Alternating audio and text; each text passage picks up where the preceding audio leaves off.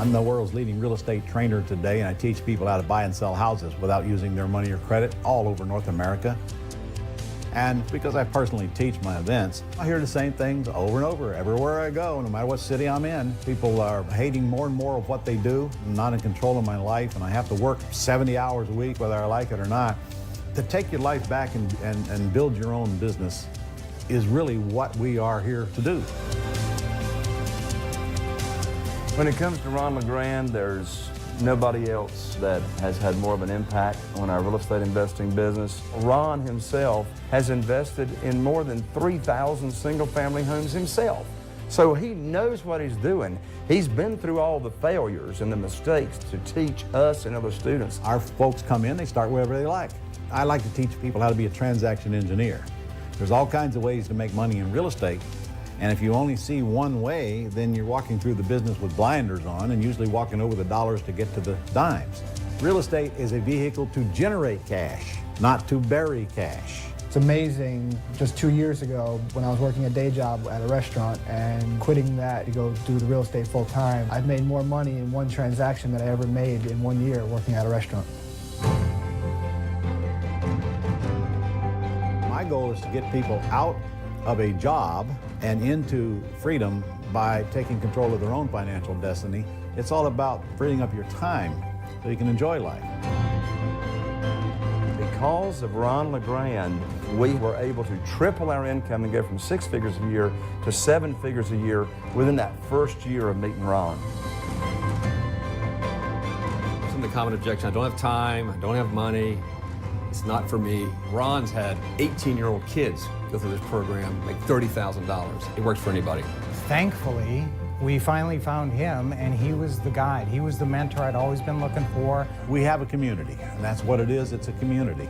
It's a great, big family. So we're not going to run you in a seminar and love you and leave you in the morning. We're going to be there when you get out of the seminar, and we expect this relationship to keep going for a lot of years into the future. Once you enter Planet Ron, as I call it, you're in it for life.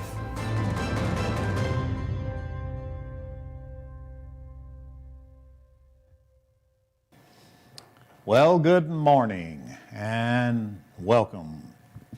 I apologize to you West Coasters for having to get up so early, but we'll do our best to make it worth your while today. I'm going to get to the agenda, and got a lot to cover. So let me get my punch list out of the way here, and we're going to get right going. Now, first of all, I sent an email to all of you masters that are registered for today, and I told you in the email that if you want to sit out this morning, because what I'm going to do this morning is old stuff to you, welcome to watch me. If you just need another dose of Ron, come on, stay here. I'm okay with that. I just want you to know that you don't have to be here, because it'll probably be a little redundant to you. Anybody that's been on Planet Ron for quite a while and is in our program, you know, we'll see some stuff they've seen before this morning. However, at 1 o'clock today, I'm going to have Jason Medley on here, and nobody needs to miss him, because this is the guy that owns and runs the Collective Genius Mastermind Group, which I'm a member of, and I've never seen a group that has more high-end real estate investors than that group. I mean, these people are very impressive, very impressive. I mean, like, you won't believe what they have accomplished in the business of buying houses. Now, tomorrow, I've got one of Jason's members on here. His name is Frank Cavo, and he really impressed me when he did a presentation at our last meeting. I mean, this guy's amazing, and you're going to see where he was and where he is now and how he got there and the decisions he made to get there. Really cool presentation. Now today, I'm taking up the morning and then bringing Jason on at 1 o'clock. And then after that, I'm going to do a Mastering the Phone presentation, because it's probably the most important ingredient of learning how to do the terms business. So I've decided to cut out some time in here to go through that with you.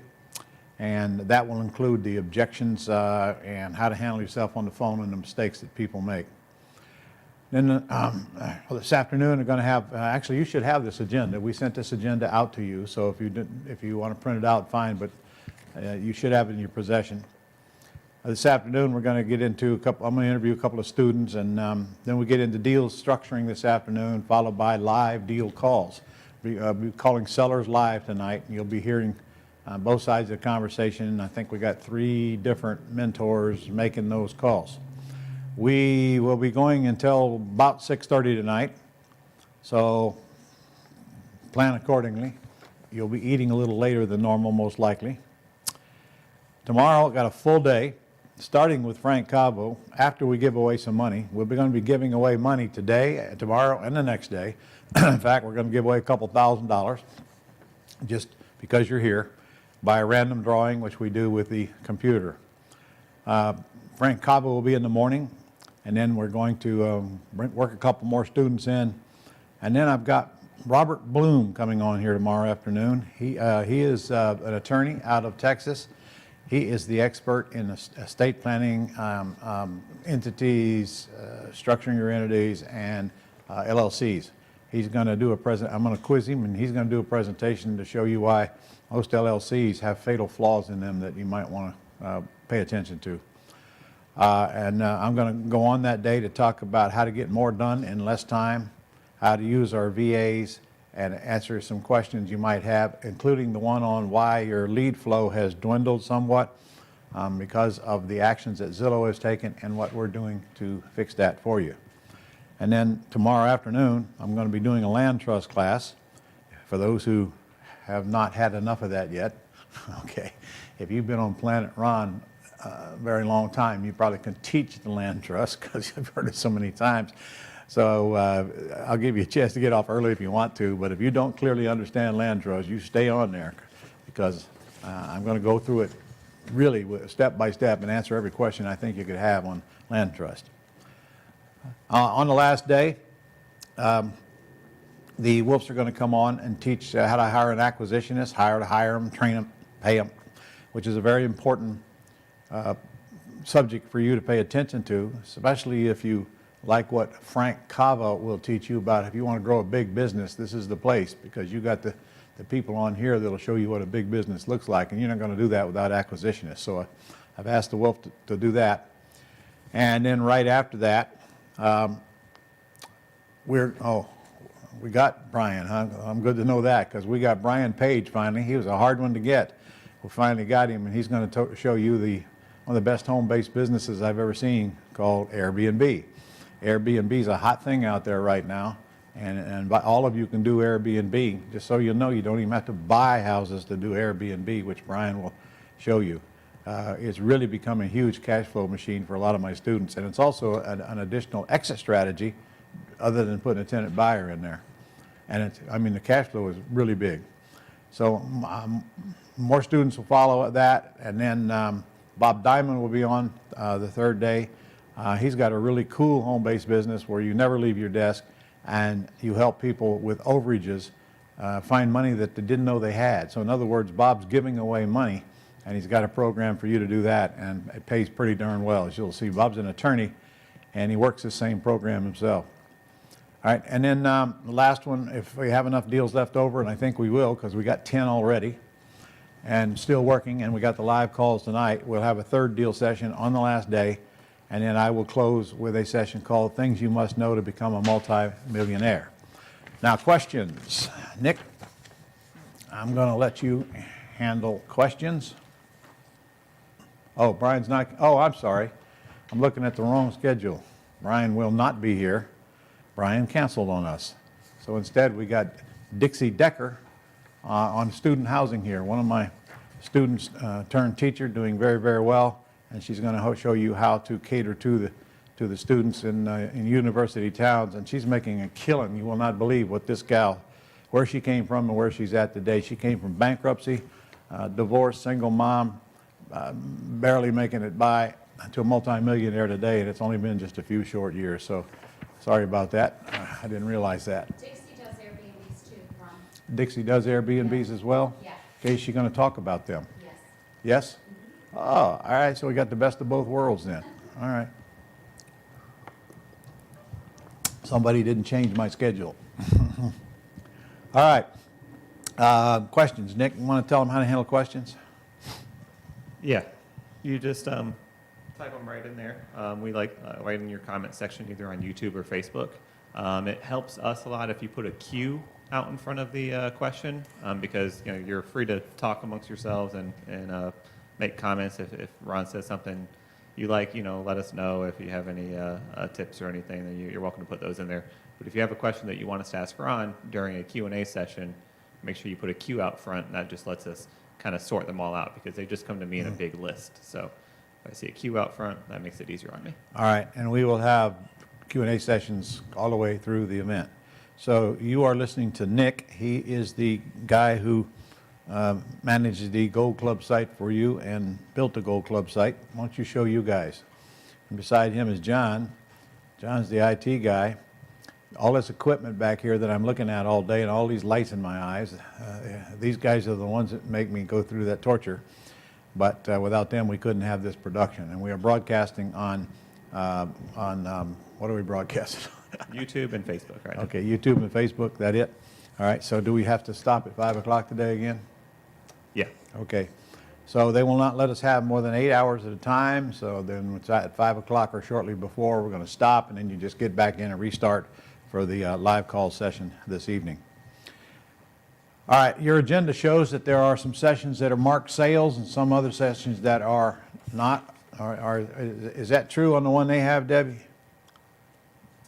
Yes, on their Okay. online, they should have the online one also, and it does tell them that other resources will be offered. Okay, so people ask me, are you going to be selling? Of course we're going to be selling.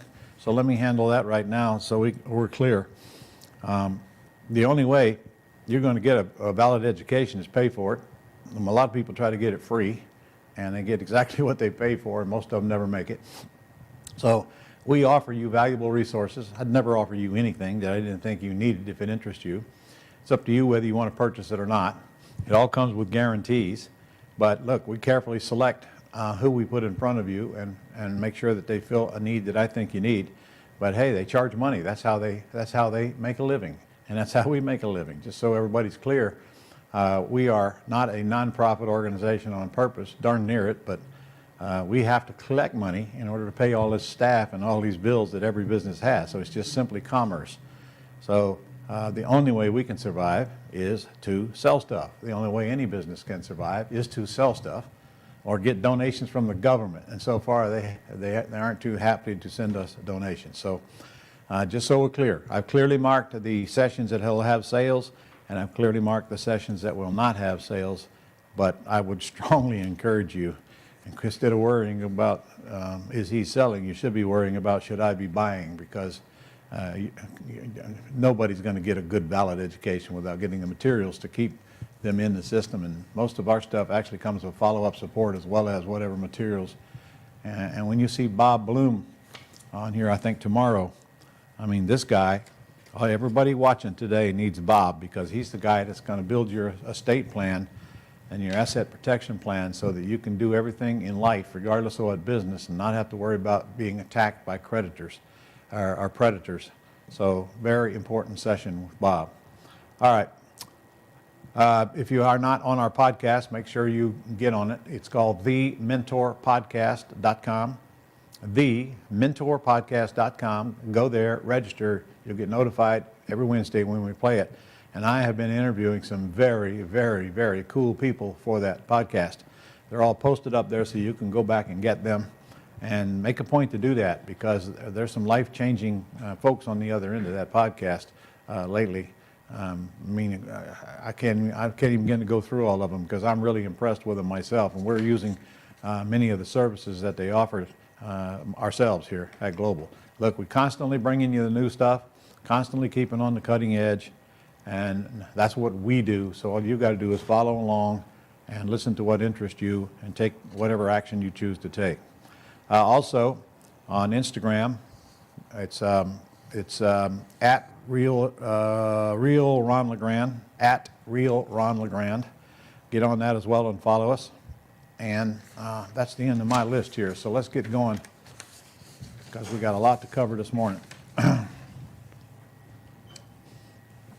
Before I go, I got 4 deals to discuss this afternoon. So I'm going to tell you who these are so you can sweat it all day. Brian Brandt, you're one of them. Jeff McBride, you're one of them. and Randy Simpson, you're two of them. So you guys can wonder all day long what's going to happen this afternoon with your deals. And guys, look, whenever we do an event, send in the lead sheets. It's free. It costs you nothing. We will create hundreds of thousands, if not seven-figure worth of income during this event. We just did a Quick Start School last event, over $1 million worth of property that we negotiated, high six-figure cash coming in very shortly just from the non-refundable deposits. And incredible what happens with just a few days of concentrated calling by somebody who knows how to handle that telephone. So I'm going to work on that for you today as well. All right, John, I'll take my screen there anytime. Okay, we're going to talk about the basics for the next 3 hours. And again, if you don't think you need the basics, okay, take a break. But I'm telling you, if you're not making all the money you need, you probably ought to hang in there, because there's going to be plenty here that you're going to pick up even if you've been around a while. But if you have not been around a while and you're listening to this for the first time, this could be the most important 3 hours you'll spend, because it can be the difference between whether you get in real estate or not. And my goal here is to show you why I think you should, and why I like what I'm focusing on today is the terms business, and you'll see what that means here. I do it all. We're sitting buying houses here. I have 3 acquisitionists myself, but the terms is my favorite. See if you don't agree with me as we go along. We're talking about getting the big money in single-family houses, getting it fast, and then creating a lot of wealth thereafter. And anybody can start. And truthfully, it's a part-time business that creates a full-time income. You need a little bit of money, because you might want to pay some closing costs, and maybe sometimes the seller needs a down payment. But trust me, that's the least of your concerns, because if you have none, there's plenty of people who put up a little bit of money you need, and they're easy to find. You definitely will not need credit. And in fact, I hope I never catch you using your credit, because it's the biggest mistake you can make in this business by far. When you use your credit to guarantee a note, guarantee a debt, go down to the bank and borrow money, you risk 3 things. You risk your credit, you risk your assets, and you risk your marriage. For what? To buy a house? No, not on Planet Ron. Do not use your credit. If I catch you using your credit, I'm going to send Guido after you, and he's big and tall and ugly, and he's tattooed from top to bottom, and he's coming to hurt you. Do not guarantee debt. Biggest mistake you can make. I'm about to show you why you don't need to do that, why you can buy all the houses you want without guaranteeing debt or applying for a loan or anybody ever pulling your credit report. And you're going to see us do these deals right in front of your eyes. You're going to see several of them that have been simply called and negotiated on the telephone, and I'm going to show you how to do that as well. So hang in there, because I'm going to change the way you think about real estate. And in fact, that's my biggest job. It's not really teaching real estate, it's changing your thinking. Because if I can't change your thinking, nothing's going to change. I got to change your thinking about the way you think about real estate, because most of the stuff you think is true is not true. And then I got to change your thinking about what you think you are worth, because so many people come to me and they just work their lives making a living. They just don't think they're worth making big money. And you know, we got to work on changing that. Changing your mindset is much harder work for us than teaching you how to do real estate. And of course, it helps to get checks along the way. That's a big mindset booster right there. And you're going to learn how to do this inside and outside. In other words, your IRA, you're going to learn how to do it taxed and tax-free. I like tax-free. Never going to use your credit. You know, and frankly, you're never going to use your credit in the pretty house or the ugly house business. It's a part-time business with a full-time income, and I mean that sincerely. In fact, if you can't do it part-time, you won't do it full-time, because it's not about time. As I go through the system this morning, you're going to see that we are so systemized today that there's hardly anything left for you to do if you'll just follow my lead, because they're all in place. You just got to plug and play, which includes VAs and somebody to answer your phone, and we'll get to all that later. But today, your job should be to make decisions and not focus on the minutia. We got people to do the minutia for you. So it's a part-time business, and I'll tell you, you can write this one down. You won't believe it at first, but you will later. The more time you spend in your business, the less money you will make. Your job is to work on it, not in it. Or well, will this work in a guys, everybody I talk to that's in this business has made more money this year during this pandemic than they did last year before it arrived. It actually spurs people selling houses and people buying houses. It has not killed that market. So, we're still in it. It looks like we're going to be in it for a while longer, but trust me, people still selling their houses all over the country.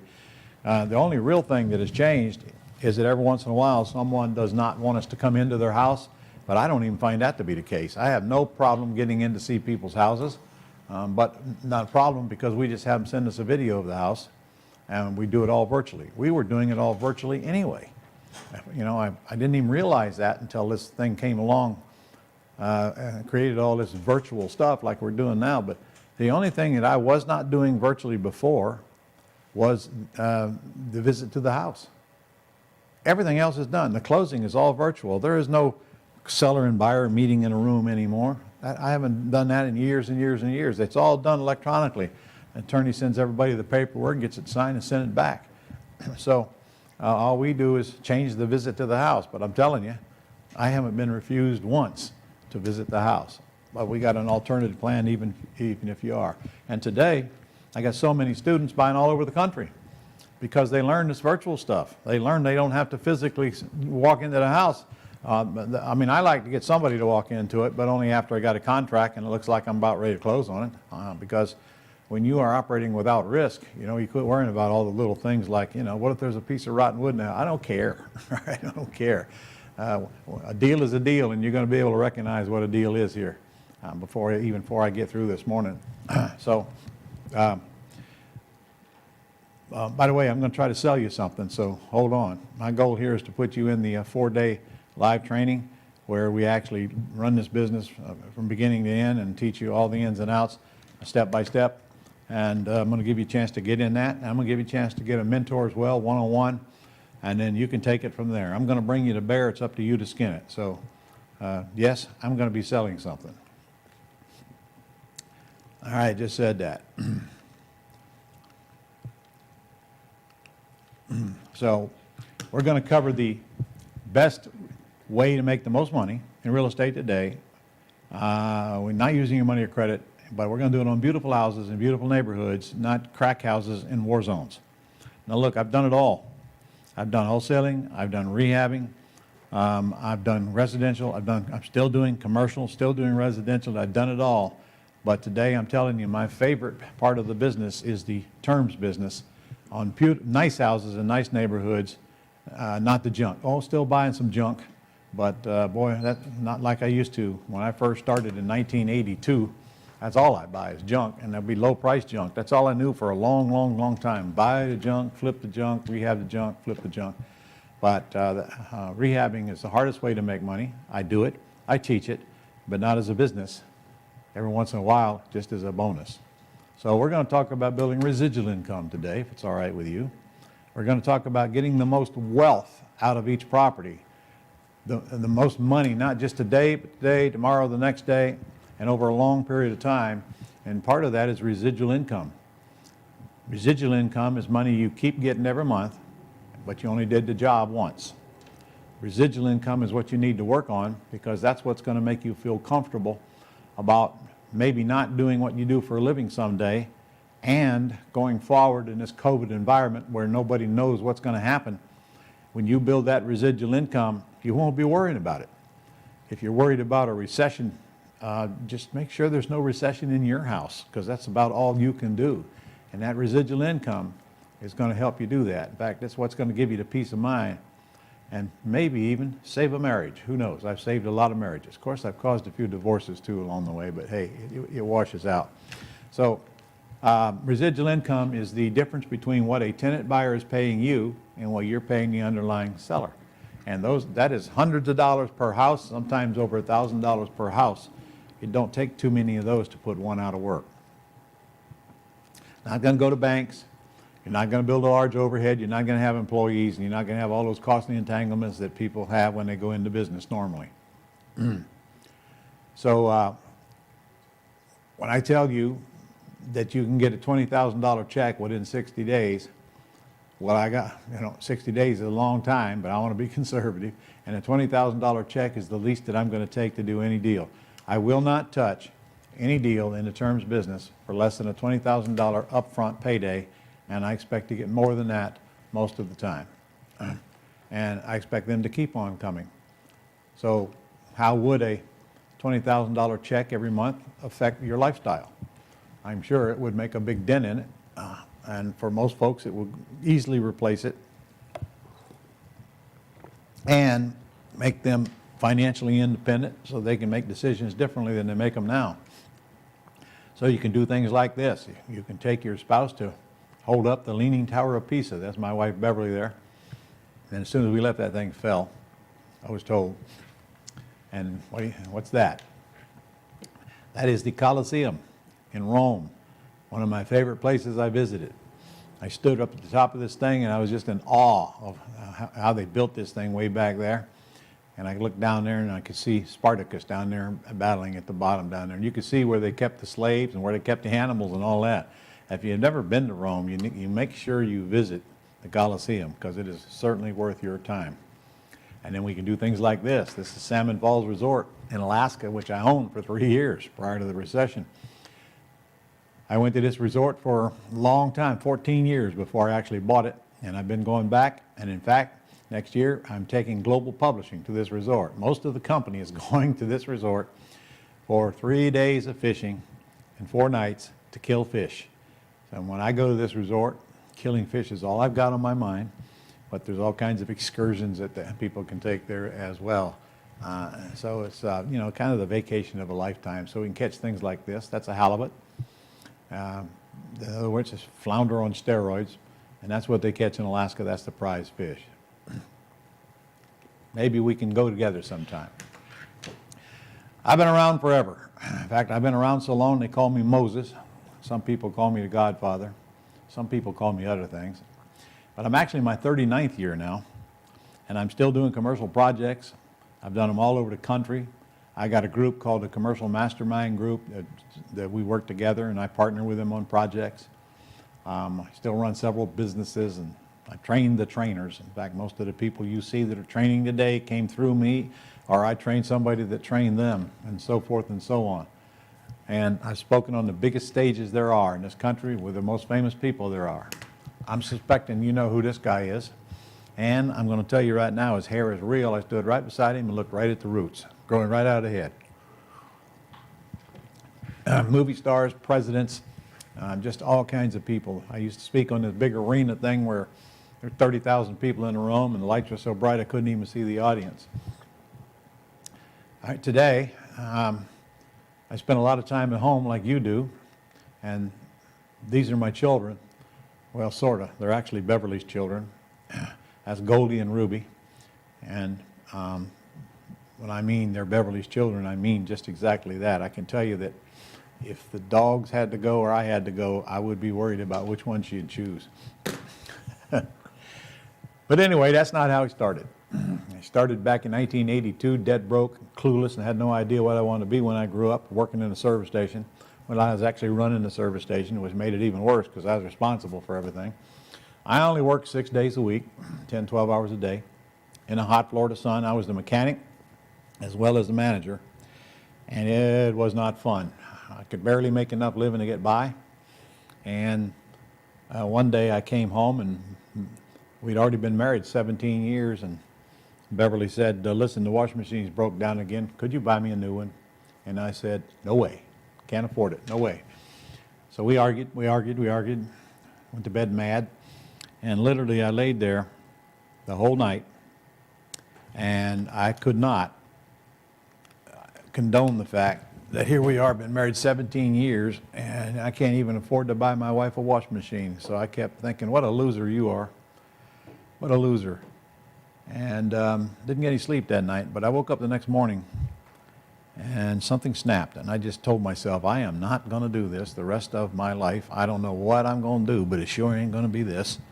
So I started looking, and I found real estate kind of by accident. I saw an ad that said, come learn how to buy real estate with no money down. That appealed to me. I didn't have any of that. And that was a 2-day seminar I had to borrow the money to get into. But I did. And I went, and I sat there for 2 days, and I got all excited. And when I left that seminar, within 3 weeks, I had my first check for $3,000. It was a wholesale deal. I just wholesaled a little ugly house that I found in the MLS system and made 3,000 bucks. It was the most important check of my life because it was my shut-up check. It was the check that I could prove this works to myself and to others. It was the check that I needed really, really, really badly. It was kind of spent before I got it. But the difference between myself and the other people in that room is that they just all went on back, same old, and I decided I'm going to do this. So I quit my job, and I just kept doing it. Next thing you know, a couple of years went by, and I had over $1 million worth of equity in real estate. Buy, using somebody else's money. I never even used my own money because I didn't have any. I learned to borrow money and borrow more than I needed. So I got a check when I bought, and I got another check when I sold. But a couple of years went by, and I had over 200 tenants, all in low-end crap, sucking up my life, making an old man out of me quickly, and most of them were HUD tenants. And sometimes, you know, with all that money and with all that equity in real estate, I had a hard time even paying the bills. So I told myself, boy, I ain't never going to get rich like this. It's going to kill me. I didn't have a life because the phone was sucking up my life. So anyway, it took me 5 more years to get rid of all that mess I made in the first 2. Got rid of all that crap. Sold some of it cheaper than I bought it. And 7 years into the business, I finally started realizing that, this is a business that I should be making money in, not creating more grief for myself. And this business of buying and sticking a tenant in there and putting up with all their junk ain't going to cut it because I ain't that kind of landlord. I ain't never going to get rich like that. So I started learning other ways to make money and continue learning all the way up to today. It all started with that washing machine. And by the way, my wife finally got a washing machine, and she's had one ever since. And she sure don't worry about washing machines anymore. Okay? 55 years of marriage this past September, same woman, and she never has any problem washing clothes today. Here's a lesson that I learned the hard way, probably 20 years in the making to learn it. It's a lesson that I hope you learn without having to take such a long time. You might want to just take this note and write that down. I even have a book on it. You can get on Amazon, or you can order it from this office, called The Less I Do, The More I Make. And what that means is, if we're going to make any real money, got to get out of our own way. We got to let other people do all the stuff that they can do, probably better than we do it, for very small amounts of money. We got to learn systemization and delegation. And that's what that book is all about, regardless of what business you're in. Today, my real estate business has very little involvement from me. All I do is decide which thing we're going to buy and which thing we're going to sell, and if we got enough money on the sales side for me to accept the buyer, tenant buyer. Everything else is done by others, most of it outsourced. And Global Publishing has a team that runs it. I just show up to teach.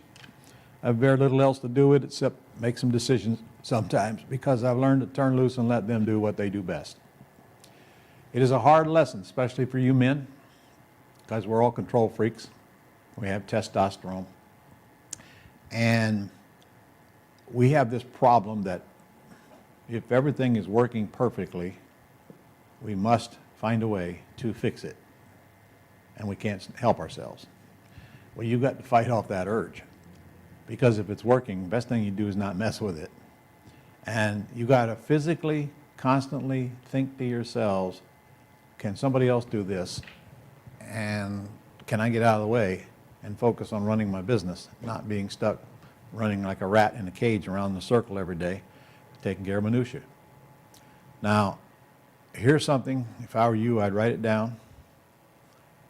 You may not like it in the beginning, or you may, but it's true. There's not one damn thing that you do in your business that someone else cannot do for you. If you write that down, pretty soon it's going to hit you like a ton of bricks that it's absolutely true.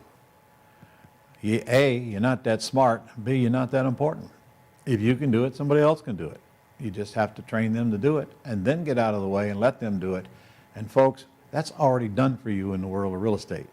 Buying and selling houses today is so systemized. It is the easiest time I've ever had in my life because of the technology and the outsourcing that we spent so many years putting together for you, which you will certainly have laid out here before you. Your job is simple. Make decisions. If you can work yourself toward where that's all you got to do, you're going to love this business because your cash flow is going to be much larger and your time is going to be freed up to do whatever you want to do with it. There's several ways to make money in it, I know, but again, we got to change your thinking before we do anything else. There's wholesaling. Wholesaling is actually the fastest way to get a check because you simply put a piece of junk under contract and you flip it and you don't ever buy it. And I have no problem with wholesaling. It has its downsides, but I prefer the deposits and the down payments come from the pretty houses because when I buy a house to wholesale it, I only get one check and I got to go back to work and I'm paying maximum taxes. I got no residual income. I get no tax benefits whatsoever. So it's just a way to get an easy check, but that's all it is. Now, I'm going to introduce you to people that do 150 of those a year. Okay, so they make a lot of money at it, but they're still missing the residual income coming from the pretty house business and all the other benefits, which I'm going to discuss with you here today. So wholesaling is in the ugly house business. It's a fast way to get a check, no doubt about it. But the pretty house business, our front-end payday comes from the deposit from putting a tenant buyer in the house, which measures in the thousands, not in the hundreds. We get pretty houses, pretty neighborhoods. We get $15,000, $20,000, $30,000, $40,000, $50,000 non-refundable deposits on a regular basis from these big nice houses. Nice houses means, I don't know, $250,000 and up, where most of you live. Where some of you live, that won't buy a crack house, but the higher priced houses, the better I like it, because the higher priced houses, the more money we're going to make on a single deal. The more dollars you waller in, the more stick to you. Ron's rule. I'm sure you know what wholesaling is. Put it under contract, run an ad, flip it for more money. Very easy to do, and we got people doing that all over the country without leaving their desk because they don't have to physically go to the house. They do it all virtually, which is why they can do so many deals. All right? The problem is that most people try to get those out of the MLS, and that's a tough road to hoe right now. So I'm going to tell you, if you want to do the ugly house business, you've got to get into the world of FSBOs, and I will teach you how to do that. You've got to have proof of funds if you make an offer in the MLS, and you need a non-refundable deposit, $1,000 minimum. You got tons of competition, and you're literally a slave to what the realtors and the banks want you to do. You're not in control. They're in control. And you got to make a lot of offers to get one accepted. And you're going to have to pay more than you should pay working out of the MLS until you get really, really good at picking and choosing, which I can teach you that at the Quick Start School, but the MLS is the hardest way to find these junkers anymore. Profits are small wholesaling. I wouldn't do one for less than $10,000. I'd like to do them and make much more than that, but it's the part of the business where the profits are the smallest. But on the other hand, there's very little work to do. Maximum taxes, no residual income, like I said. So if you work with FSBOs, and I'm going to show you this morning before we go to lunch on how we find deals, and that applies to ugly houses and pretty houses. Rehabbing has always been a big profit center, and it will continue to be, and it's what the TV shows are all about. And I've done probably 1,000 rehabs in my life. Today I only do a few a year because I really, rehabbing has to come along and kind of slap me upside the head to get me to do them because it's a lot of work. And to be truthfully, I can make the same amount of money on a non-refundable option deposit on a really nice house in a matter of days as I can make rehabbing a house, raising capital and hiring contractors over a period of months. It ain't a hard decision for me. So I'll rehab every now and then, but honestly, my heart is in the terms business, and you're about to see why.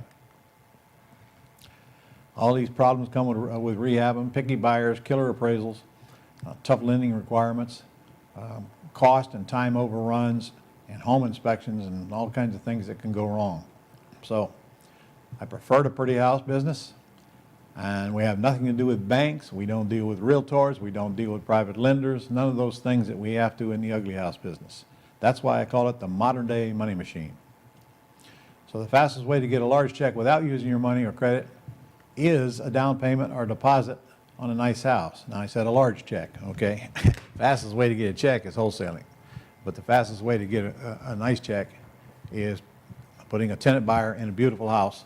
Now you Texans cannot lease option. You're going to buy with owner financing, you're going to sell with owner financing, because you have a rule out there that prohibits you from putting a tenant buyer in a house and getting a big deposit that's non-refundable. So all my Texas students just simply buy and sell with owner financing, get down payments instead of deposits. You're never going to need your credit, ever. So the first time you start filling out an application, I want you to slap yourself and ask yourself, what would Ron do? W-W-R-D. What would Ron do? He would not be here filling out this application and risking all this just to buy a house. Do not go into a bank and apply for a loan to buy a house, period. So the key is terms. No terms, no deal. So before I go any further, we need to be clear that terms does not apply to every seller that comes along. Now, if I want to pay cash and pay retail price, I can buy a lot of houses fast. But then what? Okay? That's not how we buy houses. But it's true that most people want full price and they want all cash for their house, especially in a hot market. It's also true that some don't. And I'm going to prove that to you here, because we're going to call leads you sent in and we're going to pick out the ones that don't from the pile. I'm even going to give you the numbers, how many we had to call to get out X number of deals. I can tell you in the last, let's see, we did a boot camp in August, another one in September, and we just did another one. The one we did in August, we got 23 deals during that boot camp, followed by 17 deals, followed by 14 on this last one, from calling these same property information sheets that we furnish you through our Gold Club and just asking them a few questions and working with the ones that want to work with us. So you're working with the minority of people, not the majority. The majority of people want all cash and full price, so let's get that clear right here and now. You're not going to be working with a majority in any business. I don't care what product or service you sell, you're always working with a minority. So your job is to bring in the majority and quickly weed them down to the minority by using a system so that it doesn't suck up all your time. We have that same system in real estate, okay? All that stuff is done for you for very small amounts of money. No terms, no deal. So the good news is you're not going to have to make offers. The seller is going to make you offers by asking them questions, which I'm getting to. There's only three kinds of terms. One, you can lease it with an option to buy. Or two, you can buy it with owner financing. Or three, you can take over the deed. Seller just deeds you the house and walks away. That's called buying the house subject to the underlying loan. In all three of these cases, the loan will stay in the seller's name because you're not paying off the seller. Any seller that does not want to leave the loan in their name is not going to sell you the house. You're going to be shocked at how few people that is. So it may cost you a deal from time to time, but I'm telling you, right now your biggest thing is that you're asking why. I'm going to tell you, you've got to get that word out of your vocabulary, why. Because if you have got to know why people do the things they do, you're never going to be at ease. Okay, I quit asking why about 38 years ago. Today I just ask what, how, and when, and move on with it. We are giving sellers a chance to sell their house, even though it's not all cash. It's up to them to make the decision if they want to or not. It's up to them to sell. Nobody's putting a gun in their ear and forcing them to do anything. So quit asking why. I mean, I'm going to discuss some reasons why they do this later on this morning, but I'm telling you, it doesn't matter. And if you're a thinker brain and you've got to have every I dotted and every T crossed and you got to have this analysis and this spreadsheet and somebody checking that spreadsheet, you're going to have a tough time with this why. Why do people leave the loan in their own name and deed you the house? Why do people sell you a house and take back payments? Quit asking why. let them tell us what they're willing to do. So the real money is in the monthly cash flow, and that's the one I want you to work toward, because I'm telling you, that's the one that'll set you free. And the debt pay down. People forget that. Every month that goes by, your debt gets smaller and smaller, and your equity gets bigger and bigger. And then you get to appreciate the house. In other words, you get a tax write-off, which lowers your income taxes. So the more houses you own, the less taxes you pay. And it doesn't have anything to do with how you bought the house. It just has to do with you bought the house. And forfeited down payments. Guys, when I put lease option tenant buyers in my houses, only about 10% of them actually go get a loan and cash me out. That's right, about 10%. So you've got another payday when they move out. I'll show you an example of that here shortly. And then when they do cash you out, you get a big chunk of money on the back end for the equity that's still in the house, which gets bigger every month because your debt pays down.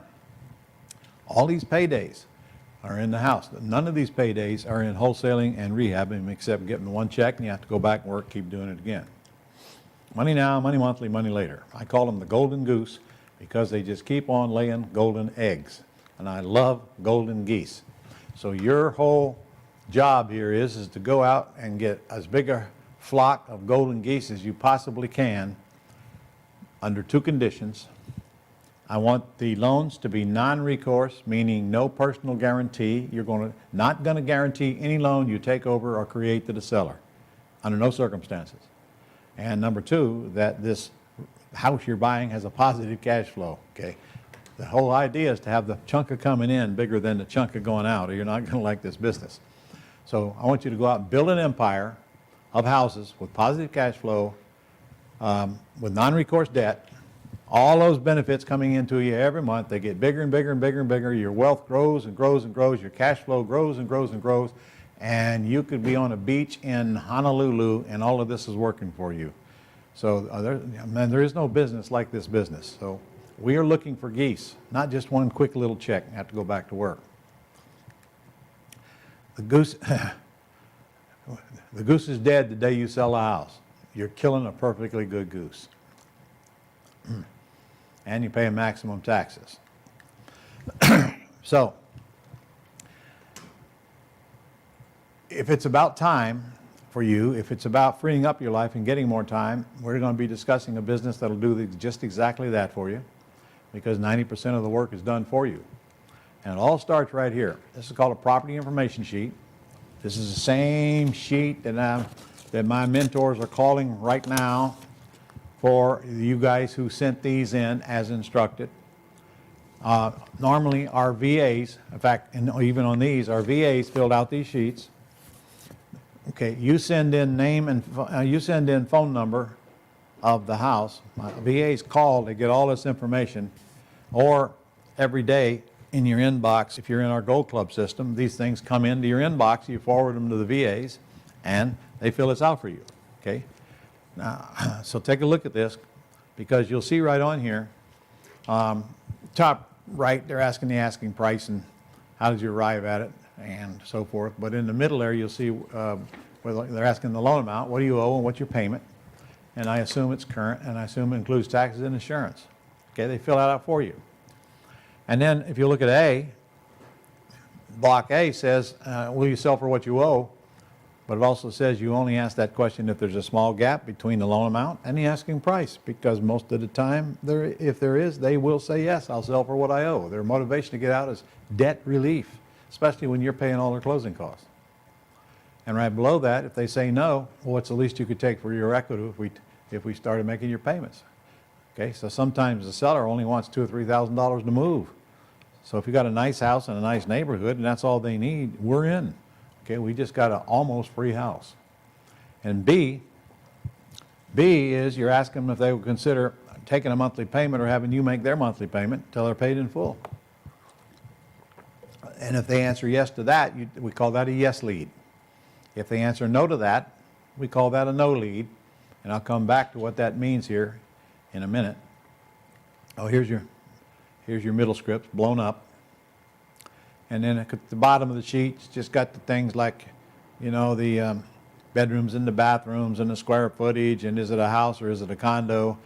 Is it listed? when do you want to move and so forth. So that's at the bottom of the sheet. So when you get this in your hands, this is what is called a property information sheet or a PI sheet. And it all starts with these. So your whole goal is to have a flow of these coming into you every day from our VAs who have made this call for you and filled this out. These leads are going to come to you through our Gold Club, but also through leads that you generate and send to your VAs, which I'll discuss here in a little bit. Okay. Our VAs could easily get you a handful of these a week. So now when you get these, you make the closing call, and I'll show you the script here to do just exactly that. The pretty house business has got two types of houses.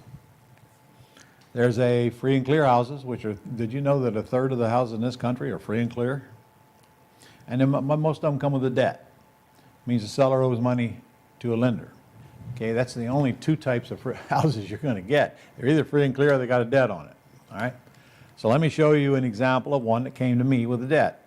Okay, I own this house. It's a beautiful house. It's right down the street from my home, which attracted me to it. And when the seller contacted us, he clearly said, I'll sell for what I owe. And he only owed $351, and the listing had just expired, and they couldn't sell it for $385. And this is a 3-year-old house in a gated community right down the street from my home. So, you know, I thought to myself, wow, I got to go see this one immediately, and that's exactly what I did. So I found out that the guy was moving in 2 weeks. He didn't know what to do because he knew he couldn't handle 2 payments.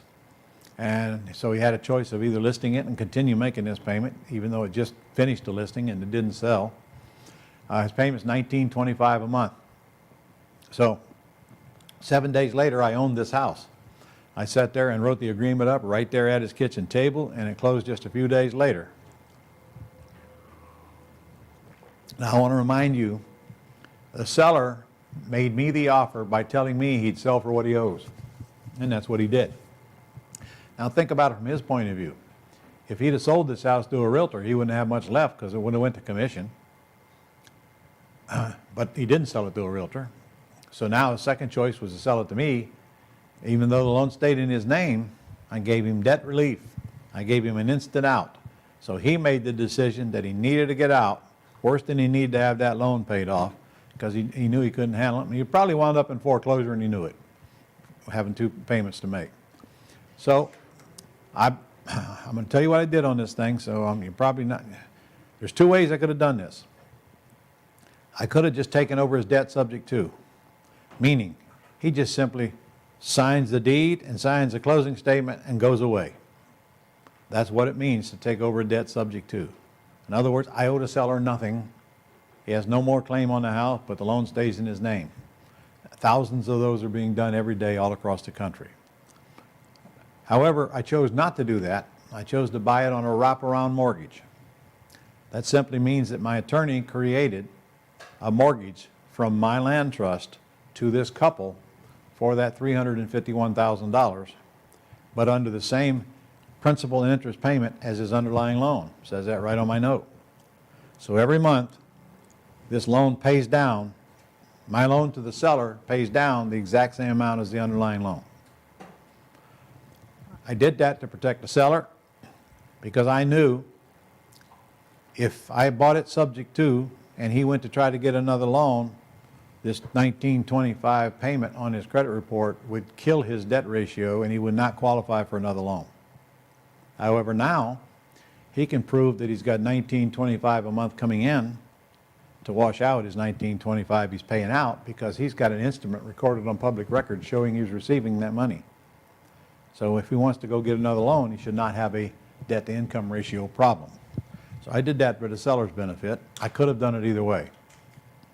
So now, what did I do with this house?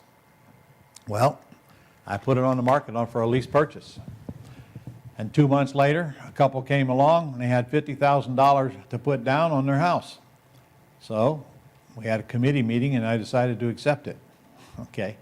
But to be honest, this is after I turned down 6 buyers with a lot less because I knew this quality of house in this neighborhood I could get more.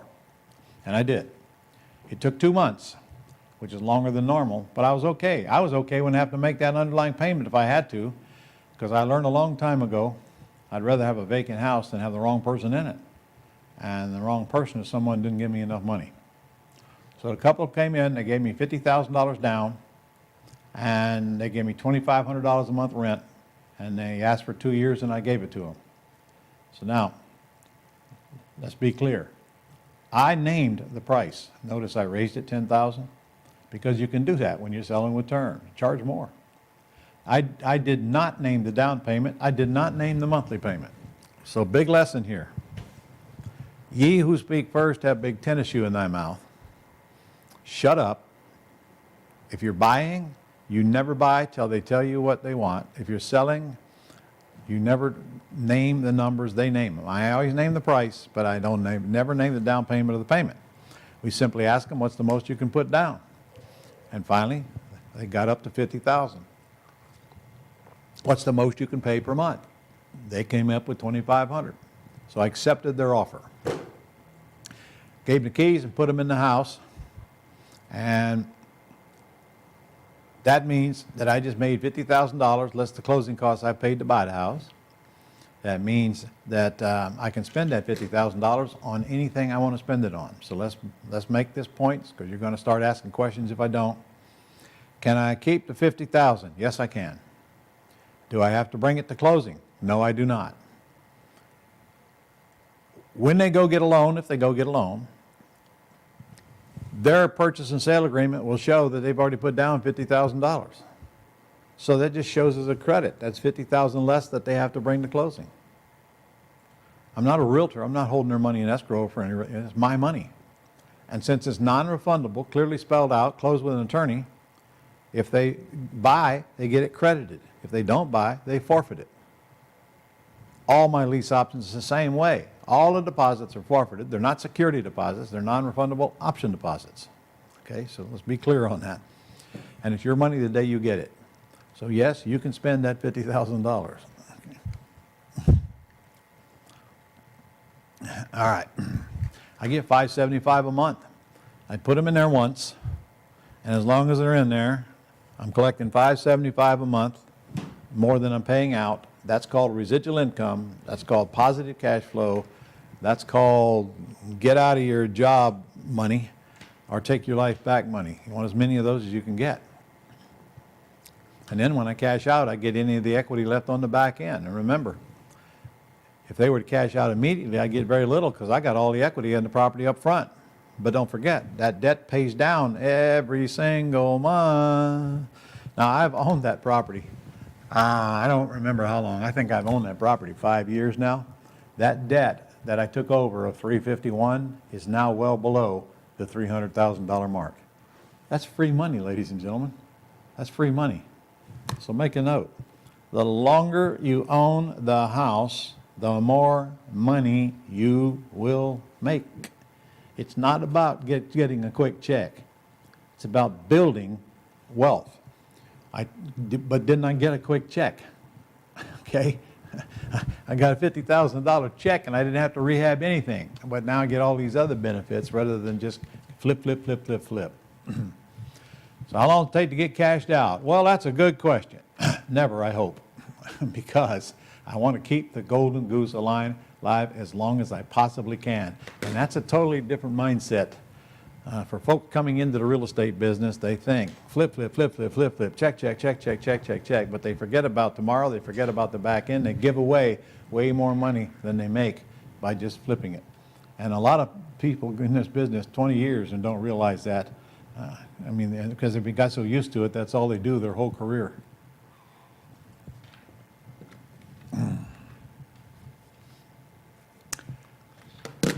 Two years after I put them in, they called me and told me they were moving. That's right. They told me they were moving. And I said, really? Why don't you let me extend your option another year? It won't cost you anything. They said, no, we're going to go ahead and move. Okay, what are you going to do? All right, when you be out? Be out at the end of the month.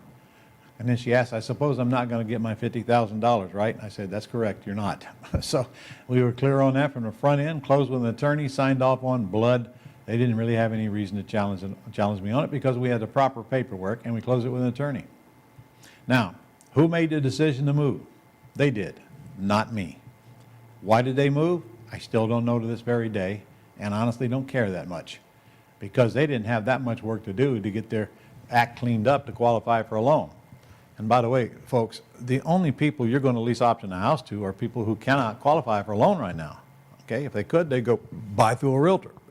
But anything that they need fixed, they can fix over time. And I gave them 2 years. They had plenty of time to, I think their credit score was a little low. That's not hard to fix at all. But they decided. I imagine they decided that they really couldn't afford the house, but, you know, I don't know. But again, it was their decision, not mine.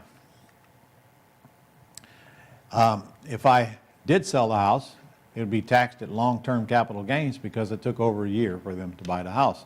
That is until I tell you how to sell houses without paying any taxes, ever. And remember, that's 2/3 of the market, meaning houses with a debt, with some equity, is about 2/3 of the market. Those are very easy targets because people will gladly give away that equity to get rid of that debt and stop having to make that payment. Okay, well, why don't they just get a bank loan? The answer, because they can't. They just can't. They're not ready to get a loan for some reason, debt ratio, credit score, or whatever. Maybe they can't prove their income. Maybe they started a business, they haven't been in it long enough. But they can't qualify. I pulled this off the internet. 32% of the people who apply for the loan get turned down. Okay, so I just made up the 70% because I know that way more people know they're not going to get a loan than apply for a loan. So at least 70% of the people who would like to buy a house cannot buy a house because they can't qualify at the bank. So that's a huge market for us. They're all ours. They got to go through us to get into a house. We give them time to clean up whatever they need to clean up and help them if they ask for it. And what a huge public service that is. Huge public service. The only way they're going to get in the house is through me, through you. Lease option it to them until they can fix whatever's broke, and then they can go out and get a loan if they want to.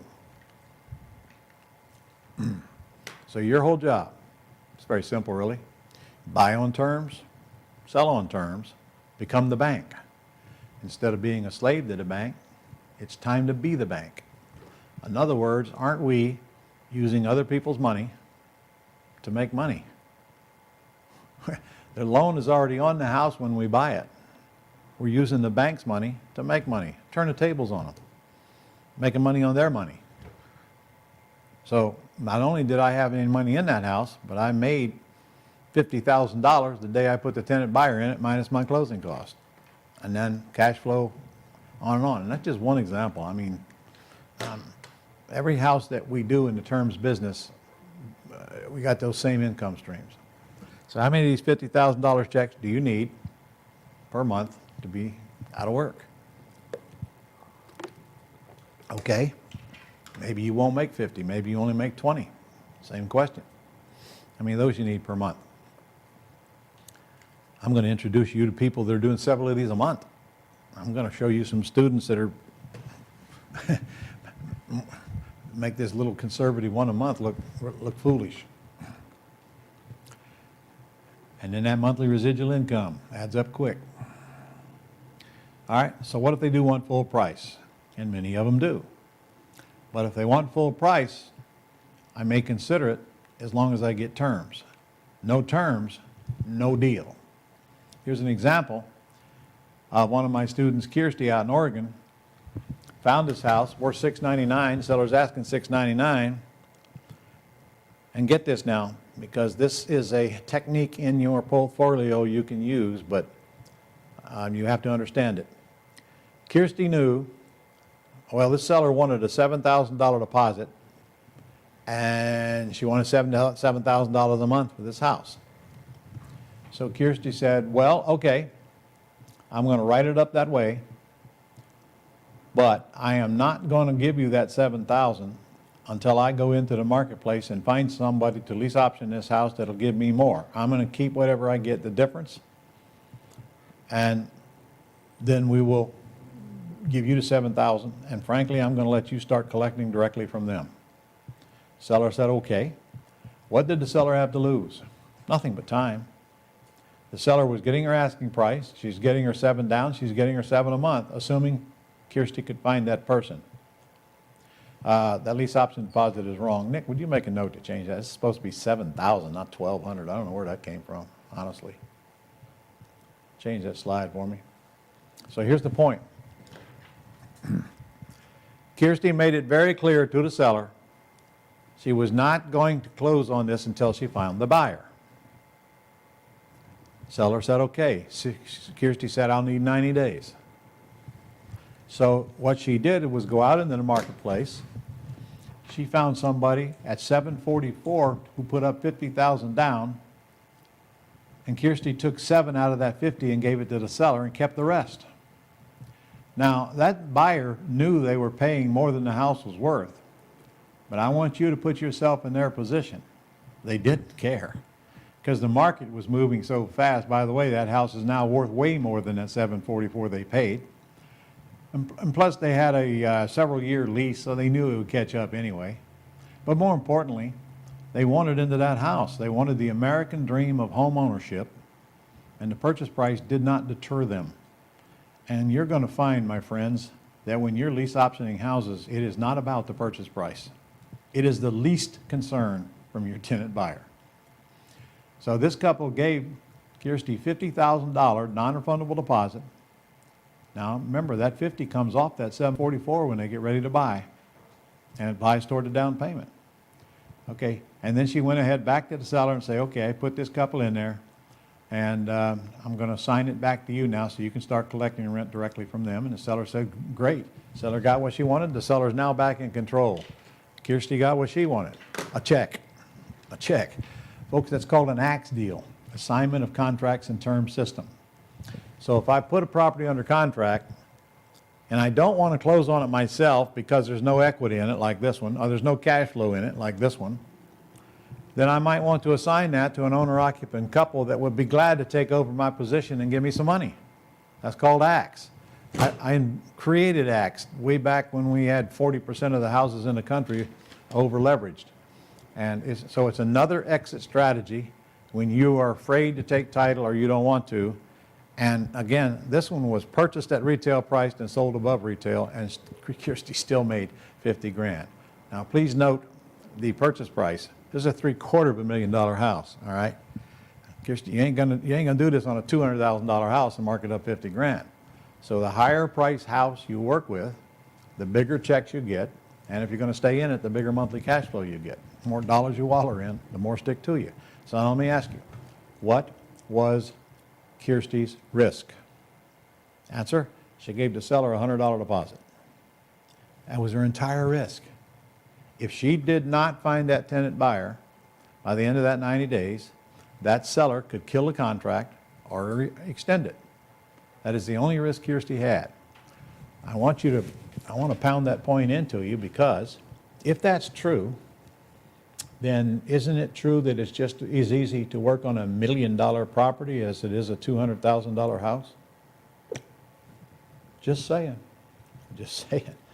And trust me when I tell you, you're going to make a lot more money on $1 million property than you are on a $200,000 house. If I put somebody into $1 million house on a lease purchase, I'm going to get a minimum of a $100,000 deposit from them, or I'm not giving them the keys. Think with me. If somebody wants to go buy a higher-end house like that, they got to come up with a 20% down payment, and then they got to qualify for a loan. Not with me. Maybe I'll take 10% down and give them plenty of time to pay the other 10%. Maybe they're already qualified. They just need time to raise the down payment. I don't know. But I do know the bigger the house, the bigger the deposit, and the bigger the house, the bigger the monthly spread. That much I can tell you. So let's get out of the gutter and let's start working on the nice houses in the nice neighborhood instead of down here where we feel more comfortable after we figure out how to remove the risk.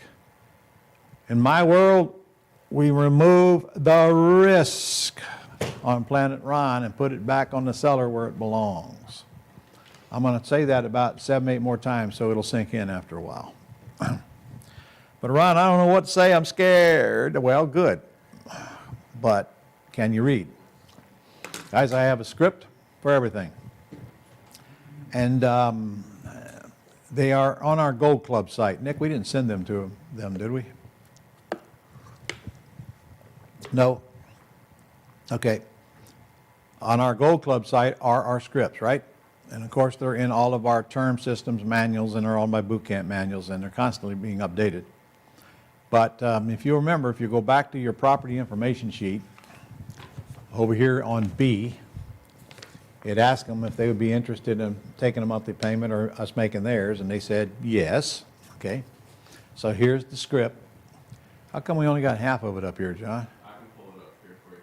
Yeah, put the whole thing up there if you can. All right. This is my $1 million script. Well, this is the bottom half of it. I don't suppose we have it all up there then, do we? Let's see. Is that what you're looking for? Yeah, that'll do. Perfect. Thank you. All right. So you're getting this sheet from the VA, and it's even got ES over here. Let me see. See if any of these got it. Oh, look, there's one right there. See, it says yes right there. The VA is checked that it's a yes. Okay? So this is a script you'd pick up and you'd use. In this case, the seller's name is Todd. Hi, Todd. My name is Ron, and I'm calling you about the house you discussed yesterday with my assistant. You got a minute? Well, yeah. All right. Well, if you're having somebody else make this call, then they would read the next line. If not, you would start on that second line. I said, well, listen, I got all the information here, and I just got a few more questions to determine whether I should come take a look or not. And my indication is that you said that you would consider taking a monthly payment. Well, in this case, this one's got a debt on it. So my information says that you'd be okay with me making your payment till I can pay you off. Is that correct? If Todd says yes, I'm going to go right down to that square right there. Oh, Todd, if we can agree on the terms, what is the least you could take for the house? Now, note what it says after that. It says, shut up. Okay, I had to write it in there because some people just want to talk. So Todd comes down and gives you an answer. Guys, I'm going to tell you, almost 100% of the time, Todd will come down on that price he's asking. Okay? Now, when he comes down, I'm going to ask him, well, is that the best you can do? And he's going to come down again. Okay? And that's exactly what I want him to do. Now, you better write those 7 words down because they'll sell you a fortune. A fortune. No matter what you buy, in or outside of real estate, is that the best you can do? Commit them to memory and always ask that question after somebody tells you what they want. You're going to be shocked at the results. Now, you got to shut up after you ask it, okay? Don't keep talking. Now, the second one there. Okay, well, Todd, we usually buy with nothing down, okay? Todd's either going to say yes or he's going to say no. You are going to be absolutely shocked at how many times they say yes because you asked correctly. Let me see. I've only got 4 right here. Let me see. 1, 2 out of 4 say nothing down. That's just the right 4 I got in my hand here. Because they were asked that question. Guys, do not change that script. We usually buy with nothing down, okay, is a totally different question than, well, will you sell to me with nothing down, please, please, please? No. We're assuming they're going to say yes. It has to be asked that way. We'll get back to that in mastering the phone later on today.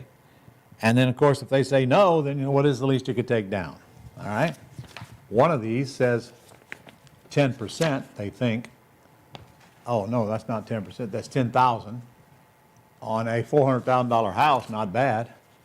And another one is $4,000 on a $260,000 house. So, hey, they're going to take nothing down or a little down, or frankly, we're not going to go visit the house.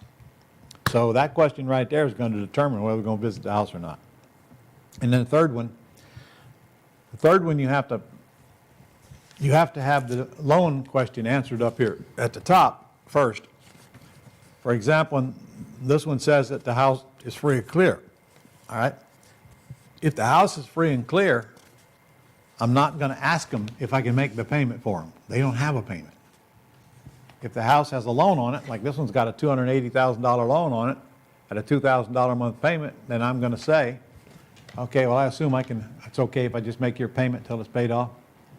And okay, but I only ask that if it's got a loan. It's free and clear. I ask, well, what's the least you could take per month? That little box right there will make you a bloody fortune. And those are the big 3. That's the $1 million script. And I need those 3 answers to determine whether I want to go see the house or not. If I like the answers, I'm going. If I don't like the answers, I'm not going. This is what we call the closing call. This is where we find out if they will do terms and what that means to them. And so if I find out that they will sell it to me for little or nothing down, and that they will let me make their payment, and they will give me some equity, I'm going to the house. And then when we get that house, we can negotiate whatever points on here. You'll see when we do the deal structuring sessions, you'll see exactly what I'm talking about and what the back end would be. I mean, I got one here on the top. The asking price is $385 in Arkansas. So that's good, because I know in my mind that's at least a $40,000, $35,000, $40,000 non-refundable deposit I'm going to get out of my tenant buyer. And look, it says 0 down. Okay, this is out of the seller's mouth. So if I put 0 down and I collect 35, the whole 35 goes in my pocket. I hope you didn't forget that part. All right, John, I'll take it back. All right. But Ron, I hate making phone calls. I hate talking to people. It scares me. Well, good. If you hate it, then you know better than to try to think you're going to do something you hate, so you just get somebody else to do it for you. Hey, are you telling me you can't hire somebody for some pathetic amount of money to go make these calls for you and ask the same questions that you would ask, reading the same scripts that you would read, and then you take over only on the ones that pass the screening test? And then you get a hold of the seller, and you either go to the house or you negotiate anything he needs negotiating, and if you can come to terms on the phone, you just send them the contract. But you still need to get in the house before you close it, or somebody does that you know. I can buy a house in California sitting here in Florida, but I want somebody in California to go look at that house and make sure that it is what it's supposed to be. And that's all. That's when I'm buying a pretty house. Okay, all these guys and gals that are out here doing the wholesale deals, they don't care. They'll simply put it under contract, advertise it, flip it. If it don't flip, they just don't buy it. Pretty house business, I'm going to be in it for a while. I want somebody to see it before I close on it. So you visit 2 or 3 houses a month, you get a simple 2-page agreement signed, and now you're in total control of the house. So let me recap. Oh, let's say I got, I don't know, say 15 of these a week, because that's all most people are going to handle coming in on the front of the business anyway. Home-based business, it's all you. That means I'm going to make 15 phone calls a week. The average phone call on here is 3 minutes. If and however I'm liking the numbers, that might go to 7 or 8 minutes. You only hope you get a lot of 7 or 8 minute calls, okay?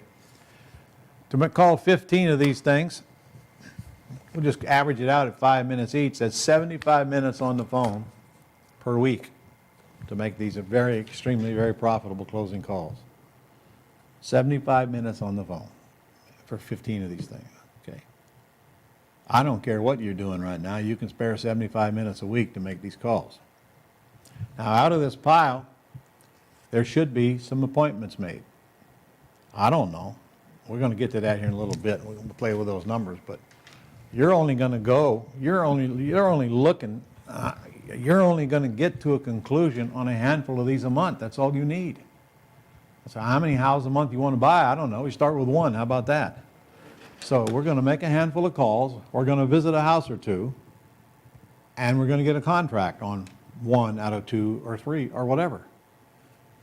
Guys, it's that simple. Most of the work is done for you, but you do have to do that part about, getting into a final conclusion and then sending them a contract, which we also will help you with as well. And just remember, you're not a telemarketer. You're a welcome guest. You're not an unwanted pest. They ask you to come, okay? They want you in their house because they need to sell it a whole lot worse than you need to buy it. All right, I'm going to raise the ante on you a little bit here and talk about a higher price house if it's all right. This is Joel Sangerman, one of our mentors, who lives in Vegas. And that house at the bottom, he and I partnered on. And the asking price on that house was $4 million when we came into the picture. It was on Zillow for $4.6 million. So Joel and I got to talking to the owner. Here's what the house looks like.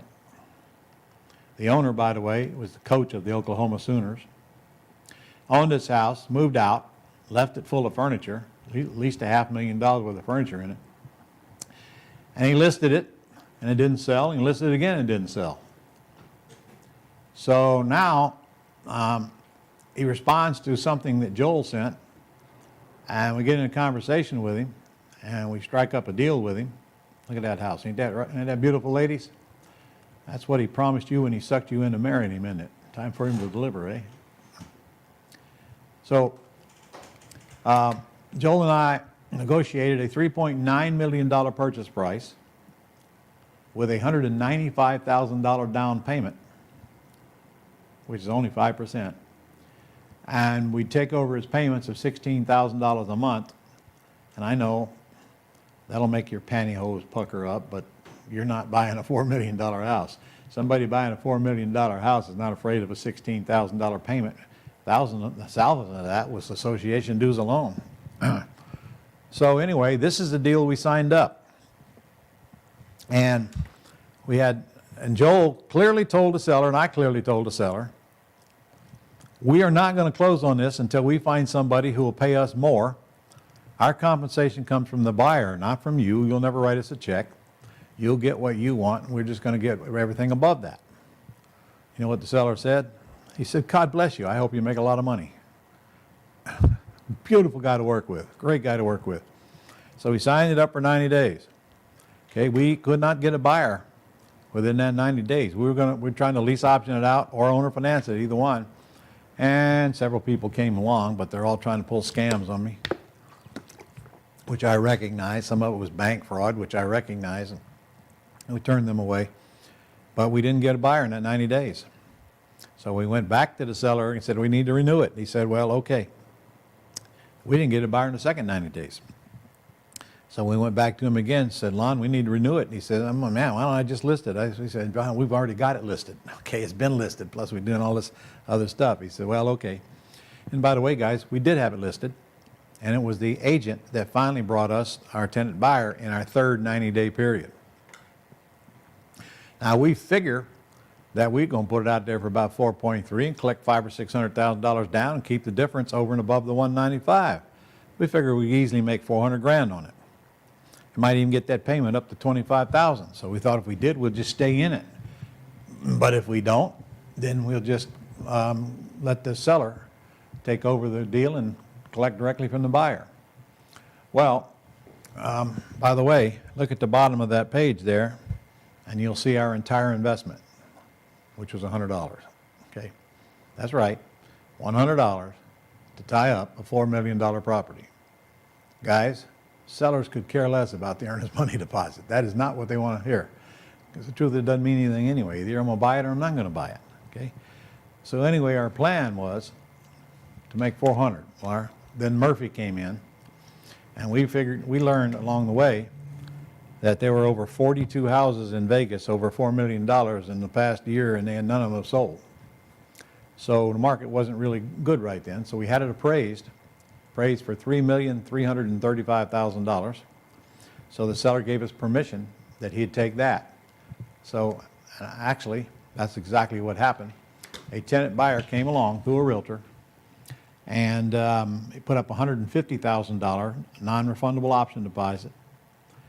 The seller said, well, you guys keep that. So Joel and I did. We split it. And then the realtor brought the lead, and he was due a $100,000 commission.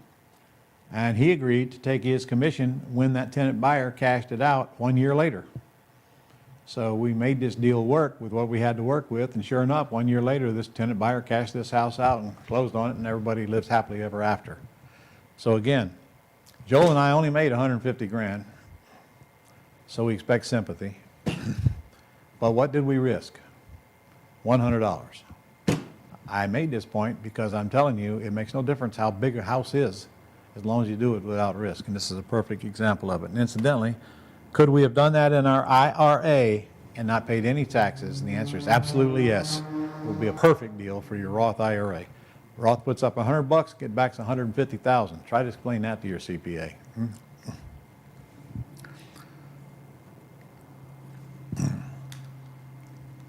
just answered that. All right. Have you learned enough so far to know you need to know more? If so, I'm going to give you a chance to get trained by me personally, and then you can decide if it's your time or not. And by the way, what better time? You're at the end of a really strange year. Maybe it's time for you to get prepared for next year and get off to a jump start here. I still do a quick start school. It's 4 days. It's taught by me, and we've been doing it virtually. We intend to do it live as soon as we can, as soon as COVID will let us. But we do one a month virtually. And by the way, if you register for the virtual, you're able to come to the live at no additional cost wherever we go and do them. I would prefer the live. I can't wait to get back into the live, but we deal with it, and we do it virtually until we can get to the live. You're going to learn the art of wholesaling. You're going to learn the art of the ACT system. You're going to learn how to take over debt. You're going to learn how to handle free and clear houses. You're going to learn what makes a deal work and what's an acceptable numbers for you. And I don't know any better way to teach you than to actually do deals while you watch. So when we do this boot camp, we're doing these on steroids. They are calling these things throughout the entire boot camp and before.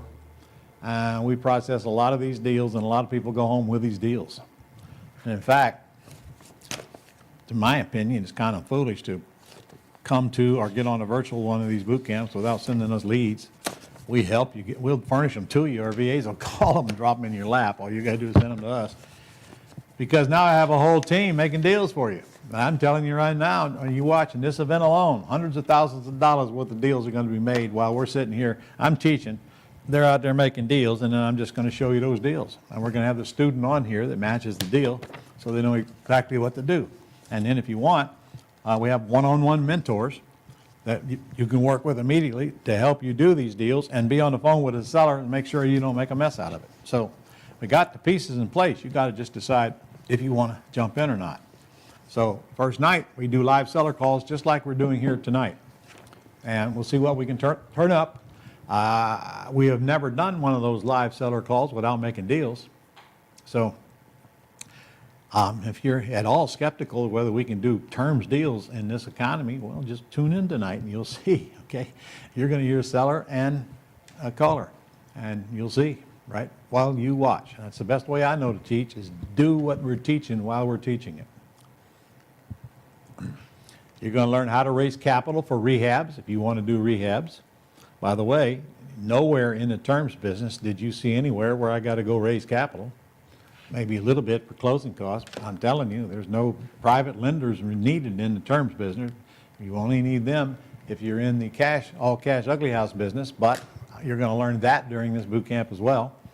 And in fact, we have a 3-hour video that we've created for these virtual events where we go into 2 ugly houses and 2 pretty houses with my friend Jay Connor, who will also teach you private lending. He's a guy that went home from my first boot camp 11 years ago and raised $2.2 million in 90 days, and now he's become the expert on private lending, but he's also the expert on rehabbing. In a town of 40,000 people, he has not made less than $1 million a year since his very first year 11 years ago. So I'm having him help me teach that part, and we have a dynamic video. We'll go through ugly houses, piece by piece, what would it cost, what would we fix, and then we go through some that he's renovated and show you what it looks like after. I mean, that is worth its weight in gold to you. And he's also going to teach you how to raise the money in case you want to pay cash for these houses like he does. So that's all part of this training in addition to the pretty house business. And the whole last day is all about selling houses. Selling houses our way. Selling houses on autopilot. Selling houses where we don't have to go visit houses and show houses and take phone calls endlessly and do all that crap. We've systemized the whole thing for you. You will not be taking a call from a buyer or a seller until somebody else has pre-screened them and found out what they got to work with, or if there's any reason for you to talk to them. You must be predisposed to do business with them before you ever get on the telephone, which limits your calls down to a very small amount. Because if we don't do that, the phone's going to drive you nuts and cause stress in your life and probably in your marriage. You're also going to learn the tools that we use, but There's also a 1-hour sale thing where you literally can have a 1-hour open house on Saturday and drive in a thunderous herd of people, and they're not bidding on the price, they're bidding on the down payment. It's a beautiful thing, what we do. There's no charge for your parent, your child, your spouse, significant other, or somebody in your business to the live events. Now, of course, if you're attending a virtual event, I have no control over who you put in front of the computer. But no, you will not be able to share the link. But you know, at the live events, anybody in this group is invited for free. If you want to bring a second in the group, it's $500. It's all tax deductible, virtual or live. Let Uncle help pay, because this is a business expense. Okay, this is not an investment. You're learning a business. That means your travel, your tuition, your food, everything is tax deductible. And if you're watching virtual, of course, that means your tuition is tax deductible. Now, scratch that, because that is not true. Unfortunately, we just canceled our live event in Jacksonville. So if you're watching this and you didn't know that, we just made that decision yesterday. We didn't have any choice, frankly, because COVID is coming down in so many places in the country and they're shutting things down again. And we just knew people would not be able to get out of their cities. In Florida, we're still open. We just decided it's coming back, so it's a little too early. So we're going to wait till the next year. We'll have another live one scheduled as soon as we feel the time is right. It hurts me more than it hurts you, trust me, because I was ready to get out to a live one. However, we will be doing a virtual, doing those same dates. Right, Nick? Yes? Okay. So December the 9th through the 12th, we'll be doing another virtual event, but the live one has been canceled. And I can't even tell you when we're going to do another one until we see how this thing goes. You get a monthly conference call on the fourth Monday, last Monday of every month, okay? This is for graduates only, to go over any questions you may have, which will be totally different than non-graduates, but also any deals you want to discuss on that call. So we're always in touch. And all right, you're worried about the cost. In 1991, I did my very first boot camp, and it was $49.95. And it was $49.95 all the way up through 2008, and then I heard there was a recession going on, so I lowered it. But, you know, that is a lot of money, granted. You know, that's about 1/4 or 1/2 of your first deal that you do, but it still is a lot of money, okay? That's a really fancy big screen TV today, but, you know, still a lot of money, okay? But don't worry, you're not going to pay $49.95. So here's what you're going to get for free. Number one, you're going to get all 3 of my systems, which means the Pretty House term system, the Ugly House wholesaling system, and the Ugly House retailing system. These alone sell for $19.97. We sold a ton of them for $19.97. They're complete, step-by-step, forms, agreements, everything you need's in them. And then the term system, I get on the phone with the sellers, and then we have a session in there where we're structuring deals while you watch, like we're going to do here the next 3 days as well. We send you these systems. They are now digital, so you'll get them immediately. And instead of you having to print out the big old thick manuals, we'll mail them to you as well. You'll be able to print them out, but I think I'd wait for the mail if I were you. But they will be there so you can put them on your screen while you're watching the videos if you prefer to do it that way. There's a certificate in there that says that if you do a terms deal within the next 90 days after you get this system, we're going to put you a check in the mail for $1,000. All you got to do is show us the deal you made and prove it, and we'll fire you out a check. And if you don't think we fire them out, we fire them out. Okay, we mail these checks regularly. And you're asking, well, why do you do this, Ron? And the answer is because we can, and because we want to do something to encourage you to get moving quickly. And why not? I'm happy to send you a check. I'd love to send you a check. And of course, I'm going to ask for a testimonial, but you don't even have to do that if you don't want to. I don't need to pay for testimonials. We get plenty of them. You ought to see our building here in Florida. Everywhere you go, you're on it. Your pictures, your your pictures, your checks, pictures, and testimonials. I mean, literally, we constantly get them. We get them every single week, and we're thrilled to get them. So this is a shameless bribe to get you moving. I'm going to give you a 180-day helpline. This 180 days starts after the boot camp is over. You'll have somebody to call and ask questions 5 days a week, unlimited calls and emails. It comes with your boot camp, so you're never out there like this cat all alone. Yea, though I walk through the valley of the shadow of death. And we always got somebody to talk to. It gets kind of lonely out there if you're trying to do a deal and you don't have anybody to talk to. Well, we fixed that for you, so we can get letters like this from you. This gal made $125,000 because she had that person at the other end of that phone when she needed them the most. You can come back to the live or the virtual as many times as you want for the first year at absolutely no charge. And that means your guest as well. After the first year, it's only $500 to return. As many times as you want for 5 years. And the guarantee is very simple. You have 30 days to bail out. There are no questions. There is no restocking fee. There is none of that stuff. If you want out, you're out. Now that's 30 days from the time you purchase, assuming you haven't attended the training before the 30 days is up. So I don't want anybody to get into this thing and then go tell the spouse and wind up in a divorce. You can get out. You have no risk. And again, you don't even need a reason. You just let us know. I'm going to give you a discount here, and if you can make a decision and take action, like right now, I'm going to give you a $1,200 discount.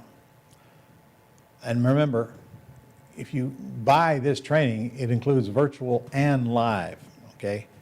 So, you don't have to come to it immediately. We're going to be doing a virtual in December. If you missed that one, you miss it. We'll be doing one in January. But we would like to know which one you're coming to, but all you've got to do is call and change it if you can't make the one that you are scheduled for. If you register by the end of this break, you got a $1,200 discount. If you register after this break, it's a $1,000 discount. Now, I know what you're thinking. You're thinking, well, you're going to give me that discount whether I make it by the end of the break or not. And I'm telling you we're not. However, if you want to, test me. Test me. Because after the break, the discount is $1,000, not $1,200. If you're a veteran, please take $500 off. And that will include first responders and folks who work in a hospital. So if you're in one of those groups, you may deduct $500. Please tell us the truth, because we usually will check. So save us all the grief and just be honest with us. We extended the hospital and the first responder thing since COVID hit, and we're happy to give you that discount. We love our veterans. If you look up in the upper left-hand corner of that, this is your homepage for your Gold Club membership, which we'll discuss this afternoon. Most of you are probably already on it, but you see those gold points up there in the corner? This person has 676 gold points. That means she has $676 that she can use toward this training, because a point is $1. And you may use your Gold Club points for up to half of whatever you purchase. In this case, that is your Quick Start School. $1 off. Very, very valuable. Now, if you already own the terms course, because some of you came to our webinar and you purchased our terms course for $897 while it was on sale, we're going to give you a $1,000 credit toward the boot camp. We just won't send you the courses because you already got them.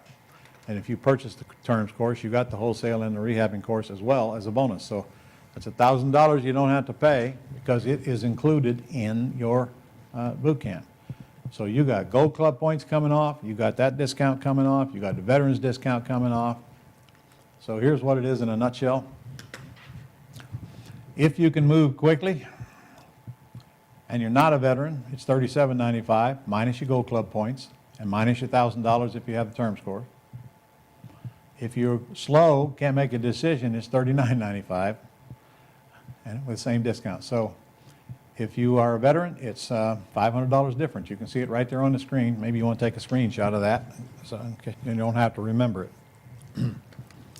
And if you're registering here today, I'm going to send you this certificate for the first 10 who register. This is our marriage certificate between you and I. We're going to get married for 90 days. Now, this marriage certificate says that you can send me as many of these lead sheets as you want, and I will look over them, and I will critique them, and I will send you back my critique. Or, if I see one of these things that looks like it's going to be a deal, I'm going to pick up the phone and I'm going to call you, and I'm going to tell you what you need to do next. Now, I'm telling you, it's me that's calling, and it's me that's doing the screening, okay? That's why I'm only going to do 10. So if you want to get in this thing, get on the phone right now. And you guys got the number on the screen? Huh? All right. Get on that phone right now and get in the first 10, because I'm going to send this certificate to the first 10. It's got to be signed. And listen, there's no limit how many you can send me. Now, this 90 days starts next Monday. So you want to work with me personally? Send these in. They'll go to my personal assistant, and she sends them to me, and I respond immediately. So do you think maybe you could probably have a better chance of getting a deal done with me working with you personally? I promise you, you do. However, there is a warning that comes with this. Now, look, I'm not here to carry on conversations with you about your children or your dogs. That's not what I do. I'm here to help you try to make a deal. So when you send me these lead sheets, I'm going to come right back at you, and I'm going to tell it like it is. You probably know by now I'm going to tell it like it is, guy. So my job is not to pump you up with air and make you feel good. My job is to help you do deals. So if telling it like it is going to hurt your feelings, then I'm probably not your guy. Go get some Tony Robbins tapes. All right. So this marriage certificate, that means we're married, but this will be a sexless marriage, at least on my end, for 90 days. Let me help you get a deal. Come on, use this thing. Get in my system. And this is before you get trained now.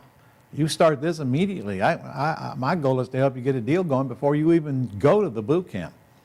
And then you're off to a running start. So before you do, though, I want you to listen to the terms course if you haven't already. That's the pretty house business. And then you'll have a better idea of what you're looking for and where to go find the deals and all of that. And then start firing these things in. Because without these, you're never going to get a deal. And remember, when you sign up for the Gold Club, you're not already. You're going to get these every day in your inbox anyway. You pick 2 counties and here these things come. So all you got to do is send them over to your VA and let them fill these out. Now, you do have to make the closing call, my friend, so I don't want to mislead you. I want the answers down here in this little box. There it says down, month, and term. I want the answers down here now before you send them to me. Because if you send these to me and you haven't called the seller yet and use that little script, I'm going to go right back and say, hey, I need you to call the seller. You got to do the closing call. And then I'll take it from there. If I need to, I'll call the seller for you. But only after you do. I'm not doing all the work for you. I'm doing the brain work for you. All right. So there it is, all of that. The entire 4-day event, the home study systems, 180-day helpline, the consulting certificate that you're only going to get when I'm presenting to you. You can't get that by calling on the phone at our office any other time. The conference calls, no risk guarantee, the $1,000 rebate, and then don't forget you get to use Gold Club points as well. But there's more. Ron, I've been around forever. I do deals every month. I should be the teacher, not the student. Well, maybe you should, but if you're not making 7 years, maybe you should take time to be the student so you become a better teacher and increase your own business. You will not spend 4 days with me without changing the way you do things. That I can absolutely promise you. But what if my spouse disapproves? I don't want to get in any trouble. Well, I already told you, you got 30 days to bail out. So If your spouse disapproves, then you have a decision to make. That's all I can tell you. If you need, I'll help you with that decision. But, you know, a lot of spouses disapprove in the beginning. I think of Brian and Lynette Wolf. Lynette Wolf absolutely was against this when Brian brought it to her, until Brian brought home the first check.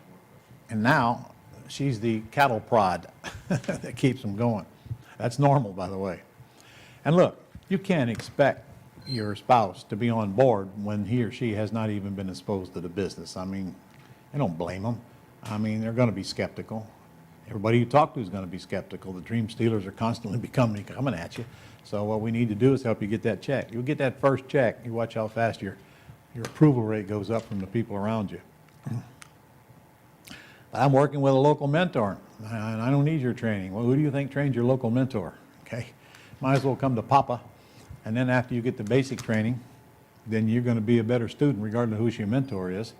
And guys, you know, I got to tell you, there's no way you're going to learn this business on the phone with somebody. I don't care who they are. You got to come get the basic training. Let me focus on training you for 4 days, and then you'll know what to do, and then a mentor will simply help you implement it. And that's the whole key, is implementation. And trying to save the money that it costs is honestly a foolish business decision, because there is absolutely no way you're not going to pay the price whether you come or not. How many deals are you going to lose if you don't know what to do with them when they come at you? Your next residence, when you buy it and go to the bank and get a loan and do it the wrong way, putting the check marks on the contract in the wrong place could easily cost you more than $4,000. Come, let me train you on an education that will last you for the rest of your life on real estate, whether you intend to be a real estate investor or not. You're not going to get through life without real estate. You live in it, you work in it, and when you die, you're either going to be buried in it or spread over it. You might as well get to know it. And it could be the most important event. I can tell you it has been for thousands prior to you. Life-changing event, career-changing event, and you will see that with just a few of the students that we interview here. I know you spend a lot of money with other teachers, so have I. Who hasn't? And if you haven't done deals, it's because you don't have the right guidance and you don't have the implementation. Me too. After a few years of floundering around, I discovered the problem. It was an ugly, ugly problem. It was me. Okay, so listen to me. The best teachers in the world are not going to help you a bit unless you implement. On Planet Ron at Global Publishing, that's what we're all about, helping you implement. We do most of the work for you. So this is your chance. Step in, do exactly what you're told to do. All your systems are going to be set up for you before you even get to the boot camp, much less after you get out. And your implementation is already, look, it starts with ease. As soon as you sign up for the Gold Club for a lousy $59 a month, if you haven't already, you're going to get these every day. Your implementation has already started. Now you get a VA, send these to you, further implementation without you. All you got to do is make a call. Without that, you don't have a business. And we are the best qualified company on the planet to help you do everything that I just discussed. And we constantly get letters from students with copies of checks raving about how they're glad they came in on Planet Ron. They come from all over the country. They continue to come. We want yours up here. And we'll put you up on our wall of fame, and we'll put them in our newsletter, unless you tell us not to, and make you famous. And sometimes when we forget why we're doing this, we have to take a walk here and take a look at these things, and it's pretty obvious why we do it. This is why we do it. So I want to get yours up here as soon as we can.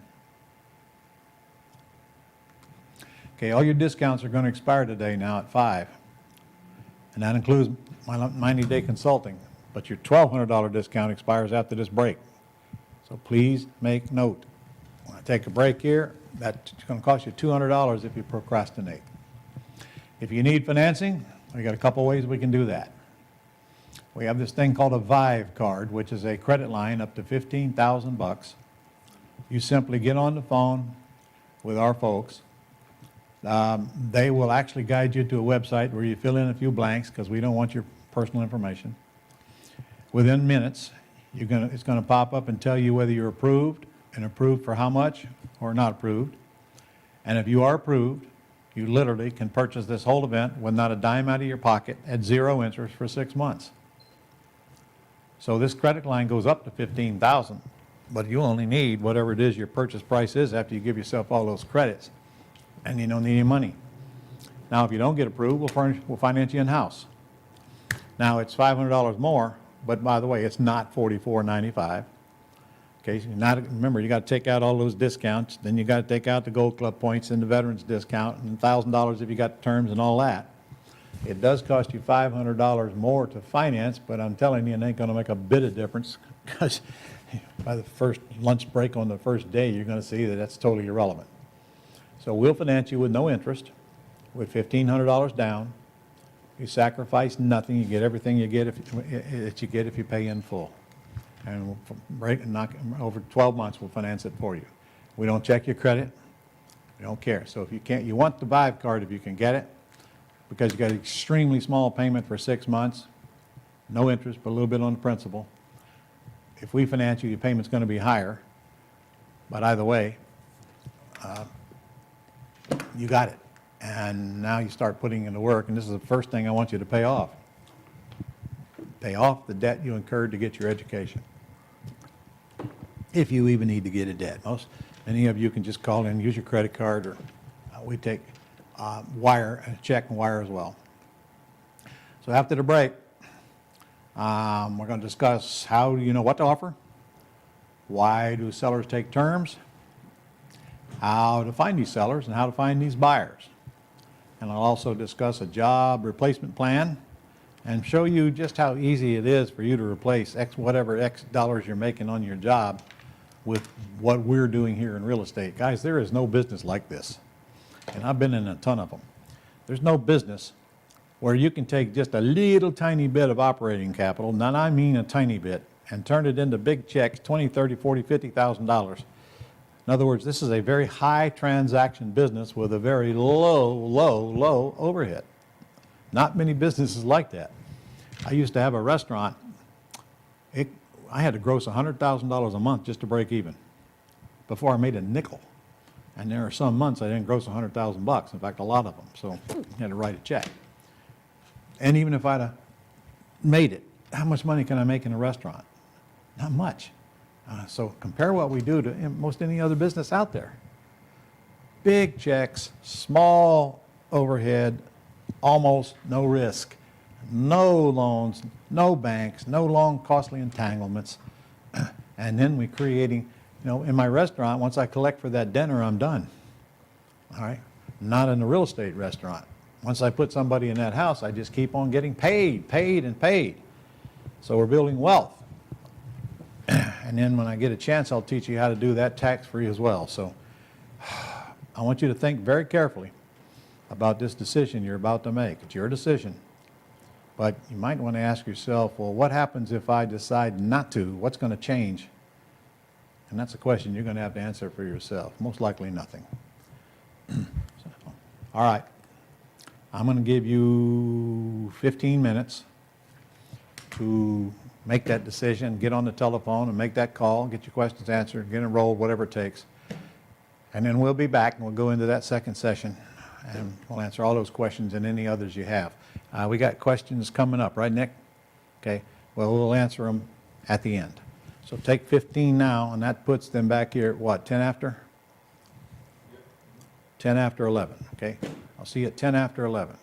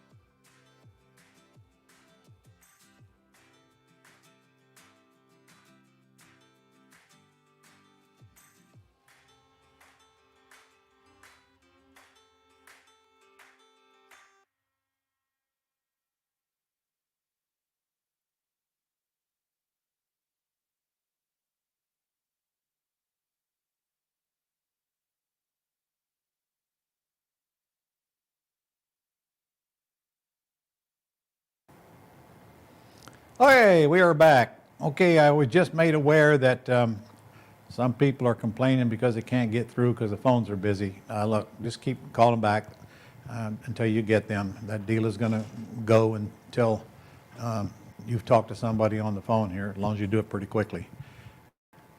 And we got a handful of people on duty today. Apparently, could use a few more. So keep calling in and registering.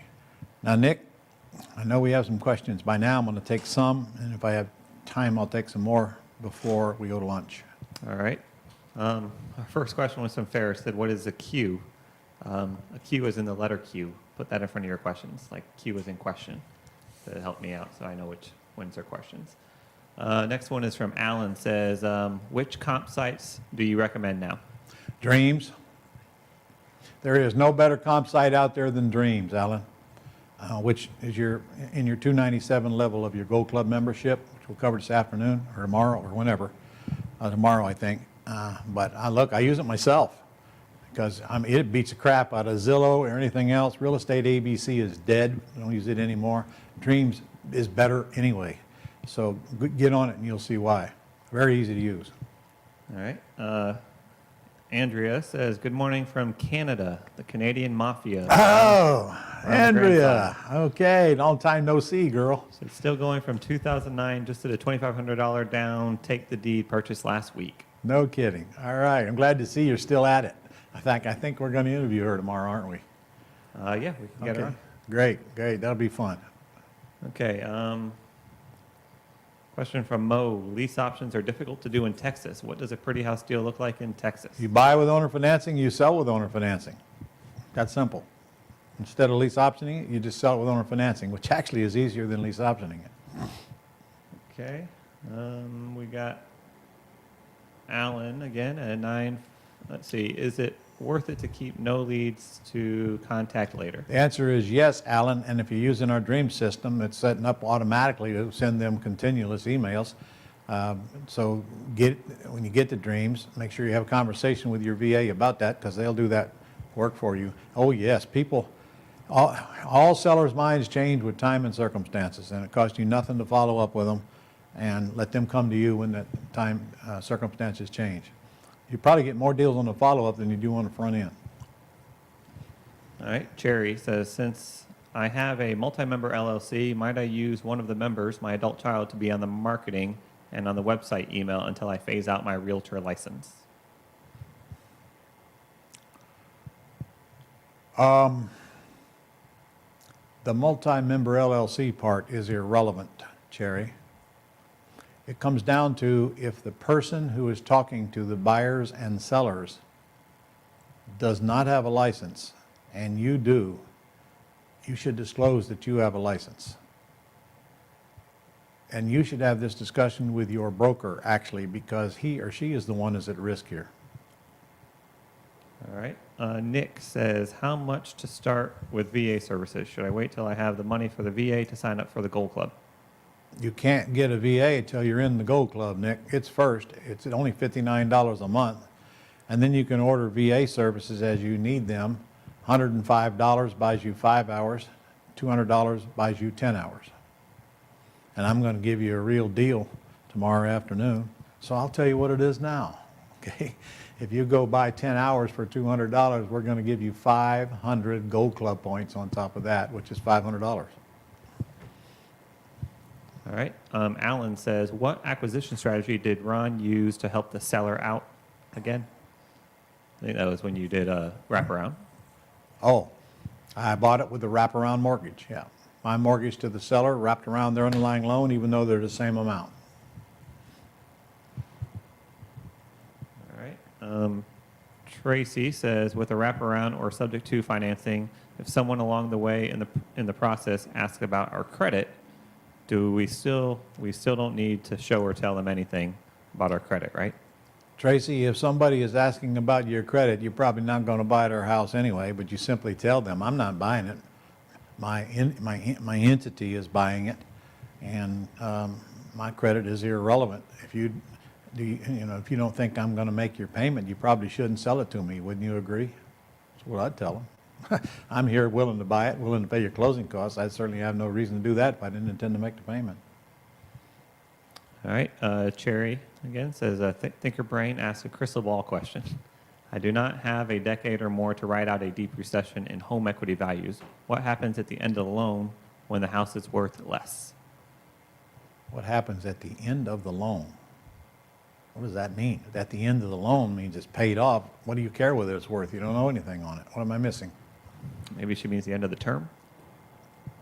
Okay, you're talking about, let's say you got a balloon in it and the house is worth less. Well, then you're going to have to go back to, well, first of all, it doesn't matter until your tenant buyer says they want to buy it. And if that's the case, you go back to the seller and renegotiate it.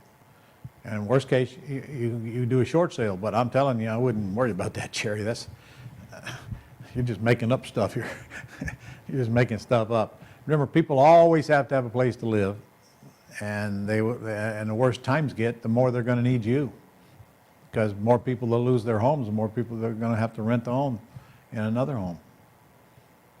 Okay. Sharon says that terms is a bucket of wonderful. Please address concerns about the due on sale clause. I see. Well, that's a good question, Sharon. The due on sale clause is in all loans. So if you take one over, then the bank can call a loan due. They probably won't, but they can, and that's clearly disclosed in my CYA letter that the seller signs, that if they do, you're not responsible. Truthfully, as long as somebody's making the payment, there's a very little chance a bank is ever going to call a loan due. But since you're not personally guaranteeing the debt anyway, nobody's coming after you if they do. And come let me train you, and I'll show you how to handle that and stop all that crap anyway if some bank gets Yancey on you. All these years, I've never had a bank call the loan due just because it transferred and I was making the payments. All right. If I have a real estate license, do I have to escrow the down payment? Only if you're acting as a realtor. If you're acting as a realtor, of course you have to escrow it, but you're not. You're acting as an individual buyer, which again is a discussion you better make sure that your broker is clear on, that we're clear on the differences. If there's no real estate license fee involved, then you don't have to escrow that down payment. All right. Thomas says, what do you say when the seller wants a larger down, like 20% or 30%? I usually say we usually buy with nothing down. How close to nothing can you get? Then you'll give me an answer, and I say, wow, you're heading in the right direction. How close to nothing can you get?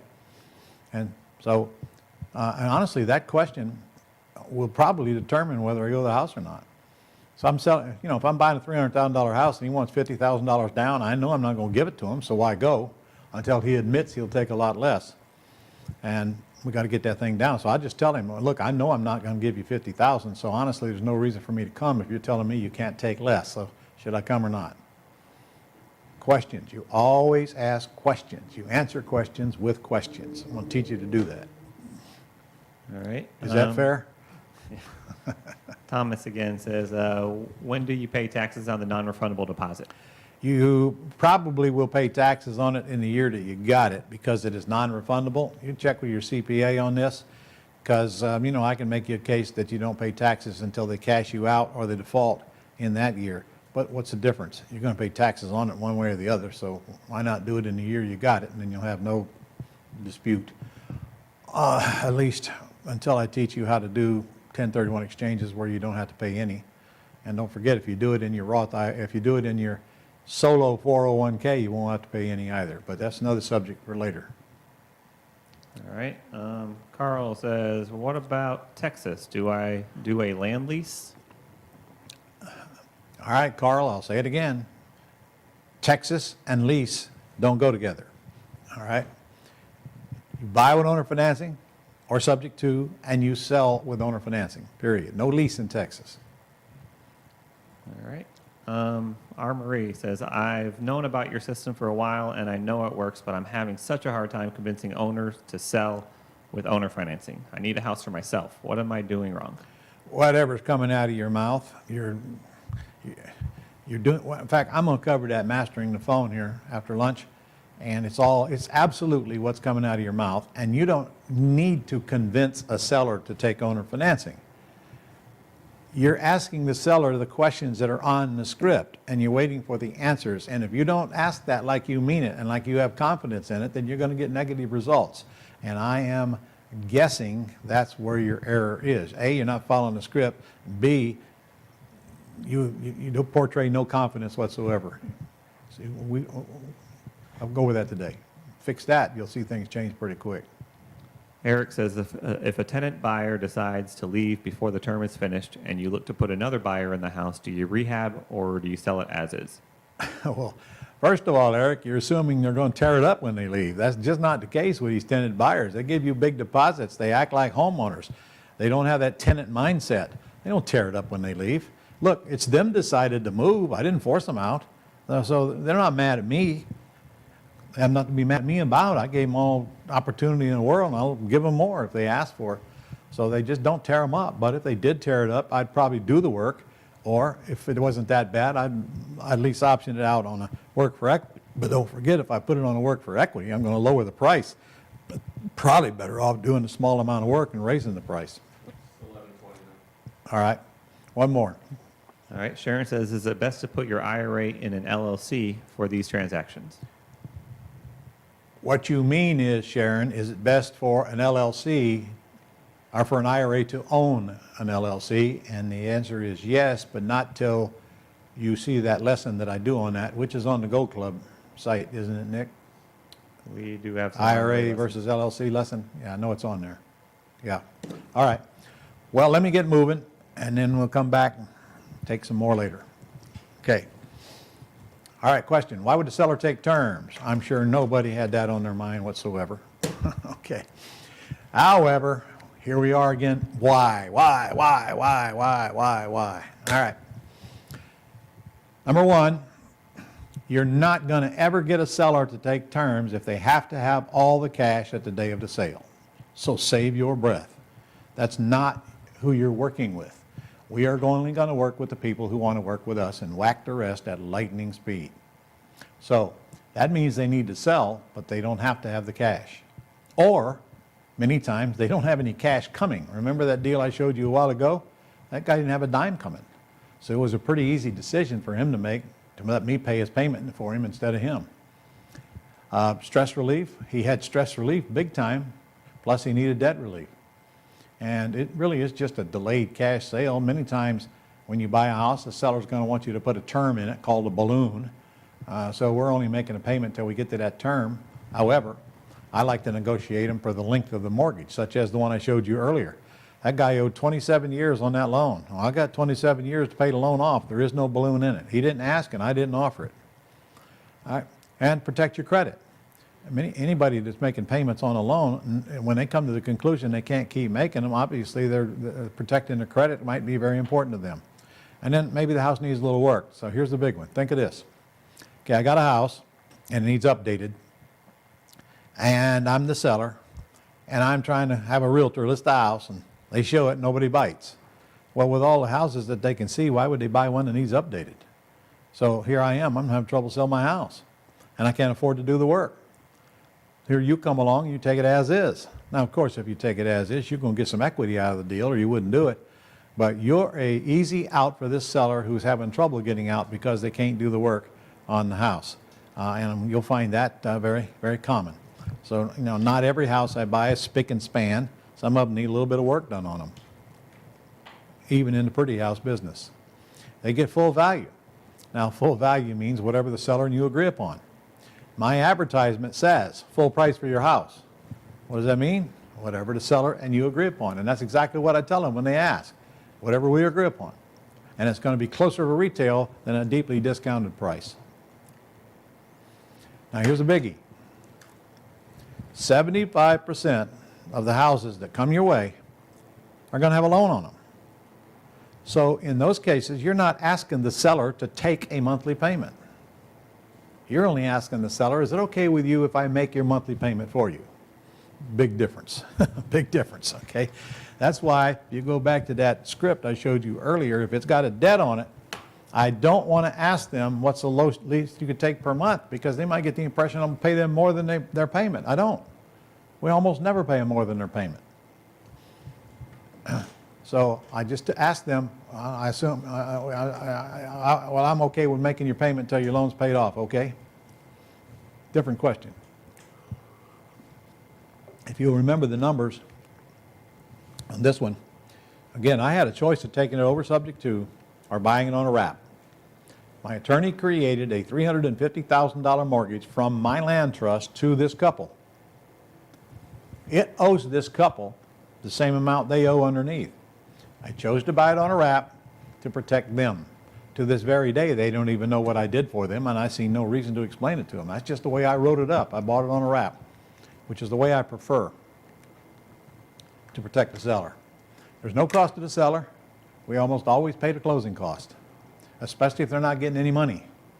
Now, if they're getting some money, I put a little closing cost on them, but you can't expect somebody to sell a house to you with nothing down and then come to closing with money. Now, sometimes they will, but I'm not going to ask them to do that, okay? They're giving me their house. They're giving me some equity. They're giving me cash flow.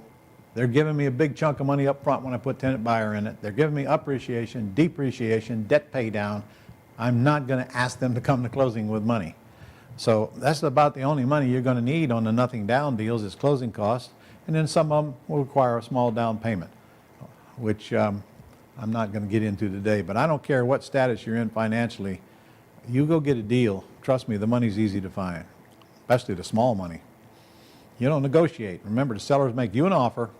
You simply read the script, get good at the script, and be able to handle anything that they ask you, which I'm covering this afternoon for you, and master that phone.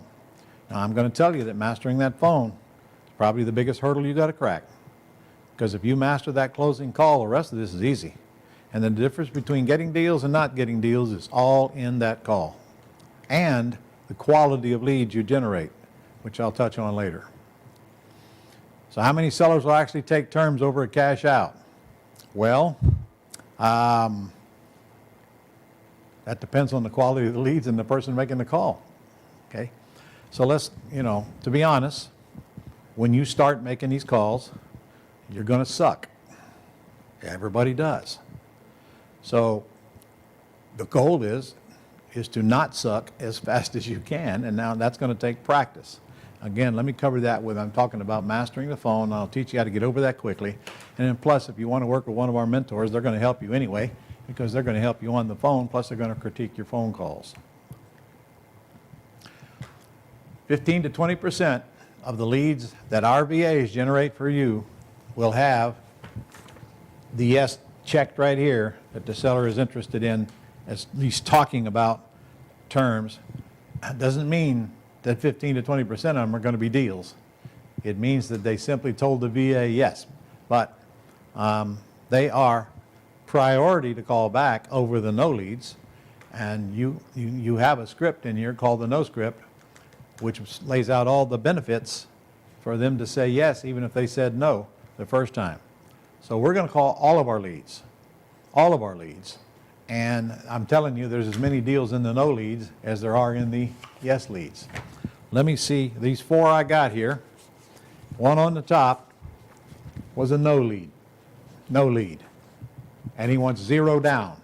So this Tony called this person and turned this no into a yes. Let me see this one. This one started out as a yes lead, and he wants 10K down.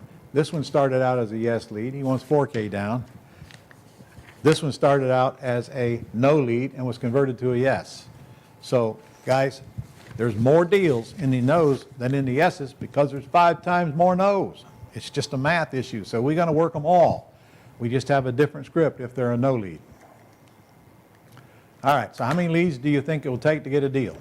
Well, an answer depends on how bad you suck. Okay, the less you suck, the less calls you make to get a deal.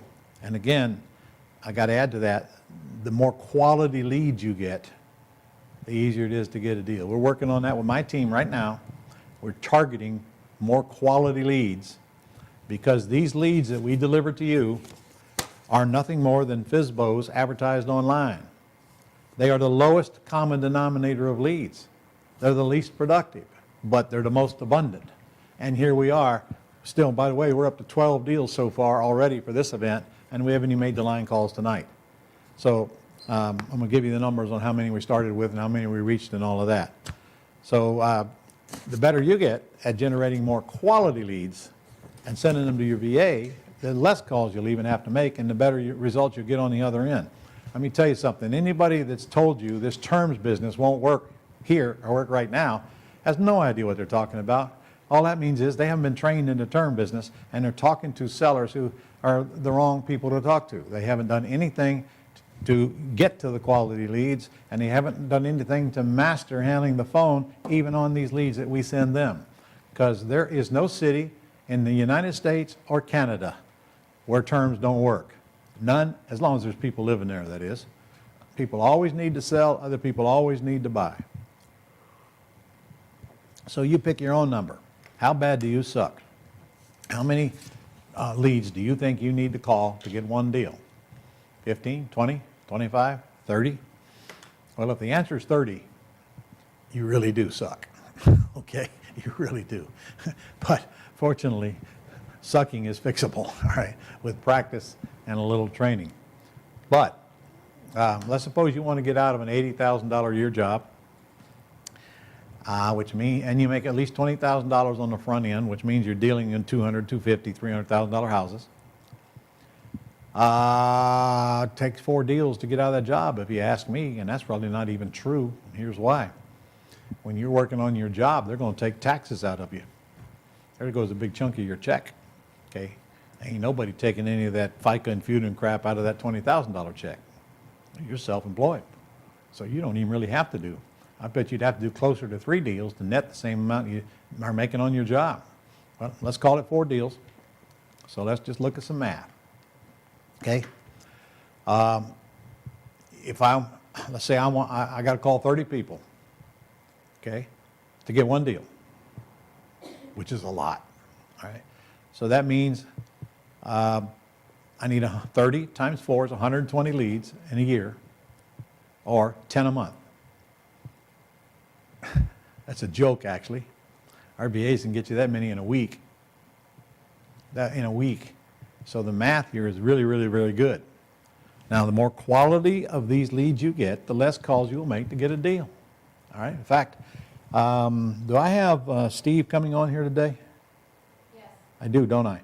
I just talked to Steve Sumagale last night in Pennsylvania, and he's getting leads off Facebook, and he's closing 1 out of 10 of them.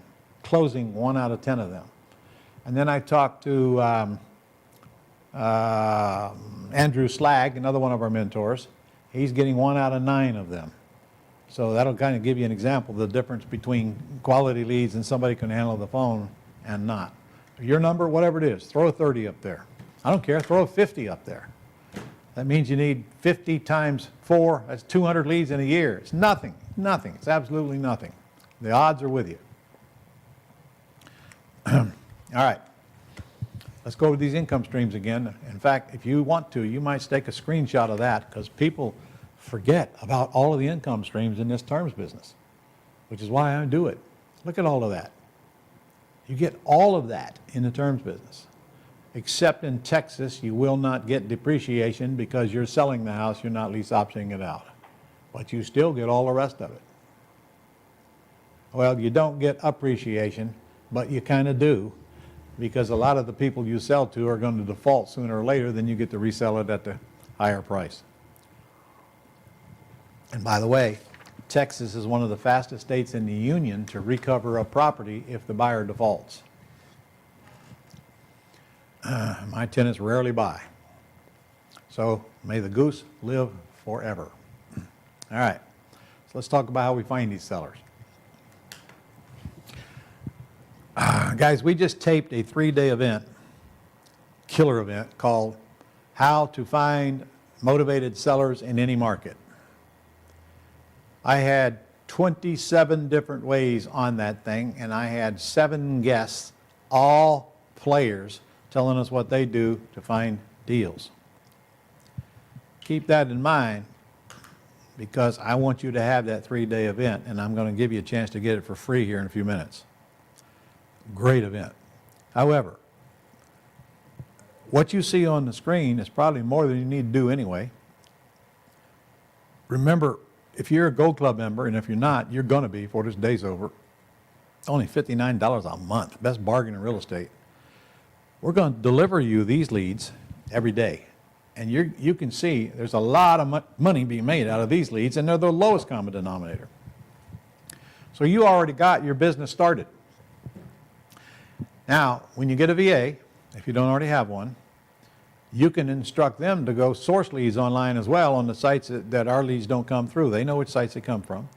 So now you got VA looking for leads for you, and then you got them coming through your system, and you forward them to your VA. So your VA is doing all the work. They're calling all of these, and that's a lot of work. Don't make no mistake about it. Our VAs call about 30,000 of those things a month for you guys. You don't want to be doing that work. Number one, you don't want to take the time to do it. Number two, you don't want to talk to the unmotivated sellers. Let our VA do that for you, because they'll soon turn you off. All right? Now, run ads. Well, run ads where? Well, you got free ads and you got paid ads. All right? You don't need to run ads. Our VAs will do that for you. All you got to do is say, I want to run some ads, and give them the ad. They know what sites to put them on. You don't have to tell them. Just tell them you want them to run ads, and then keep the ads current. Okay? They will only bill you for the time they work. I didn't tell you that earlier, but the VA only bills for every minute they work, not for every minute they're in the seat. So when you're paying $200 for 10 hours worth of VA service, you're getting 10 hours times 60 minutes.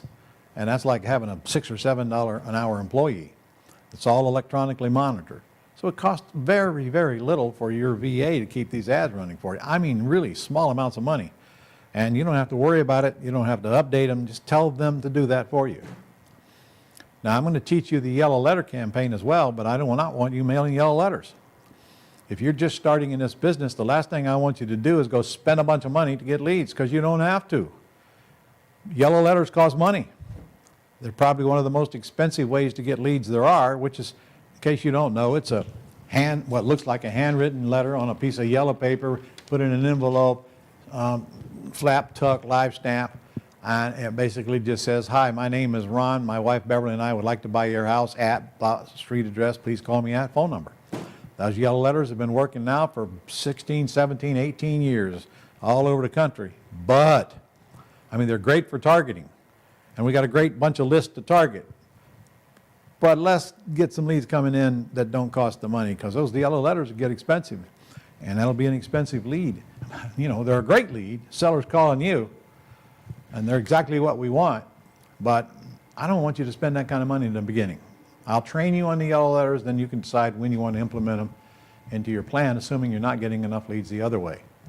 All right, for example, for sale by owner signs, you have them in your city. You see them every day. If you're going to be riding around anyway, why don't you take a picture of those for sale by owner signs with your phone and just email it to your VA. Then your VA will call them and get this. And those are a lot better motivated sellers than the people who advertise online. Some of them just don't advertise on the line. So you're generating a lead for free. Send it to your VA, get this, make the call. You can easily do 5 or 6, 7, 8, 9, 10 of those a week. And I'm going to tell you right now, if you just did that, you're going to get probably a deal a week or a couple of deals a month just out of that. They don't cost you anything. So when people contact me and they say, I don't have any money, I can't spend any money on marketing. Well, do the things that don't cost money. Well, I can't afford a VA. Well, then make your own calls and fill out your own sheets till you can afford a VA. Okay? Because I can tell you right now, whining about it ain't going to get you a nickel. People who get rich, most of which start with nothing, have to take action. Whining, complaining is not going to get you where you want to go. God, I'm getting a little grouchy here today, aren't I? Huh? Huh? Want to bring out the grouch? Okay. Okay. Now, I'm also going to teach you that if you can find these FSBO signs, I got a system to where you can put an army of people out there finding them for you and sending them to you, and then you send them to your VA. Guys, getting leads from sellers is not your problem, okay? Just trust me. Let me train you, and I'll show you where that is not your problem. So our Gold Club, if you're not a member of this and you don't do anything else today, you make sure you become a Gold Club member. Kind of foolish not to if you're on this training here. There's no contract. There's no long-term deal. You can quit anytime you want. And this is your homepage. See? The Gold Club points up there in the corner. And if you look over to the left, If it says FSBO lead service, first thing you do when you become a member is go over there and punch on that, and it'll bring you up to a site where you have to put in the 2 counties that you want leads from. Once you do that, here they come every day till you stop them, or however many they find in your area. So you got to get in the Gold Club. Nick, what's the fastest, easiest way to get on the Gold Club? ronsgoldclub.com or what? Okay, ronsgoldclub.com.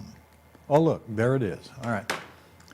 You not only get the FSBO leads every day, which is easily worth $500 a month. There's a private lender site on there that attracts private lenders for you. There's an affiliate link on there where you actually get paid. You'll get affiliate links. Just go and grab them. They're free. And put them in your emails or put them wherever you want. If other people click on those things, come to us, you get 50% of whatever it is they buy. There's at least 150 hours worth of training on there, at least. In fact, Nick, sometime I'd like for you to actually add them up. It'd be kind of cool to find out how many hours of training there is on there, because we are constantly adding it every week. All my forms and agreements from all of my courses are right there in front of you, including Canadian agreements. Weekly online newsletter, you get it every Friday. Comes in your inbox, got some really killer information in it. It's got a Q&A where I get on the phone every week and answer your questions on video and put that on there. And some really neat stuff that we deliver every Friday for you. And you get a newsletter mailed to you about 9-10 times a year. Actually, you get one of those things in the mail. And you got to be a Gold Club member to get a VA. So you got to be in at the $59 level or higher to have a VA. Can't hire a VA until you are. And there is a $500 setup fee one time, and I'm going to show you how to waive that here in just a few minutes. All right, so Ron, why are these houses so easy to sell, you ask? And the answer is a 5-letter word: terms. Terms. Guys, anytime I can sell something with terms, it is worth more than that same something sold for cash. Any appraiser will tell you that. That's why they won't use a term sale as a comp. So your market, when you put these houses on the market, you're not going to get arguments about the price, okay? They only care about how much down, how much per month, and how fast can I get in. They're not going to argue with you about the price because they got no leverage. Where else are they going to go and lease option a house, beautiful home in a beautiful neighborhood, until they can fix whatever's broke and go to the bank and get a loan? I don't argue with them about the price. Very seldom do I ever see them mention the price. And if they did mention the price, I'm prepared for them. They say, well, this price is kind of high. I would say, well, maybe, but that's what it is. If it's too high for you, I understand. Perhaps you can go somewhere else and get somebody to put you in the house when you can't qualify for a loan. Conversation over, right? So I don't negotiate the price with them. I don't need to. Now, there are exceptions to that rule, of course. Somebody comes to me with a $50,000 down payment and they want to negotiate, I'm going to negotiate. All right, so let's be real here. They got a big chunk down and they need a price reduction. So what? I'll reduce it. And the truth is, I've already raised the price, so all I'm doing is reducing it down to where it would probably appraise that anyway. In other words, I'm just giving away artificially inseminated equity. All right, so how do you find buyers? Well, there's only a few things we need to do. Oh, by the way, a lot of my students are running paid Facebook ads now to find both sellers and buyers. Again, now you got to pay for them, but they're very good quality leads. And I've got a guy coming up here soon that we'll have on a webinar for you that'll do that for you. He's doing hours. He's doing, several of my students are using him. And I'm working with him right now to work out a deal for you guys. All right, run free ads online. RVAs will do it for you. Again, you don't need to know what sites. Of course, they're going to put it on Zillow and Craigslist and all the other applicable sites, and they'll also put it on social media and get the word out there. Remember, your ad is going to have things in it like lease purchase, no credit, no banks. When you put those kind of words in your ad, it attracts the people to call you that can't qualify. And they will call you, big time, they will call you. but they're not going to call you, don't worry. They're going to call a 24-hour answering service. Can also put up signs like this one. This one's a pointer sign. You put up about 15 of these for each house you're trying to sell, pointing to the house. And look, lease purchase, no credit, no banks. There's 3 unique selling propositions right there on that sign. I like yellow signs with black letters, or I like white signs with black letters. Prefer yellow though. Just make sure that the letters are thick, easy to read, and you don't overcrowd the sign. Probably a good idea to put the phone number in it, because if you don't, your competition is going to appreciate your donation to their signage. And you better make sure that the arrow points toward the house. That would be a good idea. So you're creating a yellow brick road right to the house. You need to put them out from where the traffic comes from, put them everywhere you can, leading right to the house from multiple different directions. And guys, you will get 3 times more calls on these signs than probably everything else you do combined. And they're going to come up missing, so get over it. They're about $3 each for these signs, double-sided. And you don't sit there and write them. Sign company will make them up for you. And you need to order way more than you're going to need for one house at one time anyway. Many houses have been sold with nothing but these signs. Now there's another sign in front of the house that tells them what number to call. And it says the same thing, lease purchase. So if they're riding by the house, they might see that number and call that number as well. But a lot of people will call this number and never actually make it to the house. So make sure that phone number is on the sign. If you live in an area that has more than one area code, you got to put the area code in there. I don't, so I don't need the area code. And automation does the rest, so watch this. All right, I put out my signs, I put out my ads, and the buyer is going to do one of 2 things. If they're seeing my ads online, they might go to my website, which we furnish you with your $297 Gold Club program that comes with your website and your dream system and your buyer's list. It all works. On your site, there's a form they fill out if they want to buy the house. There's also plenty of pictures of the house. So they can go to the site and see what the house looks like, inside, outside, and my VAs will put them in there for you. You don't have to do all this crap. You just got to furnish them the photos, all right, and the description of the house. So they build this into your site. So if they're coming to you online, they're coming to that site, and then that site's going to give them instructions to call. They won't be calling you. Now, if they come from the signs, they're also going to be calling, but they're going to call Pat Live.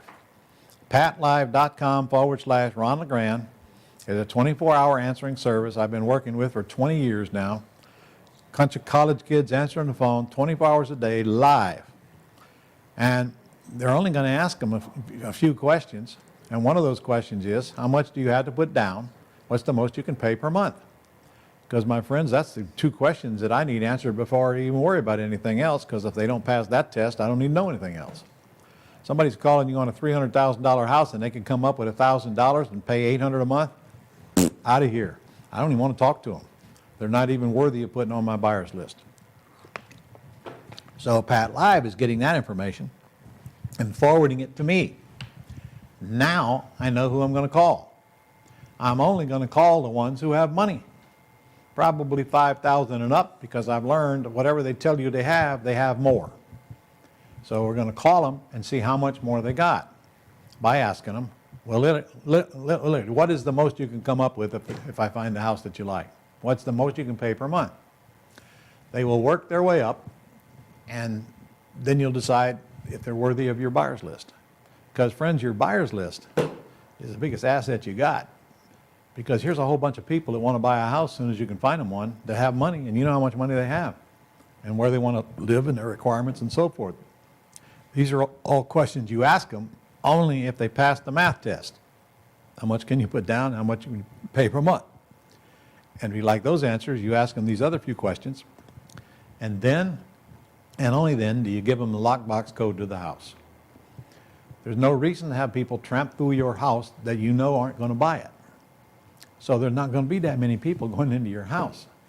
And frankly, if you're offering terms, there's a real good chance the first one that goes in there that has enough money to satisfy you is going to be your buyer. Think about it from their point of view. How many chances do they have to go lease option a beautiful home in a nice area and they can't qualify at a bank? They're going to stick to you like glue till you find them one, and that's the beauty of your buyers list.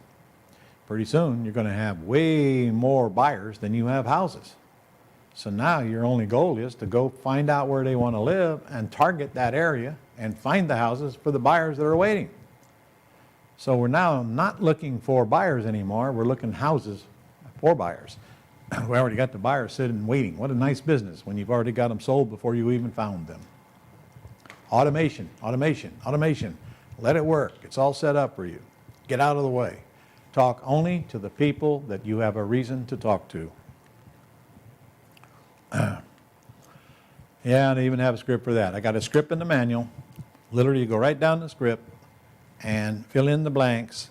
And, you know, it's got questions in there like, are you calling to rent a house or buy a house? You will be surprised how many calls you get. Will you rent it? No, I'm not going to rent it. Okay. So you want to know all of that stuff. Are you calling for yourself or someone else? Calling for someone else, waste of time. Get them on the phone with me. So the script is built with several years of experience built into it, and then we get to everything else that we want to know on it, and now you got the information you need to put in the buyer's list.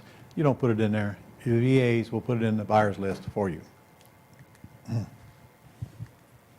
No one shows houses.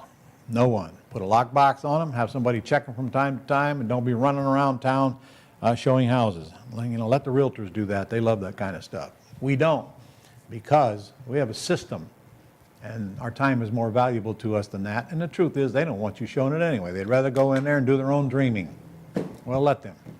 Remember, you got all this information before you even give them the lockbox code. They're not going to go tear up your house. They're not going to go steal your refrigerator and your range and all of that. Just not going to do that, all right? They just don't. All right, never name the down, never name the monthly. You should be in and out of a terms deal in 30 days.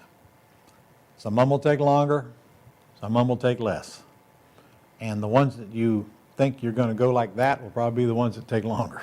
The ones you think it's going to take a while will probably be the ones that take less. I can't explain that to you, but that's just the way it is. Remember, you got a whole big old market out here of people who would love to lease option a property from you without having to go to the bank. Or in Texas, they're going to buy it with owner financing from you. Now, you can put a balloon in it. Remember, you can force them to cash you out. But then again, are you sure you want to kill the golden goose? All right. If you are ready, and it is your time, then I strongly suggest that you tap into this system that took me 20 years to create with the help of a lot of people. And if you have not registered for that boot camp yet, you still have time. It will cost you, you'll get a $1,000 discount now, not $1,200, but you still get all those other goodies that I threw in there for you today, including that $1,000 rebate if you do a deal in 90 days with my help. I'm going to help you beat me out of $1,000 if you let me. And if you've been to this event before, better come back because it's constantly changing, especially when it's free. And if money's the only thing stopping you, really isn't that actually the reason you should be there? Because if you can't raise the money to get into this boot camp, what's going to change? I couldn't raise the money to get into my first seminar either. I had to borrow it from 2 different people. But I did it, and I went. I had no idea what I was getting into. I had no idea that that one decision would change my life, my family's life, all of my heirs' life, and hundreds of thousands of other people's lives because I chose to go to that seminar that night. How many times do you think I look back on that? And you know, I almost didn't go because J.R. Ewing, my hero, was on television on Dallas. And it was very difficult for me to miss my hero. I love J.R. Ewing. And there was no place to record it back then. So look, I almost made the decision to watch J.R. God, how many times do you think I've asked myself, what if I watched J.R. instead of going to that seminar? One teeny little decision can change one's life for the rest of it. You can ask thousands of my clients. and they'll tell you that exact same thing. In fact, you're going to meet a few of them here before we get through in the next 3 days. And don't forget your Gold Club points. You can use your Gold Club points and your veterans and your first responders discount, and if you work in a hospital. Okay? Let us help you help yourself. Get into this thing. Come on, you're running out of time, and you're never going to get a better deal than you got. And if you want to use your IRA or your 401k, we can show you how to do that as well. And what a great use of your IRA money. Investing in your education so you can grow your IRA exponentially. Probably the best return you can ever get. And don't forget the Vive card. It's a line of credit. We send you a card. We don't have anything to do with it. It's another company, but you can use this thing outside of us for doctors and retail and spas and things like that, and you get immediate approval. So again, if you get approved for a Vive card, you don't need any money down. Just put it on the card. Now, of course, I want you to pay it off as soon as you can, but what the heck? It's a no money down deal. Get approved for it. And again, we'll finance you in-house. $1,500 down and you're in. So if it's money's the only reason, that's a temporary condition. Look, there's broke and there's poor. I don't know how to fix poor, but I know how to fix broke because I've been there and I've done that. And by the way, I've been broke and I've been rich. Rich is a lot better. My wife will tell you, anybody who thinks money don't buy happiness don't know where to shop. So what's the worst can happen if you say yes right now? What is the worst? Well, I guess the worst is just you lose the money because that means you didn't do anything. But what's the best that can happen? Best can happen is that things start changing and gradually you get to the point that where you look back and say, wow, what I didn't know back then. And frankly, you give me the first year to get you up and running and ramped up, you'll be making money during that time. I'm telling you, from that point on, it's up to you where you want to go. You're going to meet a feller tomorrow that just decided he want to go way up. His name is Frank Cava, and I'm really excited to interview him. In fact, you're going to meet, again, you're going to meet Jason Medley after lunch, the one that runs that group that Frank's in. So get in there right now, and remember, you only get the 90-day certificate if you work with me. I mean, if you register now and you want to work with me. Now, there's another step for you, another choice you got to make, and that's if you want one-on-one help for 6 months. Personal mentoring. When we say personal mentoring, I mean personal mentoring. That means one-on-one, not some group call, personal one-on-one mentoring. And what that means is that when you sign up, we assign you a mentor, and we got 12 of them, and they're all really quality people. You'll meet a few of them this week. And by the way, if you don't like the one we assign you because of some personality conflict, you got 30 days to switch, no charge. You'll set a 30-minute meeting. On that 30 minutes every week at a fixed time, you'll go over deals that you've generated, go over property information sheets. Your mentor will work with you to help guide you through them. They will get on the phone for you if requested. And when you go out to the house at your deal meeting, they will literally be on the phone while you go into the house in case the seller wants to ask questions. They will tell your seller that you're going out there and you're just the boots on the ground for them and they're your partner. And that way it takes the pressure off of you to know anything. And then if you want, you can put the seller right on the phone and let my mentor close the deal for you. Okay? They're happy to do that. They got to approve your contracts. Please don't even think about sending a contract to the seller without going through the mentor first. You will write it in your manual that have samples of every kind of contract.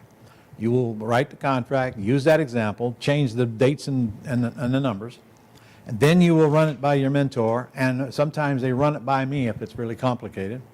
And then but when you go, you have a contract ready to go with, whether you go visit it or whether you're sending it by email after you have an orally agreed upon deal. You do not submit contracts until we approve them. Now, we're not writing them for you. We're only telling you the mistakes you made when you wrote them, and you absolutely will. There's zero chance you're going to write contracts on your first few deals without making mistakes. So let us fix them for you. We save you from losing deals. Time after time after time after time, our mentors tell us, and our students tell us, I would have blown that deal. I would have wasted it. I would have thrown it away if the mentor hadn't showed me the way and helped me get through that process. And again, they're going to critique your calls. When I get to it this afternoon with mastering the phone, I'm going to give you an assignment. And I can tell you right now, it's going to be practicing and recording and practicing. And when you get through that process, I'm going to suggest you send your mentor 2 calls that you made with live sellers and let them critique it after you've already critiqued yourself, knowing what mistakes you're making. They're going to help you get checks. In fact, they're going to force you to get checks. They're going to put pressure on you. They're going to hold you accountable. Because without that, we got nothing. This ain't one of them mentor programs where you get on there and you have a chat for 30 minutes and you go away. They're going to put pressure on you to get out there and do the things you need to do to get deals. And many people make multiple deals during this first 6-month period. So that is the goal. Our goal is to help you get a check as fast as you possibly can. And we got some really quality people. I hand chose them. They're all running businesses of their own. Nobody's trying to help you do something they don't even know how to do. I made sure of that a long time ago. I don't want to be in that mentoring business with people who know very little more than you do. These people are all successful at what they do. The cost is $15,000 for mentoring for 6 months if you finance it with $2,000 down and 12 payments at 0 interest. Or, of course, you can pay it in full and get a $1,500 discount. And of course, you do that with the Vive card. If you want to put it on the Vive card, that's paying it in full for us, or you can use your credit card or check or wire. And I know that's a lot of money, but is it really? I'm not touching a deal where I can't net at least 20 grand on. And I want that 20 grand up front. And I don't count all the back end paydays as well. That covers your entire education right there. One lousy deal. Can you go to Harvard and come out and do one deal and cover your education? Not likely. And here's how you're going to get it free. During your 6-month mentoring, if you choose, I will partner with you on any deal you want to partner on. Single family house. Now, you don't have to partner on any deal. You only send in deals to your mentor. You tell your mentor, I want to partner on this one. Your mentor then sends it to me, and I say okay or not. If it's a decent deal, I'm going to say okay. If it's a crappy deal, I'm going to say no. And you'll learn probably as much from that as you will the good deals. If it requires money, I'll put it up. And if it doesn't require money, your split is larger. It's 50-50 if we don't need the money. It's 75-25 if you need me to put up the money. But on the very first deal that we do, I'm going to give you back your entire cost of your mentoring, which means it comes off the top, and then we split the rest below that. So that's a chance for you to get your mentoring free, plus 25% of everything below that, or 50%. And from then on, if any deal you want to send us, I'm happy to split with you. And of course, it's in our best interest to help you do these deals. And now, look, it's no secret. If I'm getting 75% of the deal, I want more deals, not less deals. I want you to send me deals. But don't be surprised if I don't try to talk you out of them along the way, because if I don't think you need me, I'm not going to let you give up 75% of the deal. Keep in mind, your mentor is going to guide you through the deals anyway. So to be truthfully, the only reason you'd want me to partner with you is if you need money and you don't have the money. So if that's the case, I'm happy to do it, if there's any money in it. But look, I'm not guaranteeing you I'm going to fund everything you send, because it's got to be a deal. In other words, don't send me a deal that requires $50,000 so we can net 10. Not interested. Now, send me a deal that needs 10,000 so we can net 50. I'm very interested. And we're in the deal till it's over. So we're going to split everything until the house is cashed out, unless one of us decides to buy the other one out. So that means, let's say we net $30,000 on a house, and by the way, I don't really want to do one. We can't net at least that. It means you get 22.5 of it. That's 15 grand back if that's what you paid, plus 25% of the balance. If you follow instructions, we can easily do a deal within your first 60 days. All you have to do is come, let me train you on the systems, implement the systems, get your mentor to help you do them right, save you a lot of time and grief, and then tell me when you want to partner with a deal. And don't forget, the IRS is paying for about 25%, whatever tax bracket you're in. I don't know. You probably don't know either. But whatever bracket that is, that's how much money you're going to save because you write this thing off. So when you're in 25% bracket, that means the IRS is paying for 25% of your mentor and your boot camp, for that matter.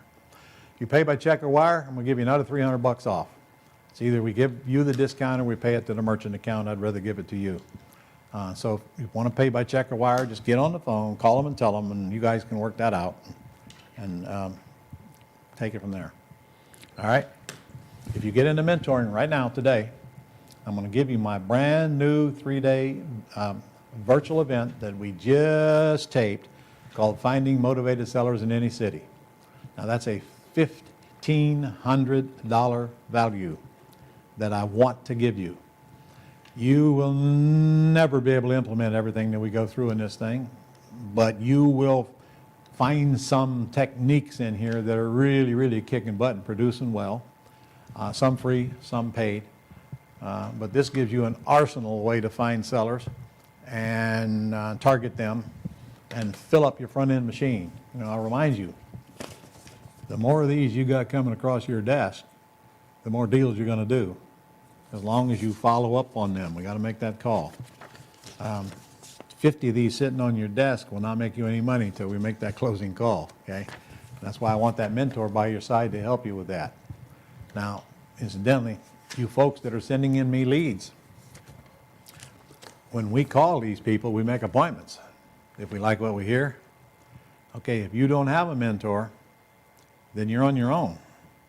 But if you have a mentor, now that mentor can be available to you when you go to that house and be on the phone for you. So if you're sending in leads, you most certainly need to have a mentor or get one here today, and we'll bust our butt to set them up quickly so they're in the loop before you go to the house. Probably will save you the deal. So I want to give you that. All you do is register for mentoring, whether it's financed or whether it's prepaid. I want to give you that today. You'll get it immediately. And I'll give you my business management boot camp, which is a 3-day event on how to run this business. It deals with things that you would expect to see in a business management event, like hiring and firing and delegating and cash flow management and time management, husband and wife working together or not, home versus office, entity structuring, way deeper into that, and systemization and automation. I teach that event myself, all of it. In fact, that's coming up in the early spring. Probably will be virtual, unless we can get rid of this COVID thing, but I'll be doing it live sometime next year if it is virtual. And that's an event that could easily save your business and change the way you do things. It's a $3,000 event. I want to give it to you if you register for mentoring. And I'll also waive your $500 setup fee for your VA. And if you've already paid it, no problem. I'll just credit it, take it right off of the amount that you owe. Just tell them when you call and they'll look it up, see if you're already in it. If you've attended this event after 2015, it's only $500 to return, whether virtual or live. And I'm sure you probably forgot that. Call my team, tell them I went in my think blank year. They'll look it up. They'll tell you what year you went. And again, it's only $500 for you to get back in. And guys, if you went to this thing 3 years ago, you didn't went to this thing. It's totally changed. We're constantly upgrading it. We're constantly adding new stuff. If you register for mentoring today, I'm going to give you a $1,000 discount. That will expire this afternoon. So if you're going to do it now. And don't forget, you can use Gold Club points when you register for up to 50% of the cost. Now, I'm going to give you one more thing. Make note.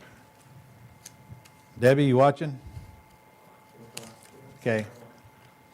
If you register for mentoring right now, during our lunch break, I'm going to give you an additional 1,000 Gold Club points. So let me go back. I'm going to give you $1,000 off. But then we're going to give you 1,000 Gold Club points, which is another $1,000 off. Because 1 point equals $1 used on anything you buy in the future. You cannot use those today because you won't even get them for several days, but you can use them for the future for anything that you want to use them on. So that's, I've never done that before, I'm telling you. But you got to get in there today if you want that to happen. And you make sure you tell them on the phone, don't forget my 1,000 Gold Club points. I cannot put you in the mentoring program unless you have been through my quick start or you are registered and heading there. I would be doing you a disservice. I would be taking your money, and I'm not going to do it. Because you're not going to get anything out of mentoring without the basic training. You got to go through the school before we implement what you learned in the school. So, again, you can either be headed there, you can have been through it, but one of those has to be applicable for us to take you as a mentoring student, or you can register today as a package and get some really good discounts for Quick Start and mentoring. But don't confuse the helpline now with the one-on-one training. That helpline you get with your boot camp is not mentoring. The helpline is not going to talk with sellers for you or do any of these things. They're not going to review your contracts. They're not going to be on the phone with you for 30 minutes. Now, you can call your helpline anytime you want, but they're simply there to ask questions. They're not to guide you and work with you personally like our mentors do. And I'm certainly not going to partner with you. So let's do a deal together. I'll need your help, okay? It's a two-way street. And I'm telling you, if you work with me, we're probably going to get you in deals very, very quickly. And the cost is insignificant, frankly. And we're probably one of the cheapest in the industries and the best in the industry because I refuse to grossly overcharge for our services. I don't want you hawking your house to get in the mentoring program. But look what you get. All of this stuff on your screen, plus you get to partner with me if you want to. Gold Club points, and now I just gave you an additional 1,000 Gold Club points. And if you want financed, we'll finance you. And $1,000 off. The $1,000 off is today only, and so is that finding motivated seller. So get on that telephone and work it out with them. And by the way, the 1,000 Gold Club points is only for the first 10. The first 10 people to register get the 1,000 Gold Club points. So that means the first 10 to get on that telephone. And these discounts will expire at 5 o'clock today. So I bring you to bear. It's up to you to skin him. Is this your time? I hope so. Get on the phone and work it out. You're going to have to work out financing. I want you to tell them which one you want to go to. If they got a schedule. If not, we'll deal with that later. But get all your questions answered. Make sure you know what you're getting. And take it from there. And then get into Planet Ron. Welcome. It's a good planet to be in. All right, Nick. I am ready to take some more of those questions if you got them. Okay.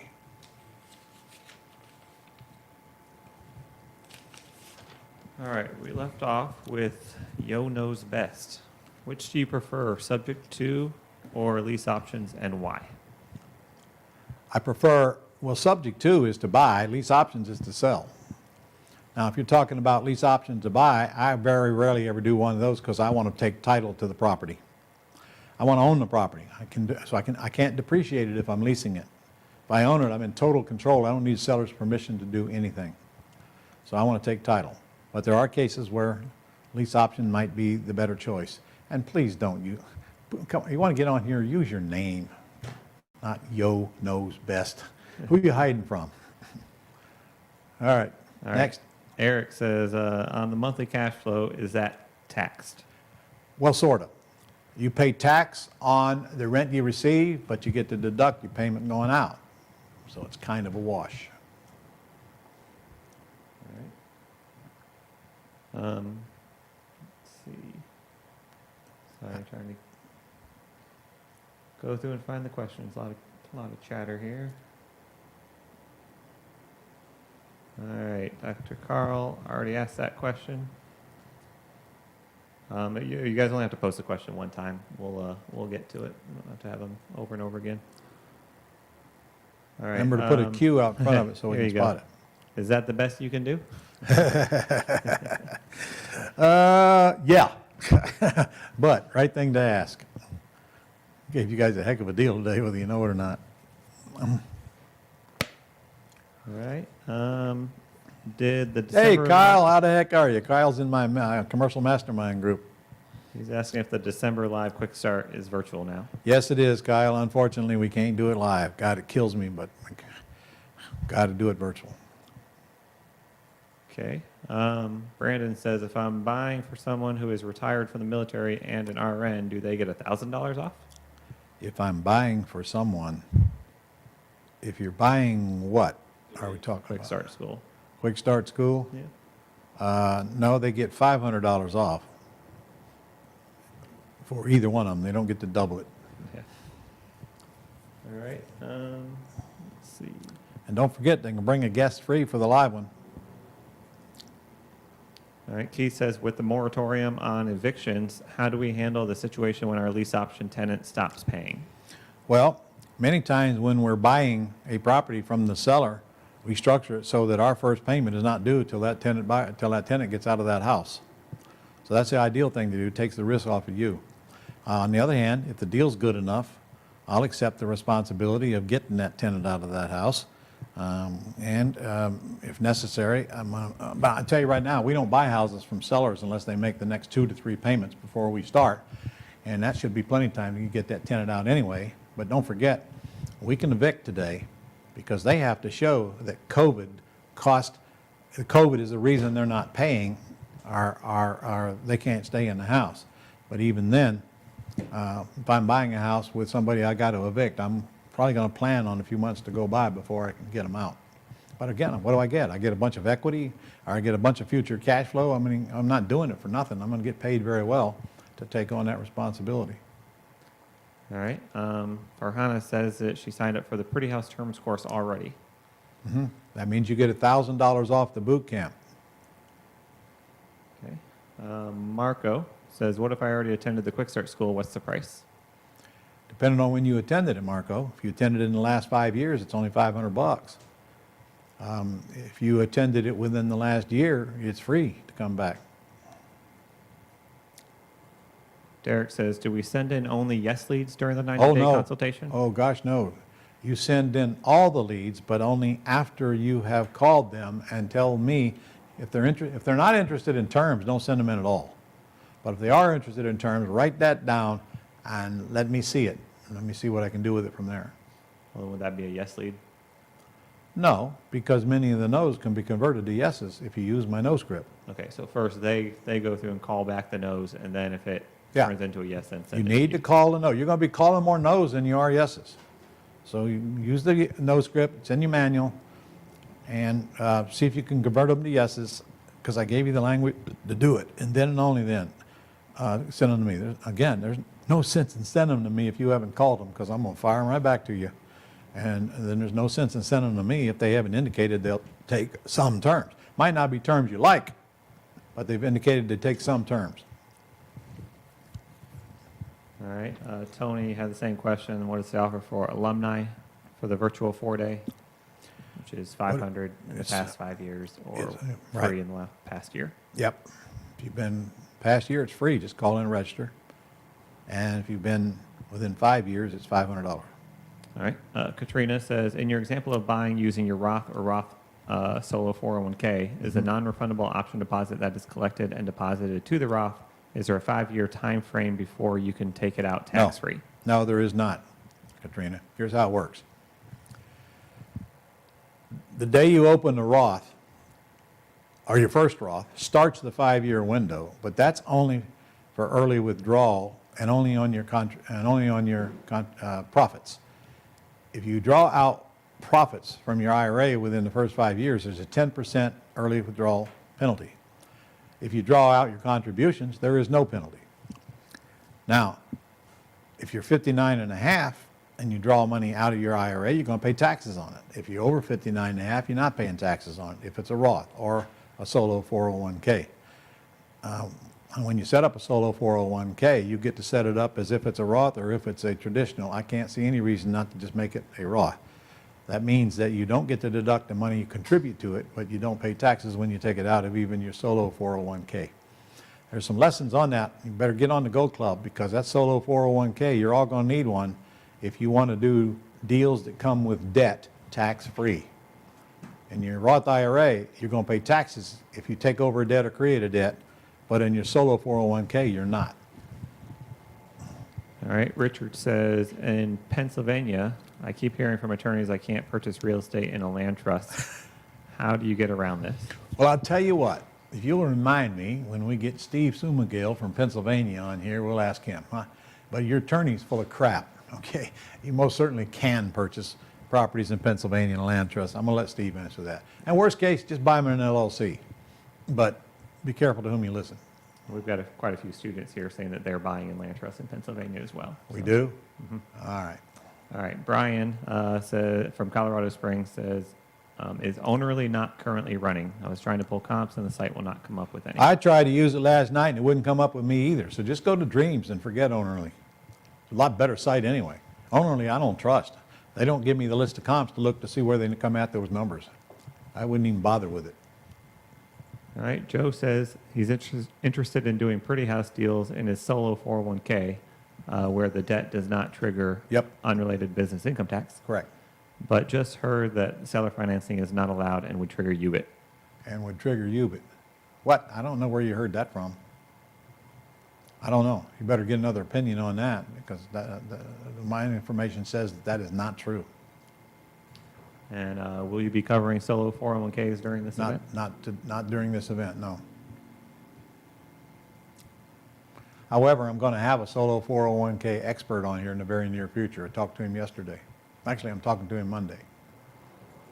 All right, David says, so does that mean in the state of Texas we can't stay in the middle? David, okay, get a cup of coffee, man. For 3 times I've said we're going to buy with owner financing and we're going to sell with owner financing. That means you're staying in the middle. You're collecting a payment and making a payment for whatever duration that is and keeping that monthly cash flow that you create. That's where I want you to be. I want you to be in the middle. Now, of course, you can flip it if you want, wholesale it, rehab it, cash out of it, but honestly, that's not where the big money is.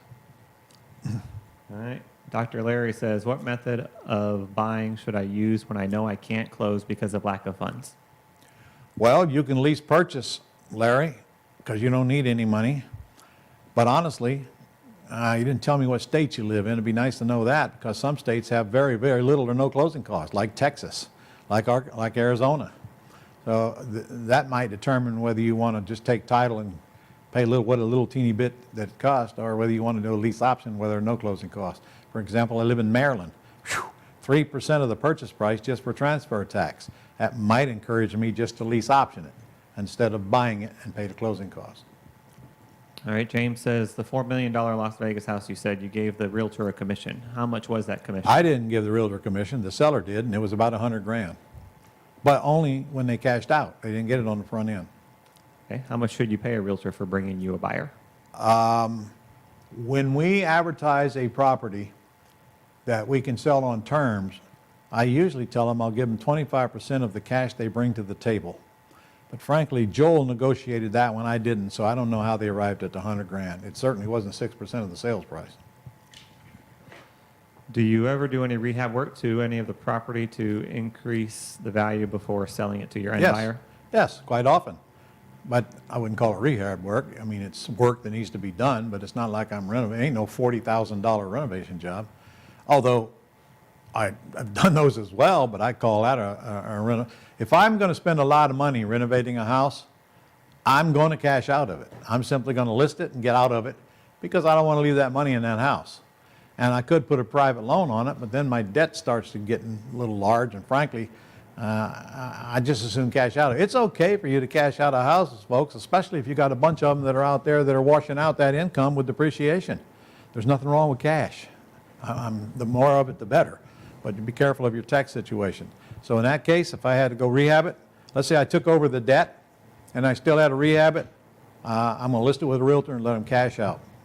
And that means there's got to be a lot of equity in it when I buy it. In fact, that's what my friend Alton Jones out in southern LA does a lot. He gets owner financing, raises the money for private money on a second, and then cashes out of them.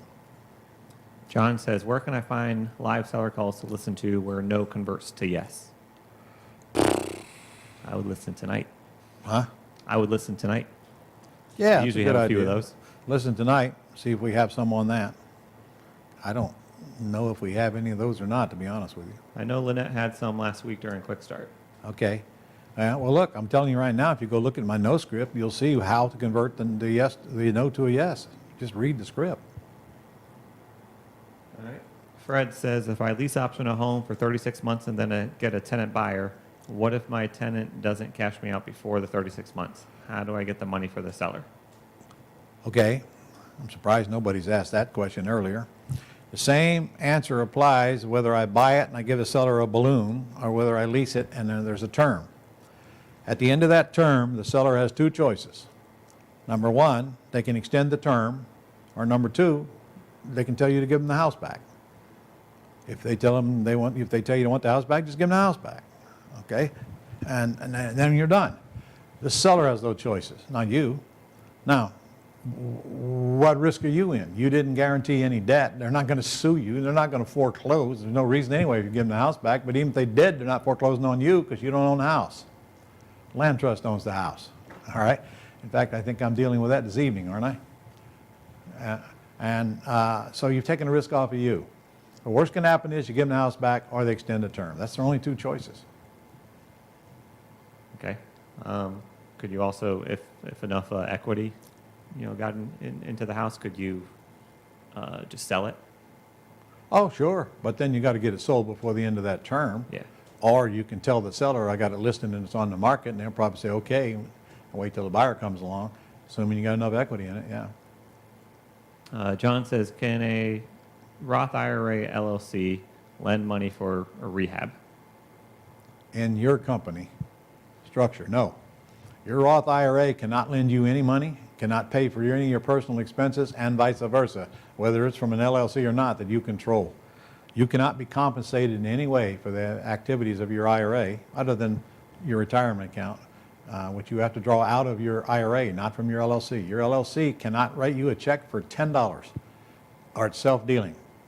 And you don't want to get caught self-dealing. It could literally destroy your IRA. All right. And then in your company structure, can a B or C LLC's land trust be moved into A's LLC? Can you move a land trust from LLC B over to Yes, LLC A? I can do that very easily and quite often do, in fact. If I buy it, I think I'm going to flip it and I'm not, put a tenant buyer in there, I'll sell it from B to C. But can you go from B or C to A? No. Again, you cannot do anything in A that has anything to do with everything else you own or control. And that includes you, your parents, your children, your grandchildren, all up and down, and your spouse's linear descent as well. They cannot do business with your IRA. And you better quit thinking of ways to slime around it too, because the IRS is looking for that right now, and they can catch you very easily.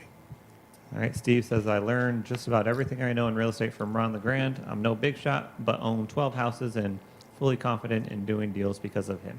Well, thank you, Steve. All right. Let's get that up to 50.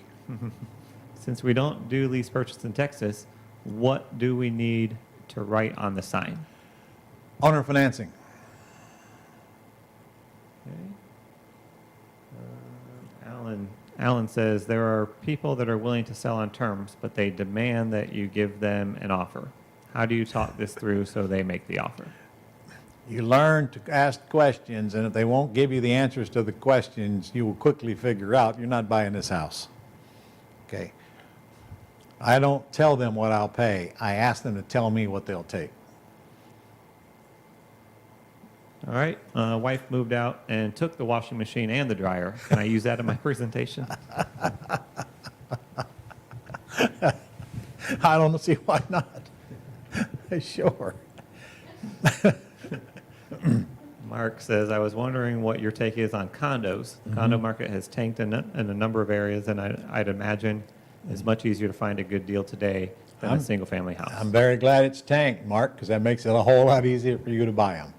And that means you get deals on them. And frankly, I don't see that the condo market is tanked, really. But look, there's always going to be people who need a place to live. And I don't mind condos at all, as long as the association fees aren't so high it just kills the whole deal.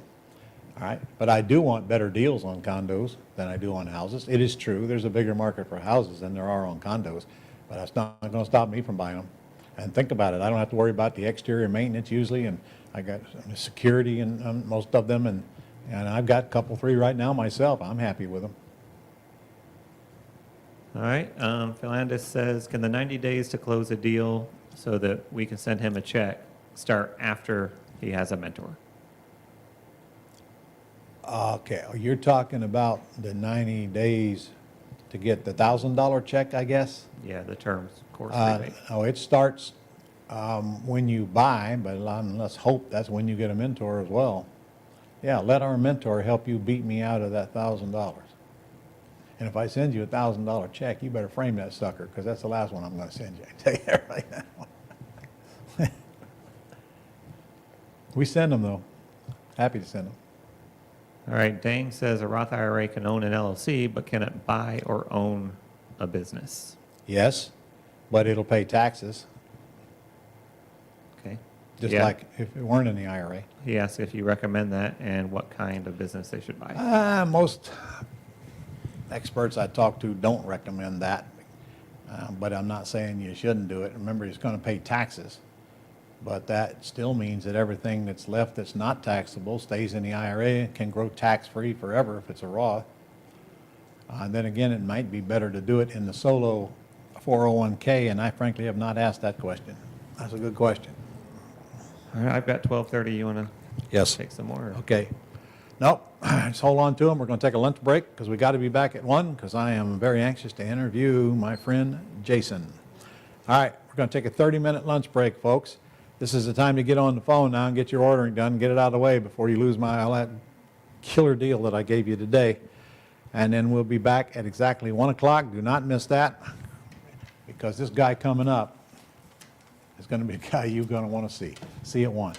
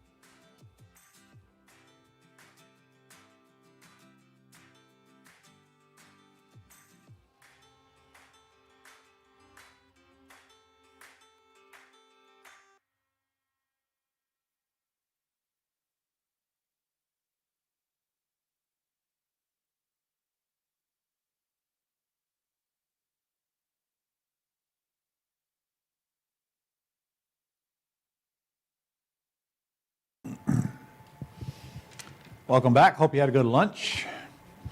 All right, I've got a very special guest on here now, Mr. Jason Medley. You can bring him up if you want to, guys. And I'm looking forward to interviewing him. Hey, sir. Good morning, Mr. LeGrand. How are you? Man, I'm good. I'm good. I'm sitting here in front of this screen all day, you know. You know how that goes. Tough life, right? Yeah. Yeah, All right, it's great so, to see you. Well, I appreciate you taking your time to work with us today. Absolutely. I'm excited about it. I think we should start by letting everybody know who you are and telling them about your group here. Okay. And then I got a few questions for you. All right. My name is Jason Medley. I'm the CEO, founder of an organization called the Collective Genius. Before I get into that, I'm also a father to a little 6-year-old girl named Ava and husband to my wife, Jennifer Lombardi, 2 rock star lady bosses in my life. But they are the big reason that what I'm getting ready to talk to you about is possible, and that's the Collective Genius. It is what I would like to think is probably the most predominant, longest standing, most reputable real estate investing mastermind in the country right now. And it is primarily because we have focused only on very high caliber real estate investors. We have a very high level vetting process, if you will. And so most of our members are flipping 100+ deals a year. That's across a wide variety of disciplines. And we get together once a quarter. We also get together quite a bit online now, as you could imagine. But we act as each other's board of directors. A gentleman like Ron might fly in and he'll talk. He might share a system, a strategy, a resource that he's using in his business with everyone to help them grow. But he also shares his challenges or his struggles. And then all those individuals inside of our organization effectively act as Ron's board of directors. So Ron might say, hey, I'm looking to grow out my sales floor and not sure how to do that. And someone else might say, Ron, I've got a killer sales floor, been running it for 7 years. I'll help you with that. Right. And so that's what we do. And there's a lot of deal flow, buying, selling houses, apartment complexes, syndications, lending money, borrowing money, all that kind of stuff. So that's my spiel. Well, this is my first year in your group. And I'm telling you, I've never been in a group with have more impressive people in it than yours does. Like you say, they're all players. How long have you had this group, Jason? CG, it's a 10-year anniversary was in February. So some people ask me sometimes, how'd you do that? I was like, well, it's taken me 10 years. You started with year 1. That's how you did yeah, exactly. So how many members do you have today? Right now, I think we have about 152 active members. That's 152 businesses, if you will. A lot of those folks bring their partners, and so technically there's 220, 230 members, but about 150 plus businesses. And what's the qualifications to get in? Qualifications to get in, you gotta flip at least 50 houses or have at least 50 rentals. That's really the kind of the lower end, if you will. Most of our members, again, exceed those in quite large fashion, but we are actually launching a new group in which I think is probably, based upon what you and I are going to talk about today, probably the group that will get the most benefit from this conversation. Yeah. We are launching a new group that caters to folks flipping between 20 and 50 flips, and we're launching that in January. So, well, those are the qualities.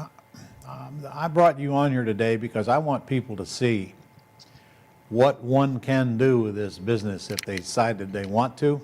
So give me an idea of some of what we're interviewing Frank Cabo tomorrow. So sure, yeah, okay. Well, give me an idea of what some of your members do per year.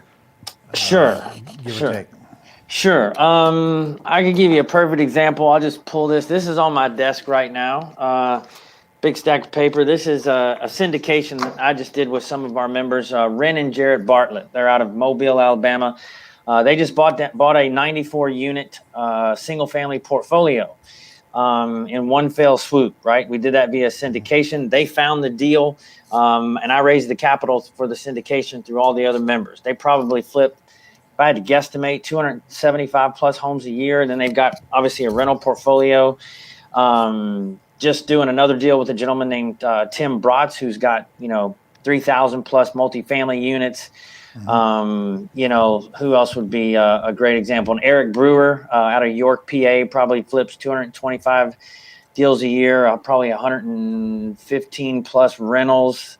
So, these are folks that are banging the drum, if you will. Yeah. Well, I want that message to get across to all of our listeners on where they can go. So obviously, they got a lot of questions on how does one get from the beginning to doing 200 houses a year? What are the key ingredients that would require? And what is the difference between somebody who does a handful a year and somebody who does 200 a year as far as mindset? Sure. Because that is the difference, isn't it?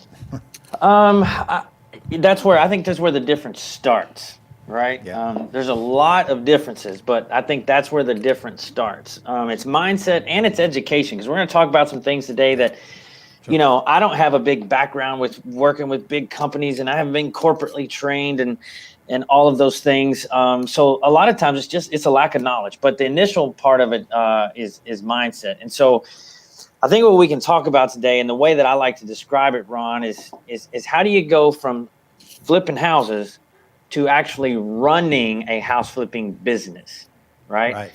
There's a difference, right? Somebody who's out doing 20 wholesale deals or 20 rehabs, you could have a real good high paying job, but you might not necessarily really be running a business. You might technically have an LLC or an entity formed, but there's a transition, there's a difference. When you move from really not having any control of your time, not having a team, not having enough profit, hitting growth ceilings, there's something that happens when that trajectory changes. And Ron, I'm assuming that's what you want me to talk about today. Well, yeah, that's the message that I want to get across, the difference between being a mom and pop and having a company like that. And you frankly hit it right on the head. It's a totally different mindset. It's going from having your hand in every little thing to learning the art of delegation and systemization, because you'll never get there without it. Yes. In fact, I was really impressed with Frank Cava. I'm going to talk to him tomorrow, but that's what he's done, and went from making a mess to cleaning up the mess and figuring out where his money was going and changing that. But still, this doesn't happen without a village. So got to have the team. But we start, but you hit it right on the head, without the education, well, you're probably not going to get there to begin with, because the cost of the education getting it on your own will far outweigh what you can put into it if you're not careful.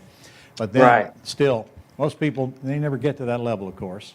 And, in your experience by talking to all these people, does something just click one day, or they take a little stair step a little bit at a time and take several years to get to that point, or just wake up one day and decide, hey, I'm going to turn this into a real business?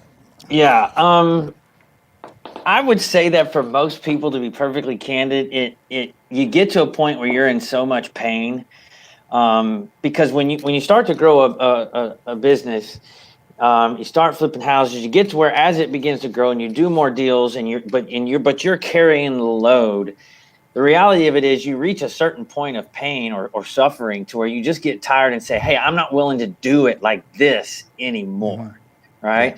Yeah. And this has been a journey for me. I'm almost 50 years old. I've been an entrepreneur for 21 years, and I like to have control. So the first thing that you have to realize is that in order to get more control, you have to let go. In fact, let go of that control, which I know sounds counterintuitive.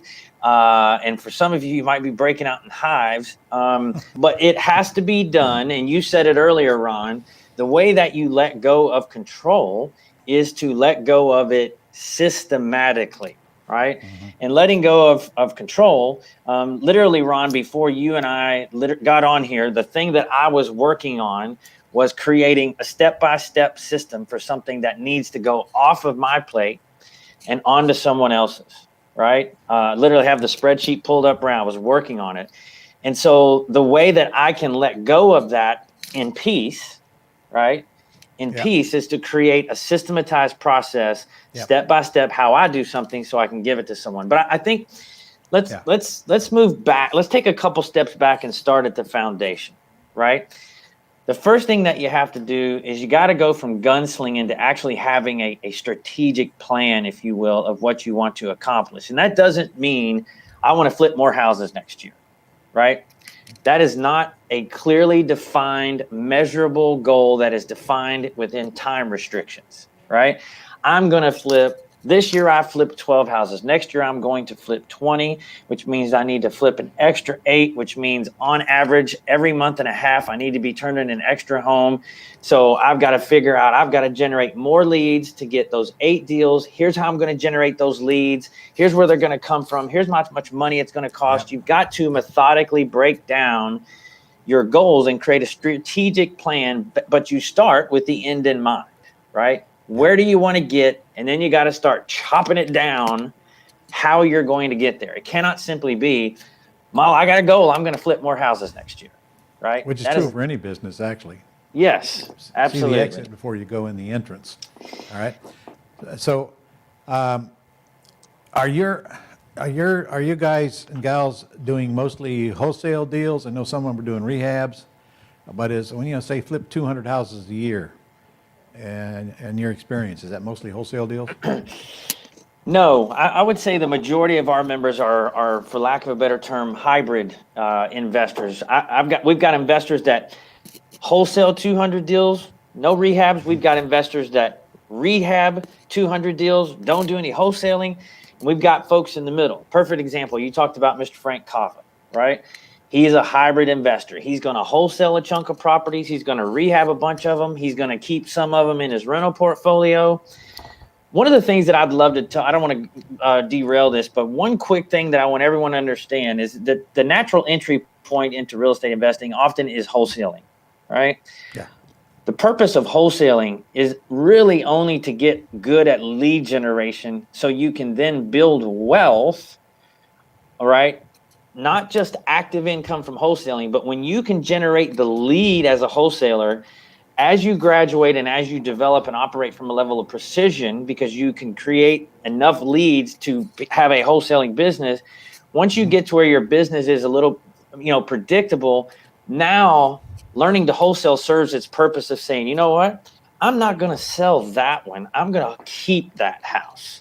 Yeah. I'm going to sell 5 and I'm going to keep 1. I'm going to sell 5 and I'm going to keep 1, or I'm going to sell 5 and I'm going to rehab 1 and sell it retail. So the thing that I want to encourage everyone to think through is that it's a great place to start, but look at it as a starting point. Otherwise, you'll be chasing your tail the rest of your life. It is the first step in creating the ability to create wealth, because most wholesalers, they're wholesaling because they've learned to create leads. Yeah. If you control the lead, Yeah. you're in the catbird seat, and then you can choose what to do with the property. Jason, you sound like you just delivered my seminar for me. Good job on that. I've been preaching that for years. For 25 years, I didn't understand that. Same crap over and over, flip, building no wealth. Just made a good living, but didn't keep much of it. Time the IRS got a hold of it. Exactly. So, I'm in a terms business now.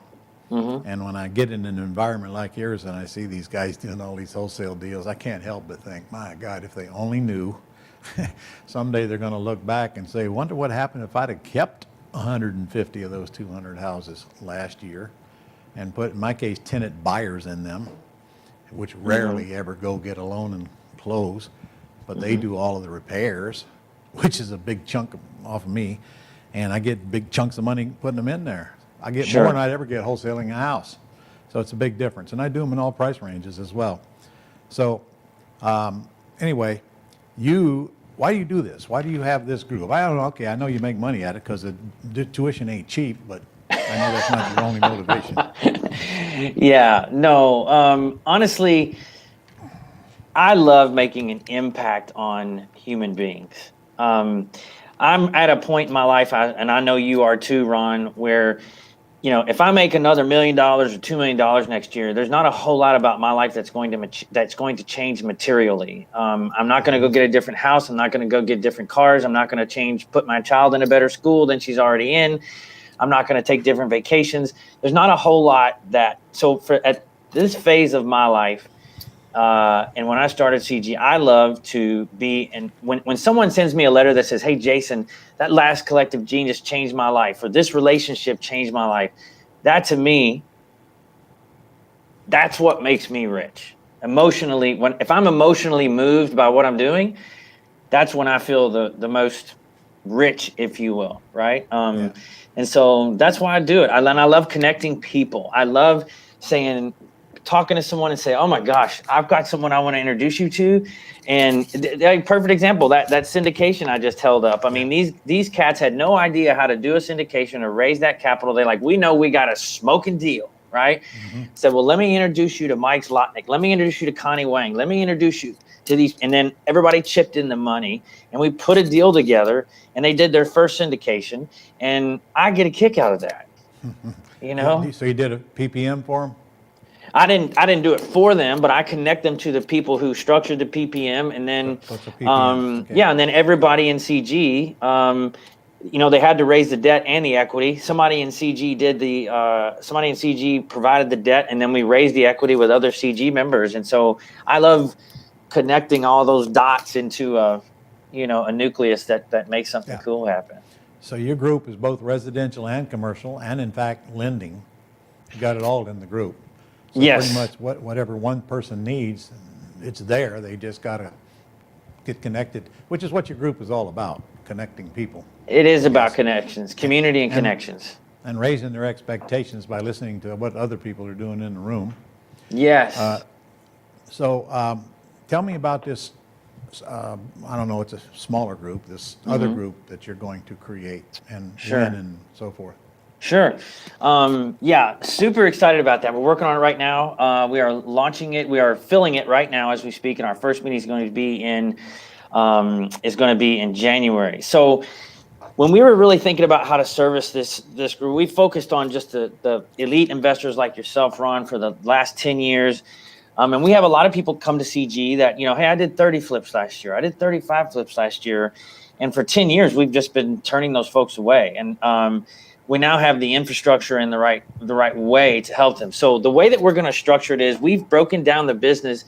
Business is really 4 key components. Okay, it's sales, it's marketing, it's operations, and it's finances. Okay, and so what we're doing is we've created a platform where we've taken the best of the best from Collective Genius, and we're creating weekly calls that will start every Thursday at 1:00. So you'll have Eric Brewer, 225 rehabs a year. He's going to come in. He's going to talk about how he drives sales in his organization.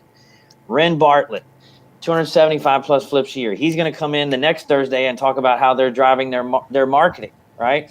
Then after that, it's Marcus Krigler on financials. He's my personal CPA and tax planning. Then after that, it's operations, Gary Harper, who really helps people put structure in their business, right? So we are attacking it from the 4 core pillars to help people start moving from simply flipping houses to running a business. So that's all done via Zoom. Every Thursday, we go in that rotation. And then we're also going to have three meetings a year, basically every 4 months, where people will come in together and physically attend a mastermind, if you will. They can attend physically or virtually. And we put you through a hot seat where we ask you, what can you contribute? System, strategy, resource. How can you help the other people in the room?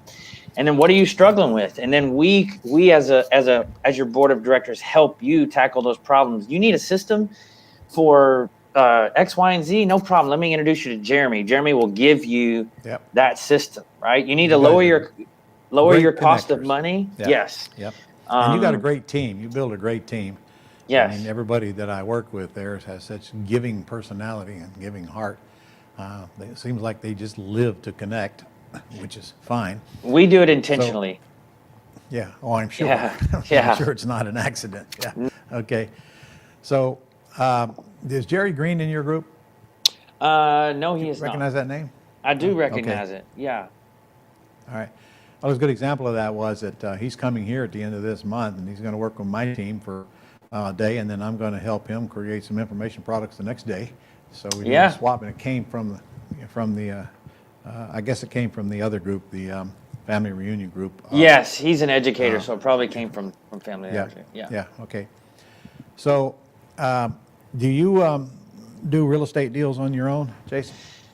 Yes, I do a lot of deals, but I am primarily I don't like to deal with physical assets. I don't want to find them. I don't want to fix them. I don't want to flip them.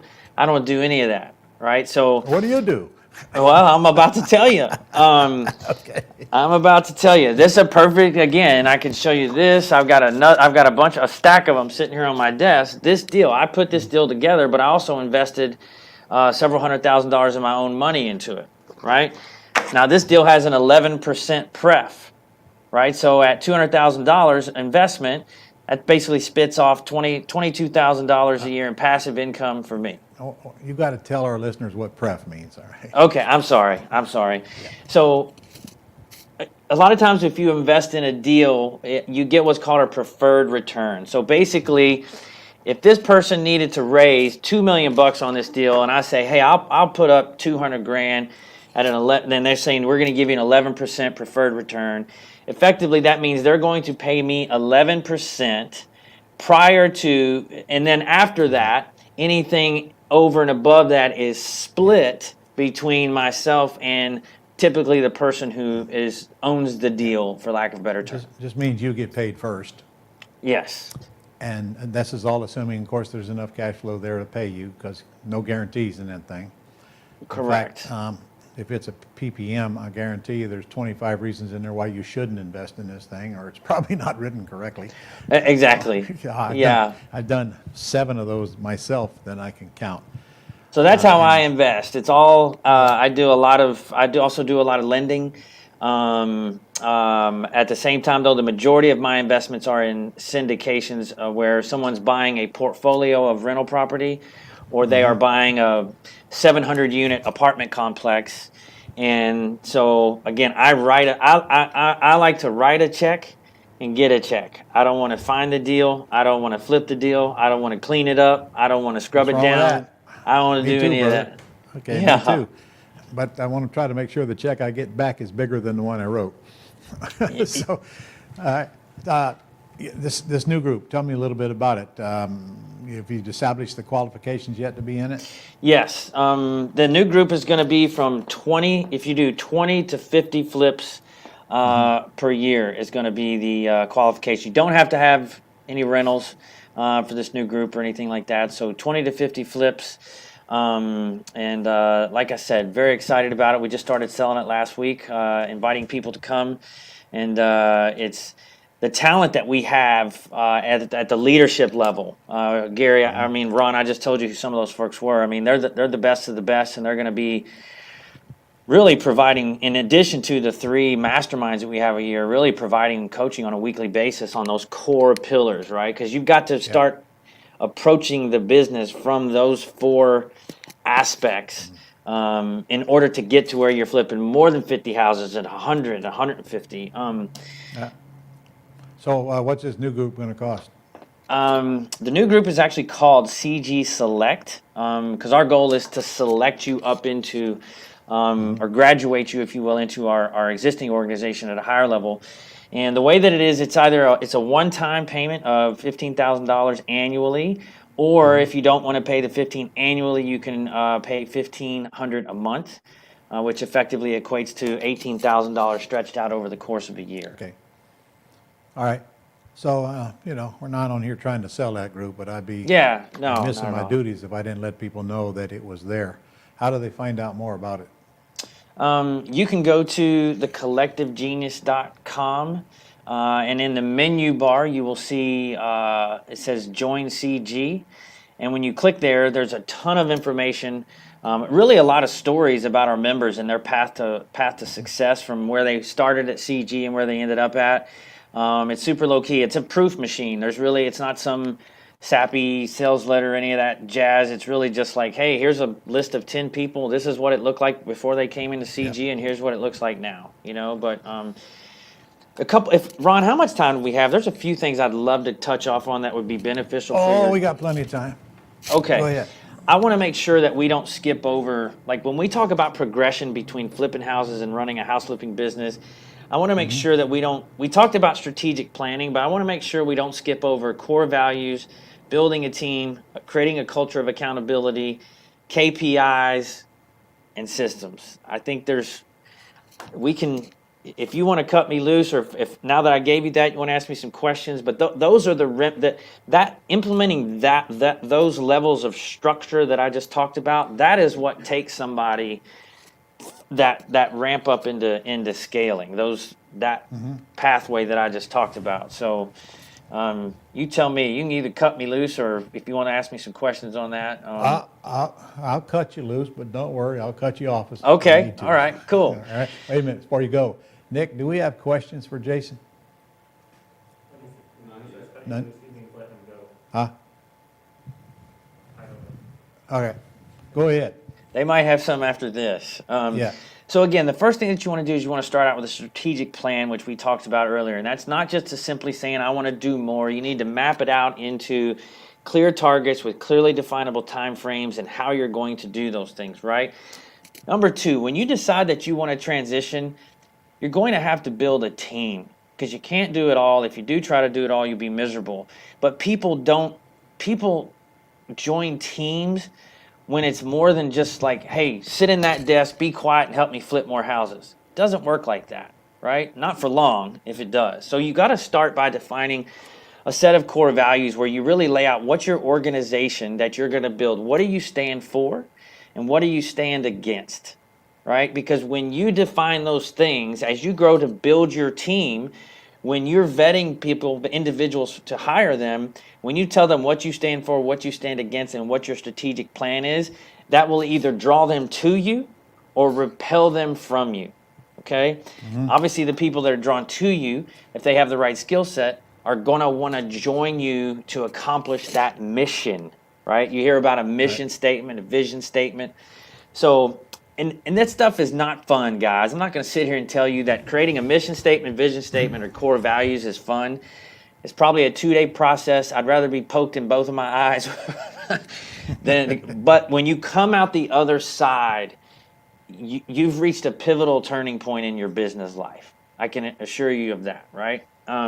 Once you have those things, you can begin to actually build a team because now you've got something that people can buy into and they want to be a part of.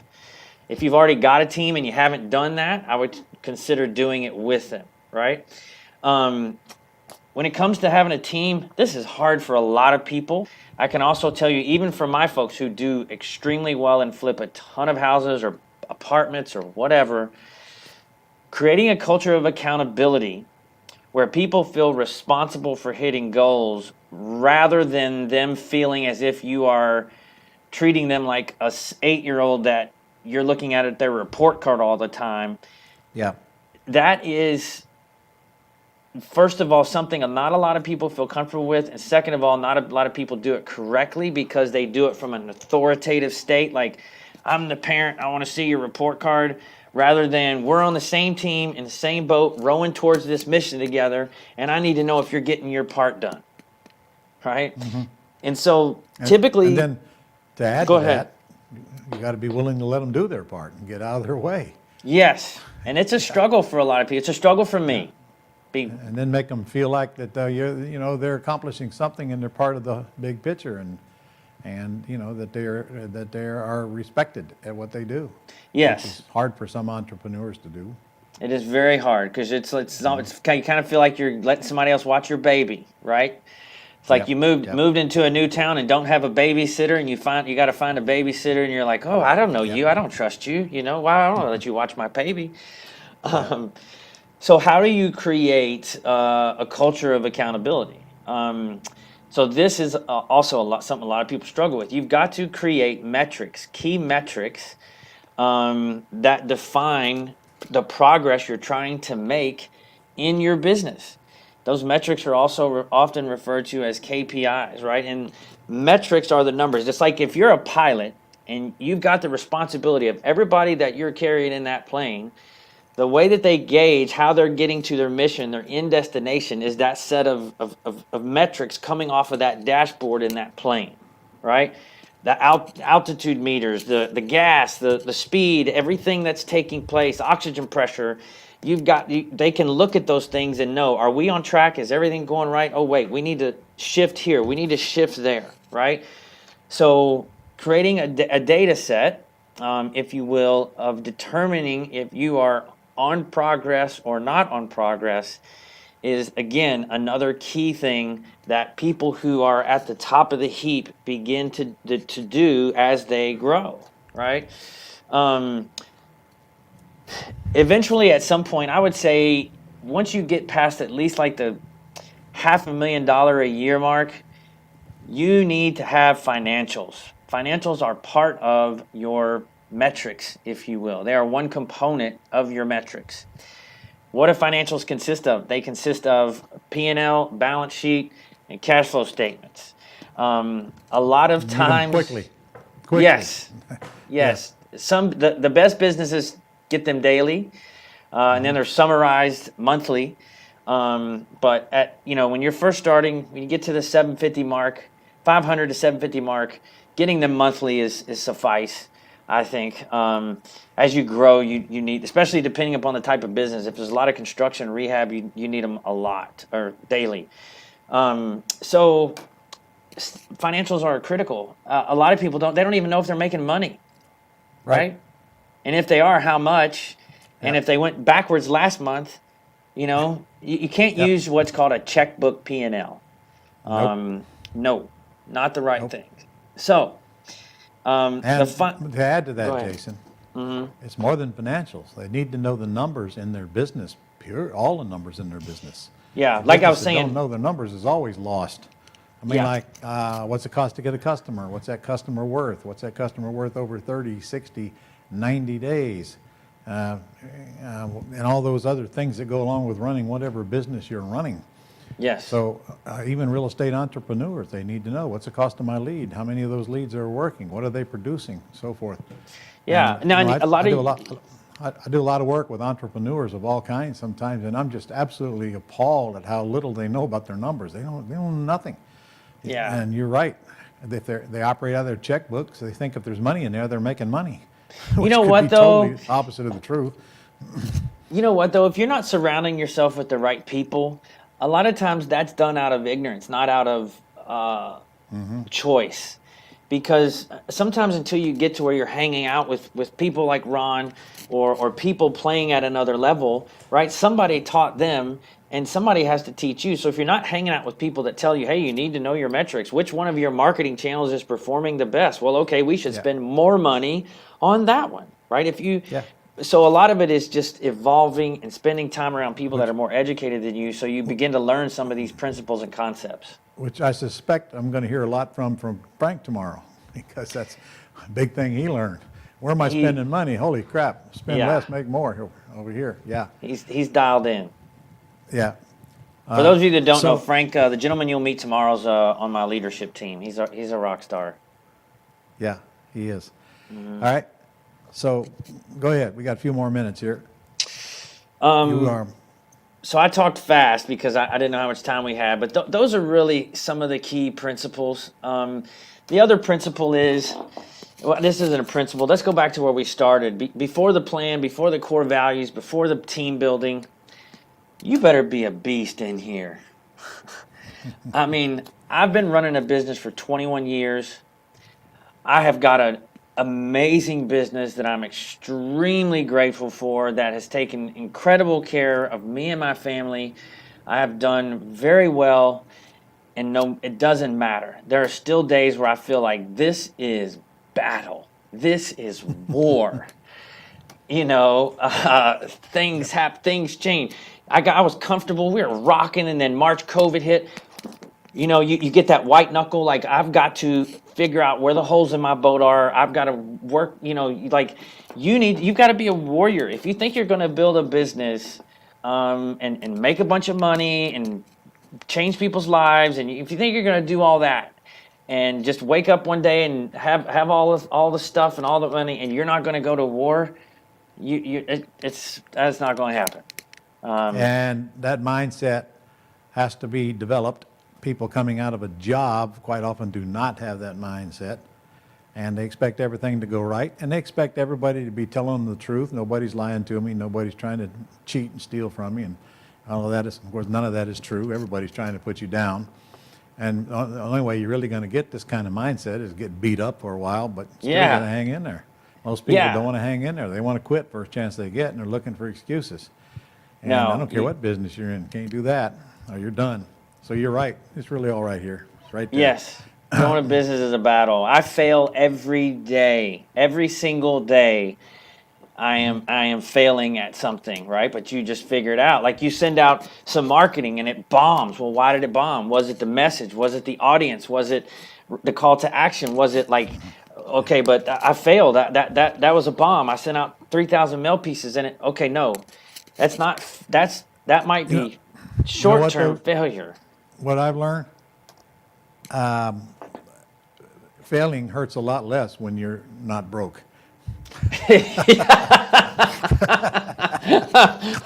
That is very true, sir. Yeah. Okay, so You can throw money at things to you can throw money at things to figure out how to get them right. Yeah, I get it completely. Focus on the cash flow, the cash flow, the cash flow, the cash flow. Get that cash flow up, and that change everything you think and how you think, and what you worry about and what you don't worry about, and the decisions you make. Get the cash flow up, and good decisions will follow. But you and I both know a lot of people get started, their cash flow sucks. Yeah. And that takes precedence, and it destroys their ability to think because they think that everything I do has got to have money, when in reality in our world, if you can't operate without money, you won't do any better if you have the money, because it's not about the money, it's about learning how to use your brain and not your money, which is what I'm here teaching all morning. But you know, some people come to us and they really come not only with very little or no income, but also with very low self-esteem. Yes. And as I said earlier today, got to change that thinking before we can have any other financial changes, and that's a slow process. Well, we something could that- wave a magic wand. But Yeah, can't. something that I would think is critical to mention about that. A lot of times, if you have self-esteem, a lot of that comes from how you were raised and experiences that you've had. Right? You've been programmed. Yeah. So getting positive self-esteem is merely a factor of changing your programming, which Exactly means reading the right things, spending time around the right people, listening to the right stuff. Like you've got to. I tell you guys a very You said quick. it earlier. Yeah, Go ahead before I interrupt you. when You said it earlier, 2000. hang around the people that are doing better than you, and you'll start thinking more like them. I tell everybody, the last person I want to go play golf with is somebody that is worse at it than me. I'm not going to learn anything from them. Well, that's the want reason you somebody- join masterminds is to go hang out Exactly. with people doing better than you are, so you can Only learn how reason. they're doing it. Yeah. It is the only reason. Yes. Yeah. All right, go ahead. I didn't mean to Yeah. interrupt you. No, you're fine. When we're talking about programming, because to me this is raw, right? And I want everybody to understand. In 2008, if you're in real estate in 2008, like myself, the vast majority of individuals got their teeth kicked in, and I was one of remember. them. Yes, Oh, I was I one of swap them. war stories anytime with you, Jason. Yours are probably worse than mine. I'll make you feel real good about yours.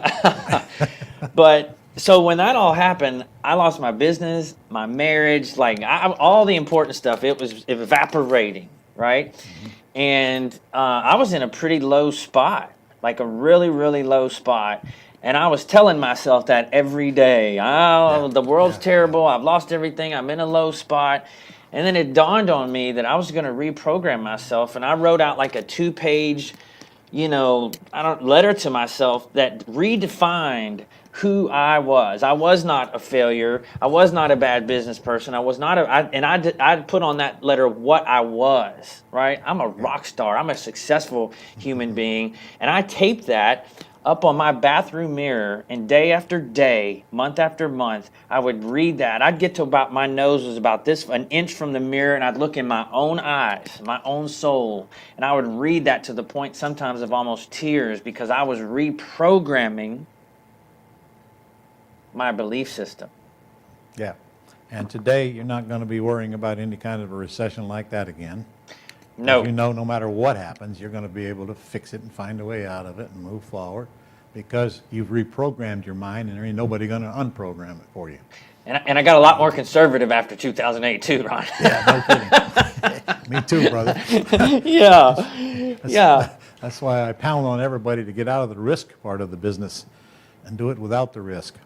All right, well, I got enough time for you to give our listeners some brilliant piece of advice All right. that they've never heard from anyone else before. Okay. All I right. sprung that I will one on give you, didn't you. Well, I'm gonna share you a formula. This is not for everybody, but I think it will appeal to a large section of people. right? I got a little formula that I say it's CC, right, plus RE plus FF equals Okay. CF, right? So I'm going to walk you through CC this. plus RE plus plus FF FF equals CF. CF. Okay. Yeah. Now, since we've talked about 2008, I'm going to tell you how I dug myself out of what I learned from that experience, which is basically losing everything, right? And I thought to myself, that part of the reason I lost it is because I was making a lot of money, but I was irresponsible with it, right? And so when the tide shifted, as Mr. Buffett says, when the tide shifts, we'll find out who's swimming naked, right? Well, I was swimming naked. And so I vowed at that point to not make those same mistakes. And I've kind of come up with the formula that I just gave with Ron. So what does the CC stand for, right? That's called the cash cow. And it's of my opinion, cash cow. The biggest mistake I see a lot of people make is they building a business, they get to some level of mastery, not really, and then they go and they take their eye off the ball and they do something else, and then they split their efforts, and then they're doing 10 things marginally instead of one thing with excellence, and they're never able to create a cash cow. That's Stay true. yes, relentlessly focused on your core business and turn it into a cash cow, because that will fix and create everything else I'm about to tell you about. So once you create a cash cow, and that cash cow is spitting out income that is consistent, predictable, and reliable. Notice that acronym, CPR, right? Consistent, predictable, and reliable, where you have excess money, right? I'm making a bit more money than I need to live. Yep. So what am I going to do? I'm going to start creating some retained earnings for my business. So if we ever hit a bump, like 2008 or 9/11 or COVID, my business can survive because it's got some cash flow on the balance sheet, right? So that's your RE, your retained earnings. Secondarily, what's the FF? That's the family fund, right? Once you've got those additional monies coming from the cash cow, now you need to make sure that your family is protected in case of COVID or 2008 or 9/11, right? Every 10 years, something crappy happens. You got to be ready. Pretty much true, yeah. Yeah, so you want to build retained earnings for your business, build retain earnings, if you will, for your family, and that I don't touch that. Determine a minimum threshold, right? I have a specific bank account for each of these initials I'm telling you about, for the business and for my family. The numbers don't go below. I don't care if I get a rock star deal come across my plate and the only money I've got to deploy is in that family fund. It is untouchable, right? Okay. It's untouchable. Now, once you have those things in place, that's where we come into the CF, which is cash flow, like passive cash flow, okay? Because a lot of people want to run out before their core business is a cash cow and they want to create cash flow, but then they hit a bump, and who cares if you got 10 rental properties spitting off $200 a month? That's $2,000 a month. If you hit a bump and things get scary, you want to have that security cash, right? So I like to build that up first a little bit. Once those things are happening, then you go and you say, listen, I don't need to put any more money in my family fund or my retained earnings. My business and my family are safe. They're good. Now I'm going to take all that money I was putting in there and I'm going to start buying the fire out of some cash flow in whatever format you choose, whether it's houses or apartments or whatever. And you can do that so it's create your cash cow, right? You'll get to the point where you're making way more money than you need. Take all that extra money and start making sure you have protective measures for your family and your business in case of the bumpy ride. And then once you say, you know what? My family's safe, my business is safe, then you start taking all that extra money and just plowing it into assets or investments that will spit off passive cash flow for you. Well, first of all, you know darn well I'm going to steal that, right? Go for it. Okay. Second of all, I'm going to, bypass that step you just mentioned, because in my world, we teach people how to buy property without money. and without personal liability. In other There you words, go. we use real estate as a vehicle to create cash, not the other way around. Sure. And they can go out and buy as much as they want, non-recourse debt, as long as it has positive cash flow, and grow that cash flow very, very quickly. But I love your formula. I love your formula. I love setting aside the money for the things that are important, and I love creating all the passive income you can as fast as you can, and that's what I've been speaking about all morning and pretty much most of my life. Yeah. So,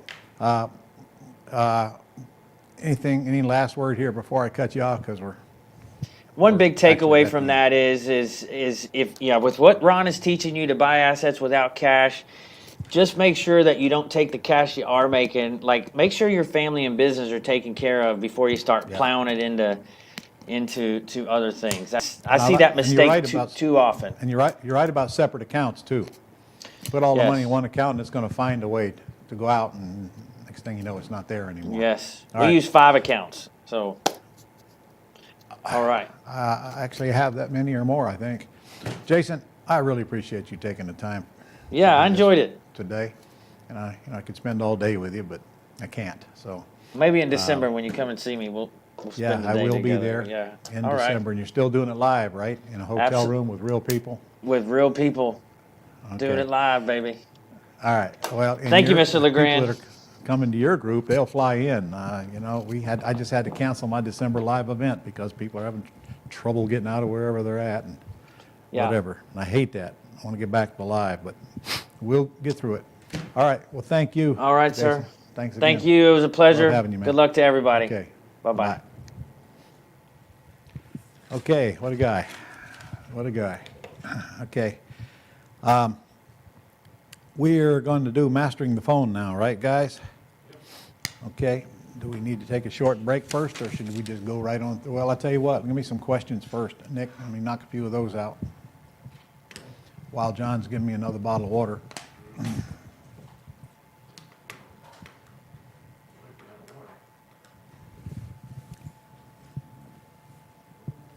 All right, we left off with Farhana. It says, my husband bought the Quick Start Terms course. Is there anything else we need to buy at this time? Because that's all we can afford. Well, yeah, you need to upgrade to the Quick Start School, a live 4-day training, and you get a $1,000 credit because you bought the terms course, and you only paid $897 for it. So now's the time to do it. You get that $1,000 credit. You get use the Gold Club points. You get $500 off if you're a veteran or a first responder or work in a hospital. And I forgot, there's a couple other things I threw in there as well. So now it's a good time to do that while you're getting all these goodies. Plus you get to work with me for 90 days personally.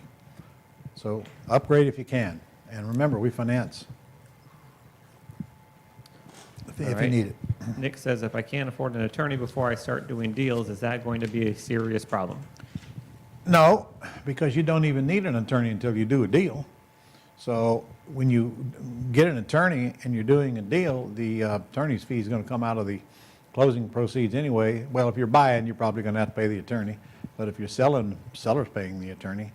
But no, yeah, you can do a deal without an attorney. I'd rather you didn't, but if you got to start, you got to start. I didn't start with attorneys when I started. I did deals with years with title companies, and you can do a deal with title companies. They'll, well, I don't know, depending on where you live. Many states require you to buy title insurance for the title company to close the thing, and you're not going to buy title insurance in the pretty house business. And I don't know what state you're in, Nick. All right. Nick, again, are you going to cover the creation of ads in this seminar? No, I'm not going to cover the creation of ads, no. That's all in my training, of course, but ads aren't complicated. My ad simply says, full price for your house, phone number, and text number. That's all it says. All right. Lee says, what is your take on doing a business like this if the spouse is totally against it in all manner? Well, I hear that a lot, Lee, and honestly, you can't hardly blame her because you've been belching the bologna and not bringing home the bacon, man. The only way to fix that is get a check. When you get a check and bring it home, the attitude will change at lightning speed. Until then, you're just all talk. So, look, you don't have to do much to go wholesale a house and pick up a check. And, you know, you don't have to well, you do have to talk to the seller, but the conversation is very simple. If I paid you all cash, what's the least you could take? Is that the best you can do? About the all conversation you're going to have on a wholesale deal with the seller. Put it under contract, flip it, get a check. And then make sure that you take your spouse and your children out to dinner and make sure they know where this came from and watch how fast they want to support you, and now they'll become the cattle prod. I can't Mitchell tell you how says- many times I hear that story. Mitchell says, should I move my Roth from Equity Trust to Quest? Well, I don't know. You having trouble with equity trust? If not, leave it there. If you are, or if the fees are getting too high for you, move it. Either one of them will do the job for you. Alfonso says, where does Dreams generate its comps from? Is it from Zillow comps or some other source? You would have to answer that one. I don't know. Well, it's from a lot of different sources, including public record. In some areas, it depends on which area you're in. But the comps are actually generated by the value or the CMA is generated by the comps that you choose from the list. Yeah. So that's what makes Dreams unique when choosing comps. In other words, you go to the list of comps, which you can't even do on Zillow. Zillow sucks for getting comps. You want to know the truth. Dreams has the whole list of comps. So when I train you how to pick out, we only pick out the top two, the highest two that sold that match your subject. You punch those two in, and Dreams will come up and tell you what the ARV is on the property. It's really cool, Dreams is. But you ain't going to get a better site for comps than Dreams. You're really not. I don't know. We've looked at all of them. All right. Dang says, my mom is retired, saved money in the bank, and owns home in her name. She is old-fashioned, won't listen to me. She's in high risk. What can I do to help? Well, help her with what? If you can't talk her into putting it in a trust, then you might want to see if she will have an appointment with an attorney to at least get her property into a trust. If they suggest it, then she might do it. If you suggest it, of course, you don't believe anything you say. Okay. But so get a professional to talk to her and see if she'll do that. Because if you don't get that done, you're going to have to go through probate when she dies to get the house. All right. And he also says, can a solo 401k or IRA help her? Maybe she'll be interested in private lending later. Help her with what? Her home can have nothing to do with a solo 401k or an IRA. Last one, maybe she'll be interested in private lending later. I doubt it. If you can't talk her into putting her house into a trust, just try to explain private lending to her. All right. Alfonso says, what are some sources where a potential private lender can draw some investment capital from other than his liquid funds or his IRA? Well, people have money all over the place. They have it in the stock market, they have it in mutual funds, they have it just in bank accounts, as well as, a large source of private lending does come from IRAs and 401ks and so forth, but that's not something you need to be concerned about. You need to find people who want to make money by lending the money and let them worry about where it's coming from. Philandus says, I'm in Wisconsin. Is 1.33% interest to 2.67% interest low for closing costs? You mean is 1.33% low for closing cost? Yeah, that's not bad. That's not bad. 2.6%, that's getting on up there. But then again, you have to define what closing cost means, because closing cost is made up of several different figures, and some of those you don't have to pay. For example, title insurance. I do not buy title insurance on a pretty house. I'm not at risk. I'm not putting up much money, if any. No reason to pay title insurance. That's why an attorney is cheaper than title insurance. Alfonso, is there a training focused specifically on rehabbing? Absolutely.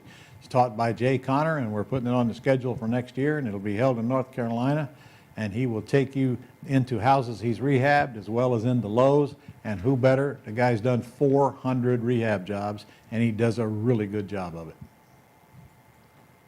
Alan, I think in reference to Quick Start, is the virtual free and we are paying for the next live event? No. If you pay for the virtual, their live event is free, and vice versa. Okay.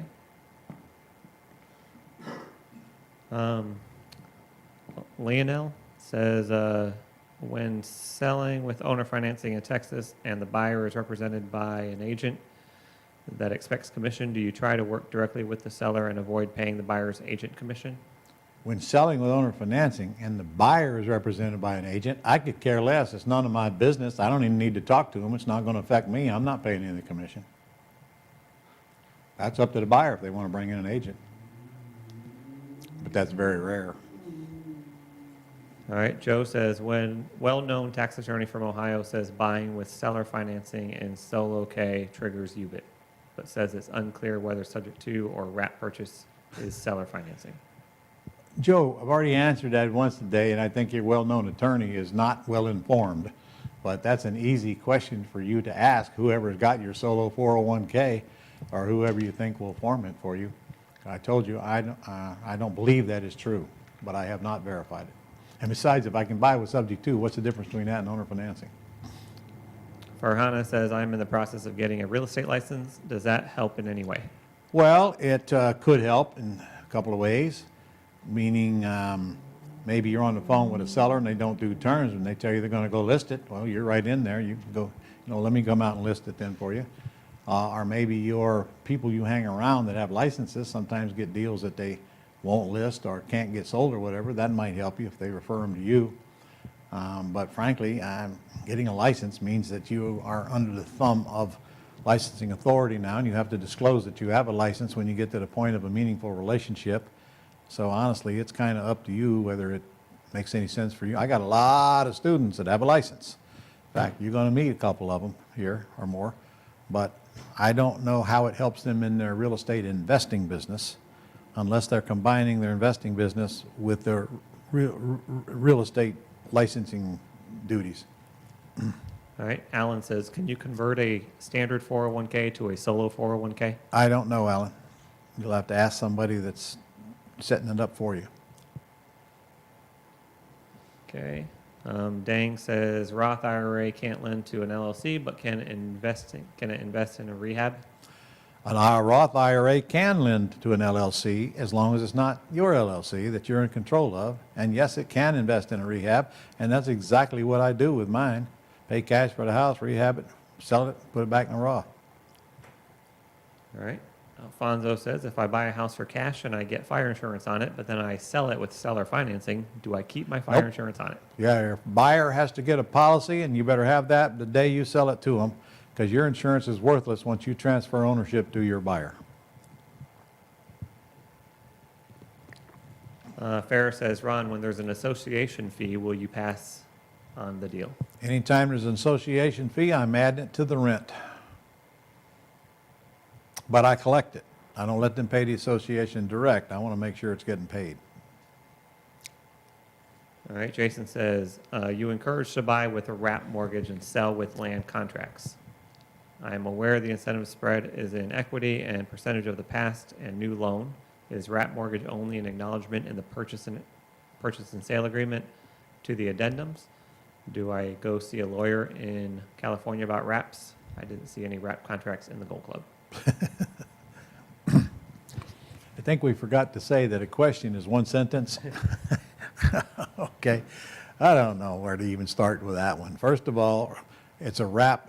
In California, you have deeds of trust, so it's a wraparound deed of trust. You're never going to do that without a lawyer. Of course, there is no wrap published. They're different in every state. I wouldn't publish it if I had it, because I don't want you to try to do it on your own. I want your attorney to do it for you. And yes, you need to go see a lawyer when you got something to see the lawyer about, which means you got a deal that you're working on. But I don't know what you want to know from a lawyer prior to that. And if you want to go find a real estate attorney first, they're not hard to find. They're all over the place. And some of your escrow companies in California got real estate attorneys built right into them. So what did I miss there? The incentive spread is in the equity. Okay, yeah. I think I got it all. You don't Oh, the generally- purchase agreement must say in it that it's a wrap, yes. And you usually encourage more to sell on a lease option, not a land contract, right?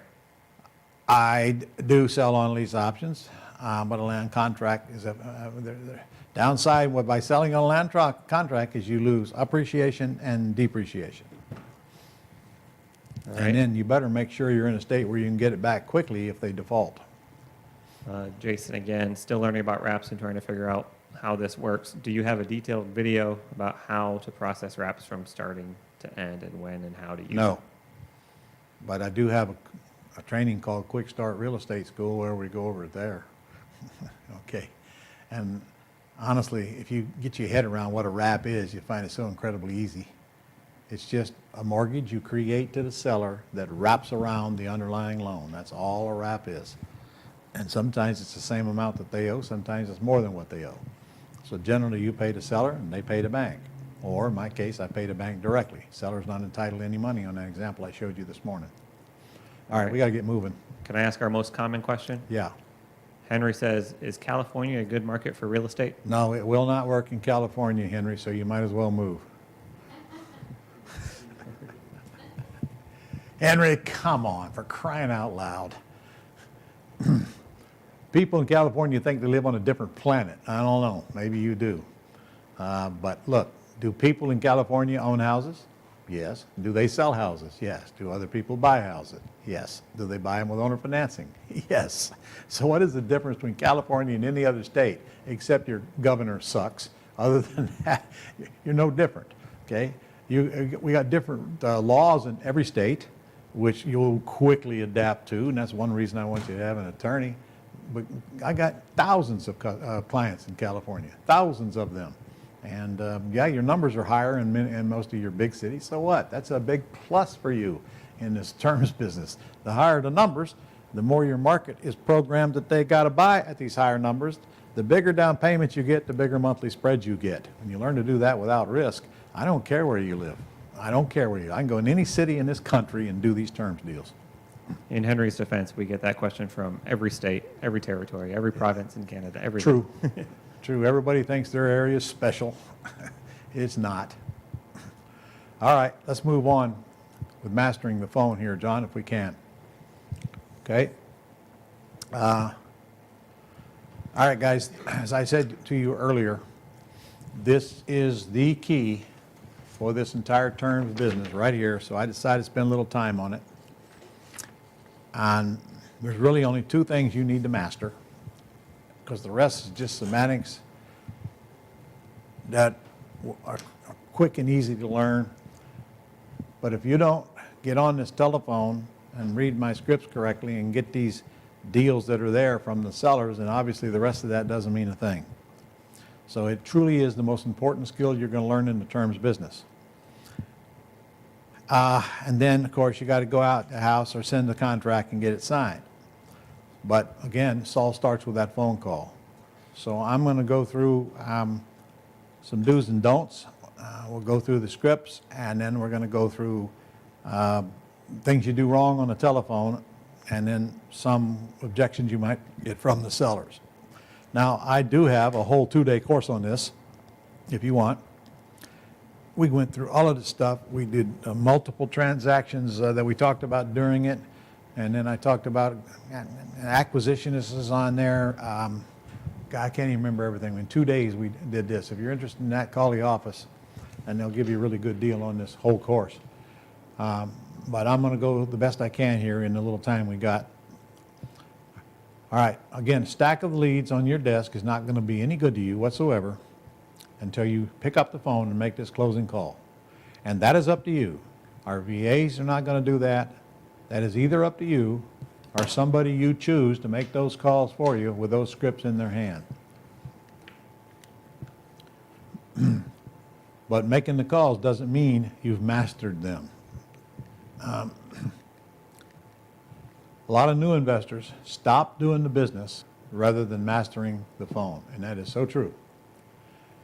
What they do is they get on the phone and they massacre the call, and pay no attention to what I'm trying to teach them. It's all their own fault, and yet, of course, they blame it on the terms business. Won't work here. You're right, it won't work there because you screwed it up. When you're able to master that phone, you'll find out very quickly that it does work there. Okay, I got 5 leads here now that we're going to go over this afternoon. Let's see, where are they? One of them's in Utah, one of them's in Arkansas, one of them is in Illinois, South Carolina, and one of them is in Illinois, and 2 of them are in Illinois. Okay, it works in all these states. So if it isn't working, there is a problem. And it is the person looking at you in the mirror. That's the problem. Let's fix that problem. Where will you find a business where you don't have to learn how to do something you haven't done before? So true, okay? I mean, look, everybody gets on the telephone and talks, but all we got to do is make sure we know what our objective is and be able to handle that call like it should be handled. And I'm telling you, the whole world's going to change. But while you're doing that, while you're in that process, you're also learning a whole lot better communication skills that'll serve you for the rest of your life inside and outside of real estate, even when you deal with your own children. But if you don't hang in there long enough to master the call, you're not going to be around. We got to fix it. So you only have one mission on the closing call, and that's to get the $1 million questions answered and make an appointment if you like the answers. You remember those questions? First, what's the price? If we can agree on the terms, what's the least you could take? Is that the best you could do? Okay. Then, we usually buy with nothing down, okay? Okay, no, well, that's the least you could take down. And you can add to that if you want. If they come up with a number and they don't get it down low enough, I'm going to say, and this is worth writing down, we usually buy with nothing down. How close to nothing can you get? Write that down. And that's going to get you to the bottom line. And remember, that's as far as we're going on the telephone. We don't want to over-negotiate on a house we haven't seen and the seller knows we haven't seen. But the answer to that question right there is probably going to determine whether you want to go to the house. Now look, I don't want to lead you to believe that I have to buy every house nothing down, because it's just not true. I'm willing to put up a down payment as long as I know I'm going to get a much bigger down payment from my tenant buyer.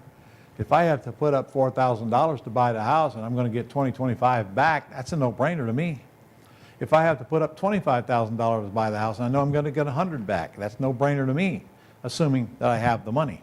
But if I don't have the money, I promise you, somebody very, very close to you will put up that money, especially knowing they're going to get back very quickly.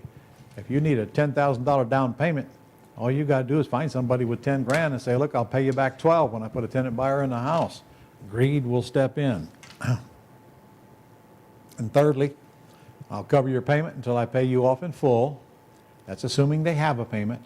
Or what's the least you could take per month? And then, is that the best you can do? It's that simple. That is the script, okay? Now all we got to do is get good at reading that script and sounding like we are expecting positive answers. We'll come back to all those mistakes you make here in just a minute. So my goal is very simple. Deal with the people who want to deal with me and get rid of the rest and get them out of my life. And clearly what that means is you can't make chicken salad out of chicken shit, okay? We have a t-shirt that says that. Quit trying to make people do what they're not going to do. Quit trying to deal with people that it's pretty obvious are never going to deal with you. The people who give you the right answers are the people you want to move forward with. The people who don't, get them out of your life, okay? There's a good follow-up system in dreams, but honestly, I am way more interested in dealing with the people who give me good answers right up front and not spending time with the people who I know are a waste of my time. So the big key here is to get sellers to call you. Remember, there are the leads we send you, and there's tons of deals. There's $1 million a year easily in the leads we send you, if you work them. But the more people you get to call you, the more motivated they are. The less you have to call, the better deals you're going to get. So there's two big keys here. Number one, mastering the phone. Number two, getting better quality leads. Quality leads means people are calling you, and there's multiple ways to do that.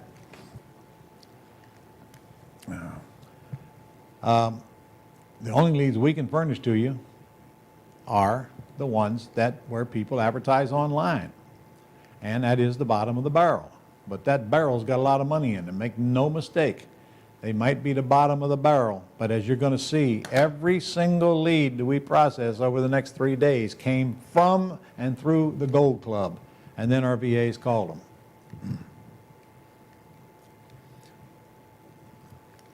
More deals, better results. The more you get to call you. And I have Remember that course I told you about? I spent 3 days putting all that on a course called Finding Motivated Sellers in Any Market. And I told you I'd give you that if you get registered for mentoring. Now, by the way, if you want that course and you're not going to get mentoring, you can buy it for $9.97, which is a $500 discount. And yes, I'll even let you use Gold Club points. Did you hear that, Debbie? Geez, I don't have any crew. I'm here by myself. Okay, so you can use Gold Club points on that. So literally, if you got 500 Gold Club points, you can get that course for $500. Get a hold of the office and tell them I said that. John, I just told everybody that they can get the Finding Sellers course for $9.97 if they're not going to do mentoring, and I would let them use Gold Club points toward that. Might want to make sure the team knows that. All right. 27 ways. It's actually a $2,000 course, and you just got a chance to get it for 1,000 less Gold Club points. All right. Now, I said get the sellers to call you, but that doesn't mean you're going to answer the telephone. Don't forget, all inbound calls from sellers and buyers should go to patlive.com. I'm sorry, ronlegrand.com/patlive. Now, every fiber of your being is going to fight that off because you're going to want to take the calls yourself, and I'm going to tell you what's going to happen if you do. Number one, you're going to be taking a whole bunch of calls from a whole bunch of people you're never going to buy a house from. Number two, you're going to be taking them when you least expect them and least want them and don't have the PI sheet in front of you and pretty much waste them. Or you're going to be taking them when you're going down the highway, and it would be foolish for you to try to take one when you're going down the highway. You don't have anything to write on. But more importantly than all of that, if you take these inbound calls from everybody who calls, they're going to demotivate you in a heartbeat, and you're going to convince yourself these things don't work here. Let Pat Live take the call.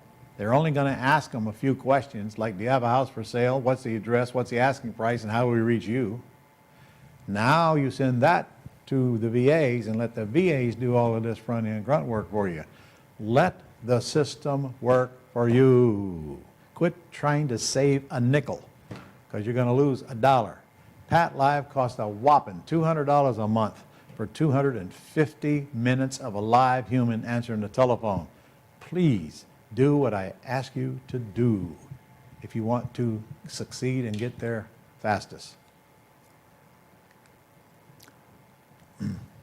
When they get a little bit of info, they're going to get the names and the numbers, and they're going to send them to you, and then you're going to send them to your VA. I do not want them to go from Pat Live directly to the VA. They need to go through you because you need to be counting how many leads go through you, get them to the VAs, and then follow up and see when and how many of them the VAs have called. Now you wait for the completed property information sheets, which is the definition of a lead. Somebody's name and phone number is not, or somebody's address and phone number is not a lead. Until we get this puppy right here filled out, it's not a lead. Okay, now here's the bad news. Our VAs call about 30,000 of these a month, but we cannot get more than 50% of them to pick up the phone and answer the phone. And of the ones we get on the phone, we can only get a property information sheet on about half of them. So, what does that tell you? That tells you that our VAs are only going to get one of these for about 25% of the total leads you send them. Now, when our VAs can't get them on the phone, they're going to try 3 times. If you can't get them on the phone, they're going to tell you they can't get them on the phone. Now, if you got our dream system, this sheet is already mounted on it, and it stays on it until it's taken off.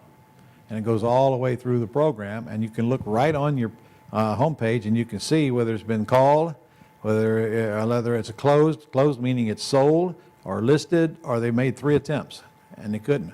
Okay? When you see that happening, here's what you do.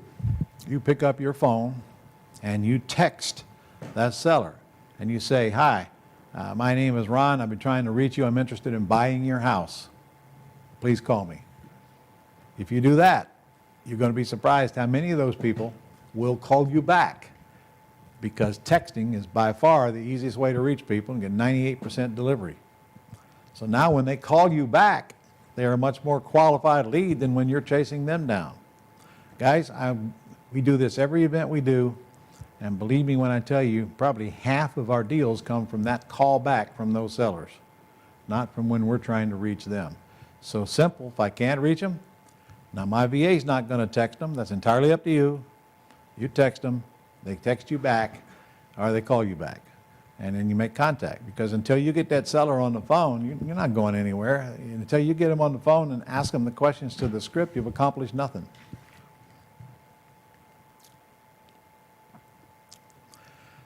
You call a seller, you make an appointment, or you move on to the next one. That's simple. It's just a few minutes to get to that conclusion. And I showed you this script earlier. This is your, this is the appointment script. So if you're going to make an appointment, you even have a script for that.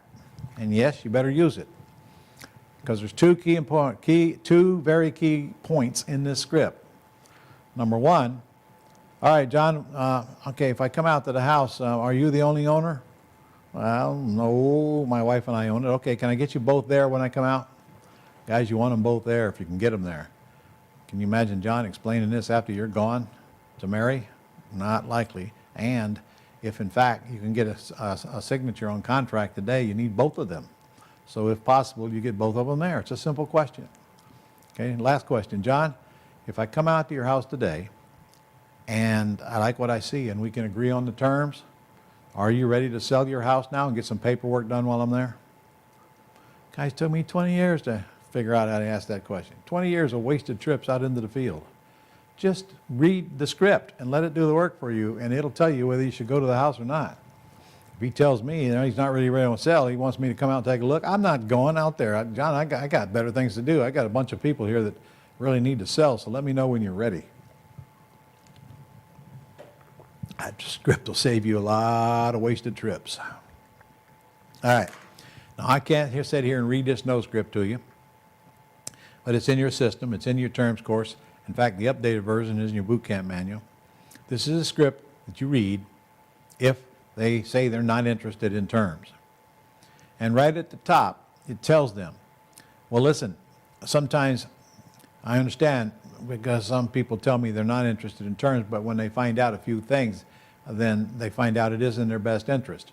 But I can tell you right now, John, that if you have to have all your cash right now, then I can't be buying your house. But if you can sell it and not have all your cash right now, I got a bunch of good reasons why. Do you want to hear them? And then you go right down the list. Some of those reasons are, well, you'll save a commission. We usually pay your closing costs, which is thousands of dollars.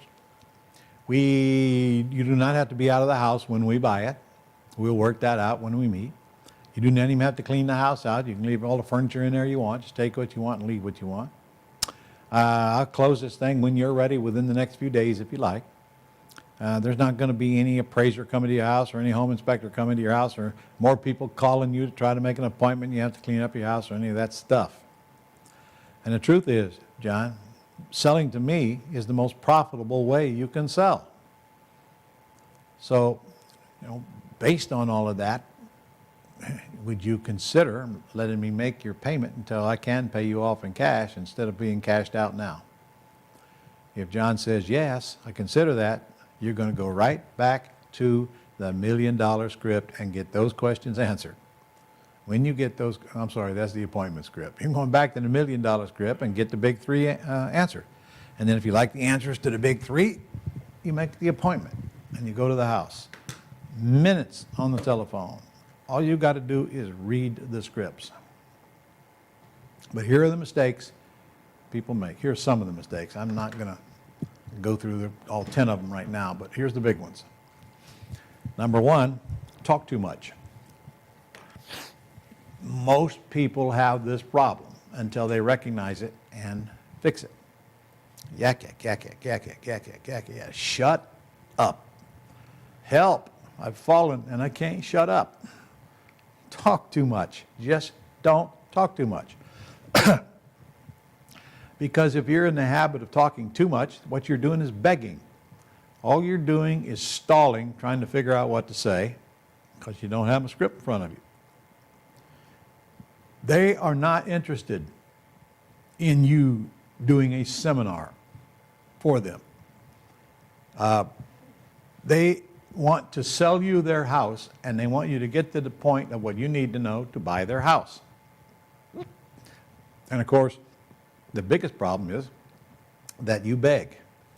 Yeah, no, you don't think you beg, but you beg. Or you can't answer the seller's questions and you get all combobulated and you don't know what to do next and you sound like an idiot on the telephone. And then, of course, if you get off that telephone and you don't get those big 3 questions answered, you wasted all your time anyway. Now, there's a whole lot more mistakes people make, but these are the ones that kill the deals the most. If you talk too much and you know it, then when you get on the telephone, just put a big sign out in front of you saying, shut up. Okay, that'll remind you to shut up. Guys, we learn to answer questions with questions. We learn to answer any question they may have or make any statement that we want, get to the end of it, shut up, and don't carry on a long, drawn-out explanation of anything. So your job, ask questions, let the seller make you an offer, not deliver a seminar.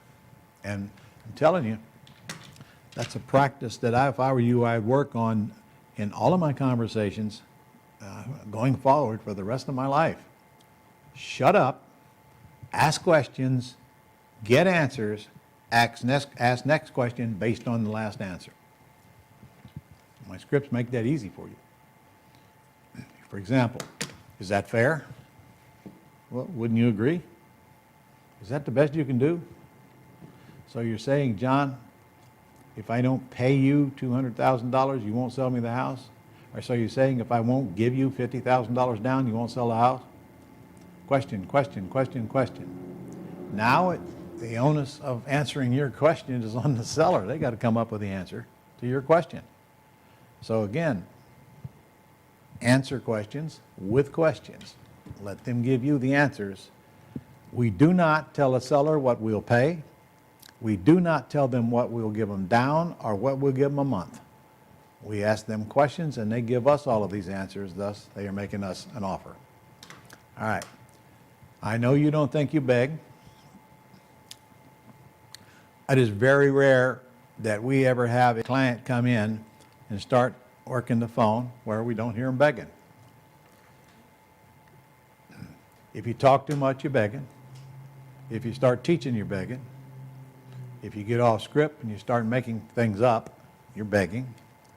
And sometimes it's just the tone of your voice that tells the other side you're not very confident in what you're saying. And I'm going to tell you how to fix that in a second. But what comes out of your mouth will determine what goes into your bank account. It is so, so, so true. All it takes is a little bit of practice on how we handle our conversations, learn to answer questions with questions, not to preach, not to teach, and never be the first to name the number. Try that when you're buying a car. Try that when you're buying jewelry, ladies. Try that when you're doing anything. Watch what happens. You get a price. Wow. Is that the best you can do? Shut up. Wait. Really? Is that the best you can do? Really? Watch what happens. People will just naturally come down for you. All right? And then, of course, you're worried because you can't answer the seller's questions. Well, first of all of the seller's questions are answered in my course or in this Mastering the Phone thing that I just gave you a giveaway price on. But there's only a few, and the good news is most of them will never get asked. So, but just in case they are, you should practice the answers and how to present them. For example, the seller says, well, how do I know I can trust you? I don't think I've ever had a seller ask me that in those words, but when they start questioning about, well, how do I know you're going to make my payments? I don't know you're going to do this or that. It's the same question, and my answer is always the same. Do you have any reason to believe you can't trust me? Because if you do, you shouldn't sell me the house. Wouldn't you agree? That's exactly what I tell them. Now let them come back and defend themselves. Say, look, I'm willing to buy your house at full price. I'm going to pay your closing costs, which takes thousands of dollars. I'm going to take it as is, and I'm going to close when you're ready. I'll do what I say. Can I trust you to do what you say? That's the end of that conversation, because they got no way to respond to that. In other words, I'm not going to take their crap. I'm going to make them convince me why they should sell me the house. I don't have to convince them why, that why I should buy it. And you guys should probably remember this. Keep it in your head. There's way more sellers out there than there are buyers. Sellers need buyers way more than buyers need sellers. And when you develop the mindset that no one house makes that big a difference in your life, and you get plenty of these things coming across your desk, it's always going to be next. Okay, that one didn't work. Next. And then some of them will work. So here's a good one. If you get off script and you get questions you can't answer, you don't fumble around and act like an idiot. You simply remember this. And I don't use Mr. Scratch that word. I always use the first name. Well, John, I'm sure I can get all your questions answered, but honestly, I only have 3 questions for you to determine if we can work together or not. Okay? It's a question. Now, let's say you're calling for your boss. It would just simply be rephased. Well, John, I'm sure my boss can get all your questions answered, but first I need to ask you 2 or 3 questions to determine whether he's going to be back in touch with you or not. Okay? That brings you right back to the big 3. Price, down, monthly. Okay? So if the seller starts getting you off script, you just bring this one on them. Get you right back on script. And then you try to go, then you go directly to the big 3. Any seller who won't answer the big 3 is one you simply won't be buying from. Don't sweat it. It's not your fault. It's not your fault. It's their fault. If they don't want to sell their house bad enough to answer your questions, well, move on to somebody who does, and quit crying over spilt milk. Go milk another cow. So are you forcing the answers, or letting the seller simply get you off the phone? All right, a lot of people, when they first get on the phone, they get maneuvered and manipulated by the seller. The seller makes up all of these things like, I need to think about it. Really? John, do you want to sell your house? Yes. Are you willing to let me make your payment? Well, yes. Well, then what is there to think about? Okay. So what do you need to think about? You either want to sell your house or you don't, and if we come to terms, it's good as sold. So are you ready to sell your house or not? And then get them to a conclusion. Nothing to think about. I tell them everything they need to know to give me an answer. Or, oh, well, I have to ask my wife, I guess. Well, do you want to sell your house, John? Yes. Well, does your wife want to sell a house too? Well, yes. Well, then why don't we make an appointment to come see the house, and I'll go through all of this with your wife at that time if you both know you want to sell and you agree that you can take a payment or let me make your payment. In other words, I am not going to let them get me off the telephone and tell me they're going to call me later. Guys, they ain't never going to call you later. If you get off the phone, you're done. Or make me call them later. I ain't going to do that either. If I got them on the telephone and they want to put me off and stall me, I'm going to say, listen, John, I got a stack of people I got to call here that really want to sell their house now. It's pretty obvious to me that you do not. Am I correct? Well, listen, call me when you get ready to sell, will you? Done. Out of here. In other words, they're not going to jerk me around on the phone. I'm going to get them to a conclusion, and if that conclusion is I can't do business with them, so be it. I'll move on. And then we will follow up. We'll send them, I got some great letters in my system that we send them that are basically the no script, telling them how we can buy your house. Your dream system will do that for you automatically. And then you can also program it to, check back with them in a month if you want to, because there are deals in that follow-up. The more contact you have with a seller, the better chance you are of getting that deal when that seller is ready.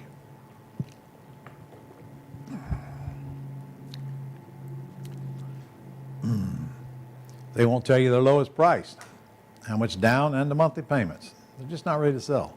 Not ready to sell on terms anyway. Sometimes you'll get a seller on the phone and they just won't answer your questions when the reality is they just don't want to sell on terms. So get to the real problem. Say, John, are you willing to take a monthly payment or not? Well, I really don't want one. Well, okay, I understand. But I can't buy your house until you tell me you are. So let me know if things change, and then you put it in the follow-up system. Pin it down. Don't get off the phone till you get your answers, because if you don't get your answers and you let them stall you off, you're simply wasting a lot of time for nothing. All right. Here's how I'm going to help you fix your phone issues. So I'm going to give you an assignment. You're probably not going to do it, but you're not hurting me any. So I'm just telling you in advance, do it or don't do it.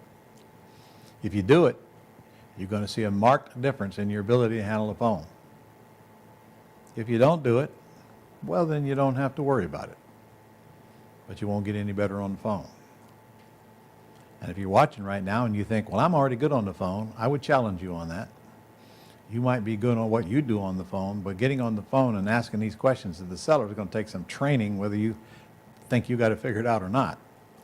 Because it's not the same as selling a widget or dealing with people all day. You got to get the right answers, and you got to learn how to ask the right questions, or you won't get the right answers. So here's what I'd like for you to do. Get your hands on some property information sheets and put somebody on the other end of the phone or across the table from you that will pretend like they are the seller. Instruct this person to act like a real seller and to ask real questions that they think that you would ever get asked, and at least a couple of them per practice call. You are to then pretend like they are a real seller and handle it, but you must be recording these calls. Friends, if you are not recording these calls, you're wasting your energy, you're wasting your time, you will accomplish nothing.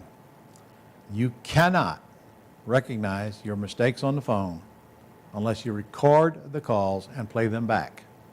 And remember, we are practicing here. And I would suggest that when you play them back, you have a barf bag real close by, because you're going to need it when you listen to yourself. The things you cannot hear when you're talking.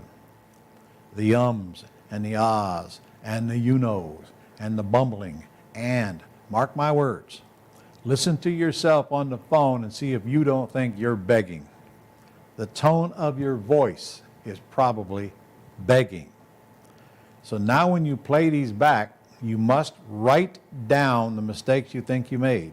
Not memorize them. Write them down and put them in front of you when you make the next call. 25 calls before you call the first live seller. You keep fixing what's broke until it becomes second nature, and get the best that you can get on the telephone with this practice. And then if you have a mentor, once you actually start calling live sellers, tape record the first 2 of them and send it to your mentor for their critique. They'll do 2. Do not send the calls to your mentor for their critique until you have practiced and fixed everything you know you can fix. If you know it's broke, there's no reason for you to use up these 2 calls and have your mentor tell you what you already know. So get to be the best you can be, and there is only one way you're going to do that, and that is practice, practice, practice, practice. So I'm telling you, if you will do this, it won't take you but a day or 2 to do this anyway, you're going to see a marked difference in your ability to answer that telephone. All right. If you are interested in this 2-day course, just call my office, because you're going to get a really, really good price on it right now. And there's 10 mistakes that people make, and then there's a whole bunch of things that you need to know to answer the seller when they call you, whatever you think they're going to say. By the way, you're never going to get as many objections from the seller or questions as you think you're going to get. You're just not, because they're just not going to ask you that stuff you think they're going to ask you. And all of it, there's only a handful of it. And when you have the ability to respond back in an intelligent manner, you're going to find that every call you make is the same, as just which ones they're going to ask now, if any. There's only a handful of questions they can ask you. When you learn how to answer them and you learn how to handle that call, now you're going to be an ace, and you're actually going to enjoy making those calls, because you know you're in control of the call. And you're not going to feel that way until you practice, get rid of the begging, and are able to answer the simple questions that you're asked. Anyway, if you are interested in this, right now you can get it for $9.97. Use Gold Club points, half price. Once you conquer the closing call and the visit to the house, you're literally 3/4 toward the gold line. You're getting close to being in the end zone. All right, been through that. If you want that deal, get it today. And look, it's not $9.97. I told you can use Gold Club points and get it for half price. And if you want the Mastering the Phone and Finding the Sellers, you can get both of those for $14.97, assuming you're not getting mentoring, where I gave you Finding Motivated Sellers. 30 days, unconditional. You don't like them, send them back. Oh, I forgot that I was doing this, guys. If you do get mentoring today, I'm going to give you both those courses. If you pay in full today, and that means credit card, check, wire, or Vive card. That means you get both of those courses. No. Mastering the Phone and Finding Motivated Sellers. You can buy them for $14.97, or I'll give them to you free if you get mentoring today. I hope my team knows that, guys. Okay, yeah. All right. The $14.97 you cannot use Gold Club points on because it's already discounted twice. Huh? What do you mean, come on? You want me to let them use Gold Club points on the $14.97?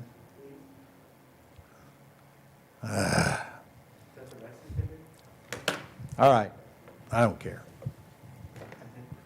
Get both of those courses, use Gold Club points on them. So they can use both. Yeah, crap, I might as well be writing them a check. Both free with mentoring today. Both free with mentoring today.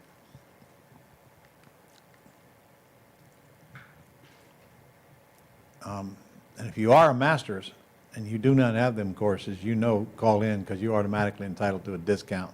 And frankly, I just gave you the deal. If you're already in mentoring, you get the same deal. If you don't have those courses, geez. Discounted price and half off of that if you got the Gold Club points. And if you already own both courses, and some of you do, but you aren't a master's or mentoring student yet, I'll give you the price you paid for the courses off of the mastering or the mentoring. Hey, you need to tell them that too, Debbie. Yeah. Some people have bought one or both of those courses. Give them full, whatever they paid, knock it off of the cost of their mentoring. As long as they do it today. All right, Nick. I'm ready for more questions.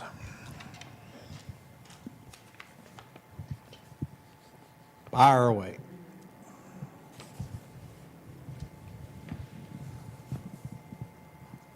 All right, going back to where we left off, if I can get that far. Mm-hmm. And Michael says, when doing Airbnb on properties that you own, would you use a home warranty service plan to cover most of your appliances? And would you use it for any other property deals you do? I don't know about an Airbnb because I suspect that they won't insure you if they know you are an Airbnb. However, when I sell houses to qualified buyers, I usually do buy them one of those one-year service plans. It ain't but $300 or $400, and it's a good selling tool. All right. Michael, again, when receiving income streams for any of your deals, would you consider receiving it into a paper trust rather than your name or entity? Well, Michael, I'm surprised you asked that because honestly, that's the only way I'll take incoming payments is if they're in a paper trust, not in my name. Paper trust. One note goes into one trust just like one house goes into a land trust. All right. For those of you who don't know, a paper trust is a very close to a land trust, except it's designed to hold an income stream in instead of a piece of property. Do you have any attorneys in Florida that can help with structuring your empire, having your Roth IRA own your LLC set up? Guys, you don't need to do Florida because Bob Bloom works in all 50 states, and he's in Texas, and he's the real expert on this stuff. And it starts with you answering some questions for him, and then you jointly decide where to go from there. But by the way, you masters looking, and you folks that are interested in masters, you better pay attention tomorrow, because boy, have I got a deal for you. I'm about to lay a bonus on you tomorrow. I'm about to lay a gift on you masters tomorrow. It's going to blow you away. Thanks to Bob.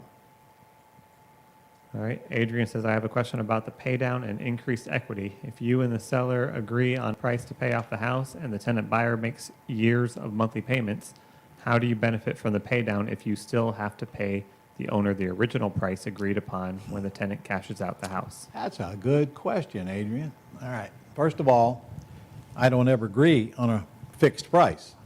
My price is always going to be the purchase price at the time we pay off the loan, which is, a big mistake you can make is having a fixed price. No, don't do that. Sometimes, let's say the seller owes 200 grand and I buy it for 250. Well, if I buy it on a wraparound mortgage, I'm going to structure it so that my principal and interest payment on the 250 is the same as the seller's payment on the 200. So I automatically get that debt pay down, okay? And I wouldn't do it any other way, and no other way. Now, when I put a tenant buyer in the house, they do not get that debt pay down. Their price is fixed. So they owe me the same 5 years from now as they do today, but that is not true for my debt to the seller.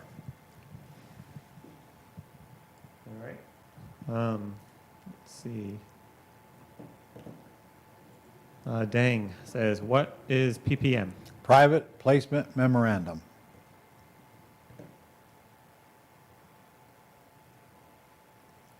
Okay. Very good. Any more questions? Dang again. Ron, can you work something out with Pat Live to waive the setup fee? Well, if you get on there and set it up, it's automatically waived. If you make sure you go through that link I gave you or tell them you came from me, they waive the $150 setup fee. Plus, they're going to give you unlimited service for the first 90 days. And then, they give you something like 10 or 15 days free when they set you up. Cherry says, what is your business vision for your house business? Well, we want to do 10 a month. And in my case, I am really cranking it up now because my whole goal is to find houses that we can buy with owner financing and put tenant buyers in them and keep them. I need to build up my portfolio some. So that's my goal. I want a whole bunch of houses that are non-recourse. I don't have enough. All right. Same question about your business's mission. What is your business for houses mission? I haven't defined the mission statement, but I pretty much just did. I'd like to have 50 to 100 houses sitting out there that I'm not personally liable on, producing monthly cash flow with the debt paying down and getting that huge depreciation, which I need badly.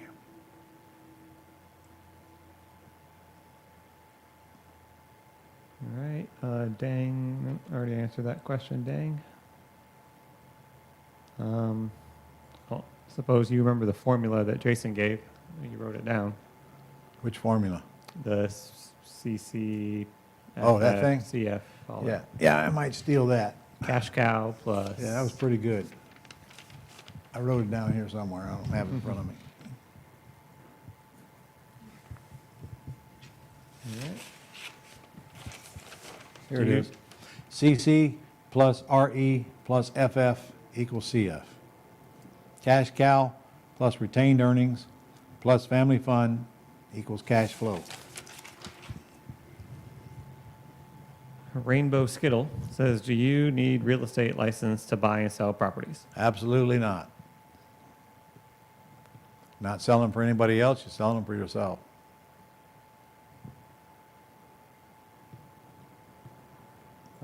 Robert says, I'm in New York. Do I have to buy title insurance?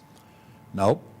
you're in New York, you have to use an attorney anyway, but you don't have to buy title insurance. You just need to buy a title search.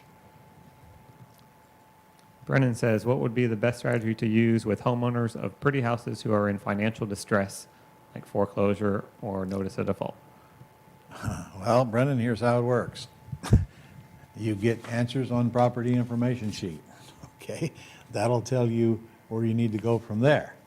So now, if they are in distress, I don't know what that means. Does that mean they're behind on payments?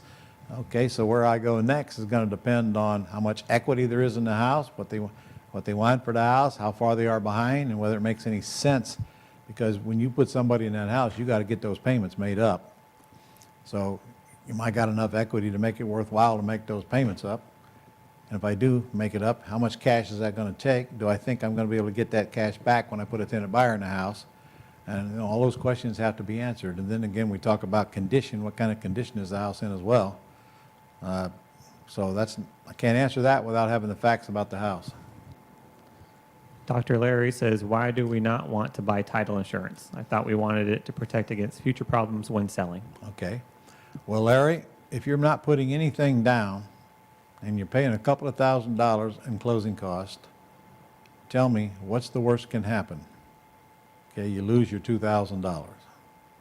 If you'll go price title insurance, you'll find out it costs several $100s just for this policy that is worthless to you. What is it you are insuring? Your $2,000? No. Okay. If I'm paying cash for a house, I want title insurance.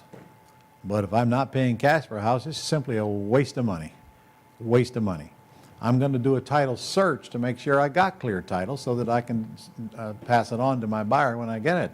But I don't need title insurance. I just need a title search. Gary says, how does Dreams compare with PropStream with regards to comps? You're probably better off answering that because I don't know. I haven't been in PropStream, but you ain't going to get better comps than Dreams. I can tell you, you're just not. Yeah, I mean, as far as the comps, that the places are looking at, I mean, it's all based on sales, so Yeah. that part doesn't change. It's just how that information is presented and how it's calculated. Correct. So with Dreams, it just makes it really easy to choose the comps that you want to use and puts them in a nice table and a nice map to Yeah. so you can compare them to your subject property. Absolutely. And pick them out, and then it's saved with your property going forward, so you always know how you arrived at that amount. I can get you to get into Quick Start School. We're going to go on Dreams Live, and I'm going to show you how to determine the real after repaired value. Because if you're using the Zestimate, you're going to lose a lot of deals. The Zestimate is not the after repaired value. Unfortunately, though, a lot of the sellers think it is, but it's usually lower than the real after repaired value. All right. Nancy says, to expand on what you were saying, I am in Texas.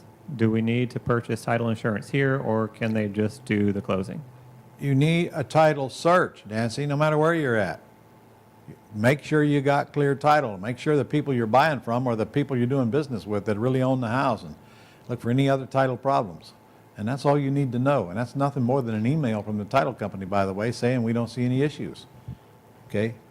Title insurance is going to cost hundreds and hundreds of dollars. A higher priced house, I mean, title insurance could cost you $2,000 or $3,000 on these upper end houses very easily.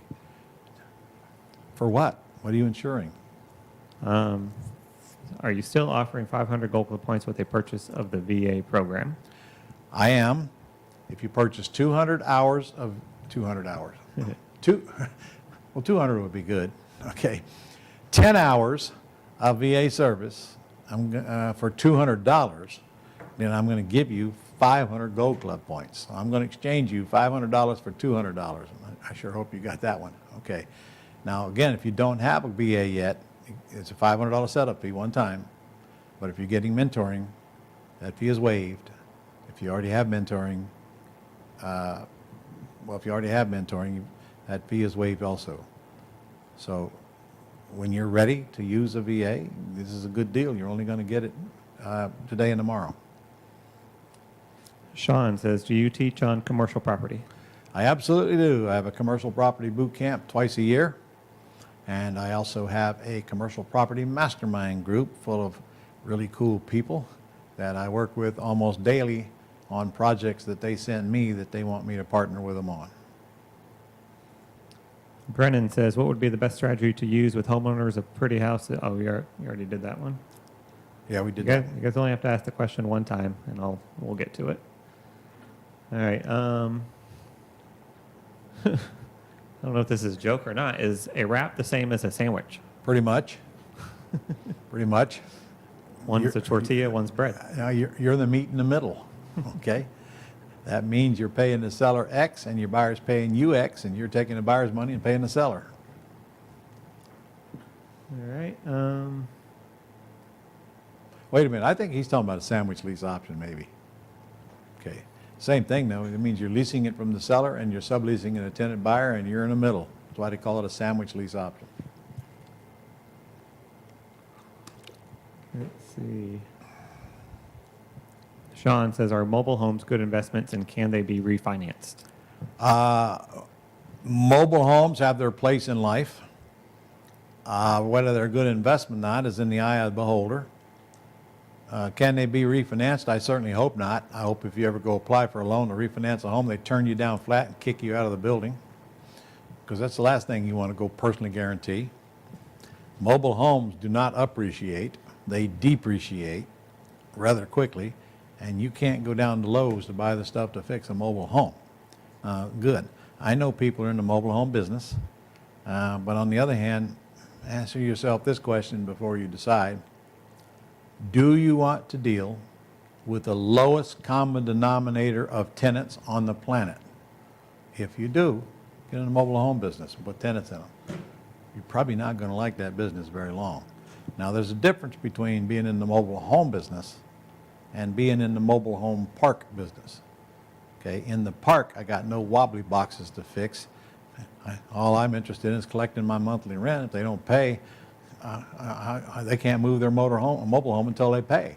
So that's kind of a iron cage you got around your tenants. So I don't mind mobile home parks. I just really don't want to own mobile homes, and I've done it. I don't care for them. Take the same time and energy and go do a house and make 30, 40 grand. Doris says, do you have mentors in Texas? I don't have any in Texas, but it makes no difference where my mentors live, none whatsoever. Okay, they are not doing closing documents for you. Now, I got a good attorney in Texas for you, Doris. All of you Texans, write this down. His name is Scott Horn, and he's in Dallas, and he's very clear on all this owner financing stuff and this lease option stuff. Please don't call him and just try to have him do a seminar for you. Okay, if you call him, you need to have a reason to call him. But if you need an attorney in Texas, and I mean anywhere in Texas, it's all virtual anywhere. You don't have to be in Dallas. He's your guy. I talked to him. He was referred to me by my friend John Jackson, who does a lot of lease assignments in Texas. John also does deals on his own. So that's a good lead for you. Scott Horn, Dallas, Texas. And don't ask me for his phone number. I don't know it. Google it. EJ says, I've had a homeowner ask me to make a counteroffer on her price. How do you handle that situation? I don't. All right. She's telling you what she wants, and you tell her, well, okay, what's the least you could take? Well, make me an offer. Well, frankly, I wouldn't know how to do that till you tell me what the least you could take is, and then I'll tell you whether I can take it or not. So what is the least you could take? Work them down. I would not. Now, sometimes I make them a counter offer. If I'm already here and I want to be down here, I might just simply tell them, well, listen, I can't do this, but I will do this. I guess that's a counter offer. And if you're close enough to make that happen, fine. But then again, you got to have a number in your head, and it's got to be reasonable. I mean, I see some people out here just making ridiculous, stupid offers and wonder why people aren't taking them. All right, Dave says, I was approved for mentoring Friday. Can I still get those courses you're offering today? Well, let me think. Should we give them to him or not? What do you say, Deb? Yes. He's wearing a mask. I can't recognize him. Yeah, Dave, you can get him. You can get him. You just need to call in. What does he need to do? Does he need to go to folks today, or does he need to go to VIP, or what? You know? Yeah, VIP would be, just email VIP at globalpublishing.com. And Yeah. I can get it to you. And they should be able to handle it for you because Deb is going to tell them right now. Aren't you, Deb? Okay. You tell them that Ranting Dave is going to contact them, whatever that means. Okay. Adrian says, can we send our VAs leads from any source? Absolutely, and we strongly encourage you to do that. We don't care where the leads come from. Now, a lead is somebody has a house for sale. Okay, you're not going to be able to rent some list and have our VAs call that list for you and don't even know they have a house for sale. That's a waste of your money. All right, David says, what about sellers who will only speak with buyer when going through the VAs? Well, a lot of them will tell the VAs, and I'll answer that when I talk to the principal, but they'll speak to the VAs. Enough to give them some information at the very least, what are you asking, and the other questions.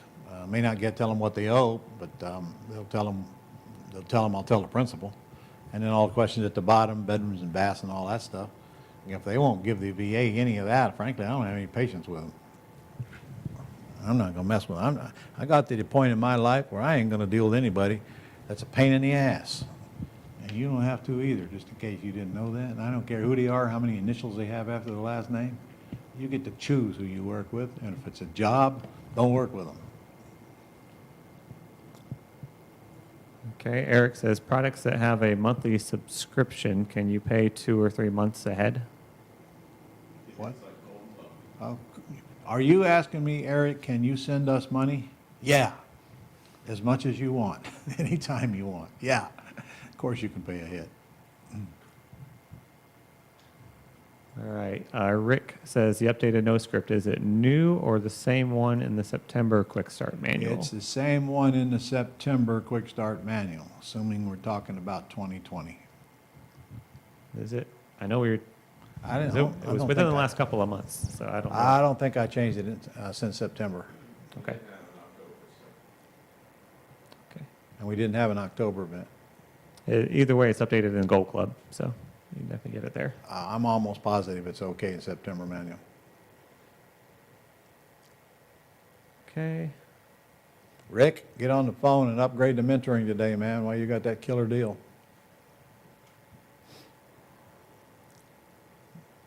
All right. I already see a lot of the same questions. We'll only allow our mentors to take 15 clients because I don't want them to burn out, and they all got their own businesses going on, and we're All right. Stanley says, what's the difference between Ron's Mastering the Phone versus the Wolf's course? the Wolf's course have nothing to do with what we're teaching. In fact, the Wolves taught that thing with me, that mastering the phone thing. That's not what the Wolves teach. They talk, they have some of that stuff, but I went over all your objections and all your mistakes that you make, and we did a lot of practicing. Plus, we did some deal structure in that class as well. And the Wolves did do their acquisition class, which they're going to do here on the last day, but that's all part of those recordings. Look, for that price, get the dumb thing. Hey, if you don't like it, send it back. It's got a 30-day guarantee on it. Jerry says, hello, Ron. What is your opinion on the fastest way to sell a junkyard that is zoned commercial? List it with a commercial agent, and that's the only way to sell it. Let them do what they do best and get out of the way. Can we get the Pat Live link again? ronlegrand.com/Pat Live. Edgar says, does the IRS set a limit for depreciation that you can claim? Yes. On single-family houses, it's 27 and a half years, and on commercial, it's 40 years. Teresa says, do you prefer single-family residence over condo or townhouse? Yes. I don't care. I do all three of them. Look, deals come at me, I'm just going to do whatever the deal dictates. If it's a townhouse, I'll do it. If it's a condo, I'll do it. If it's single family, I'll do it. Again, just watch your association dues and make sure they ain't pricing it out of the marketplace. All right. Oh, one more thing. Townhouses and condos, you better make sure that the association docs does not prohibit putting tenants in the house.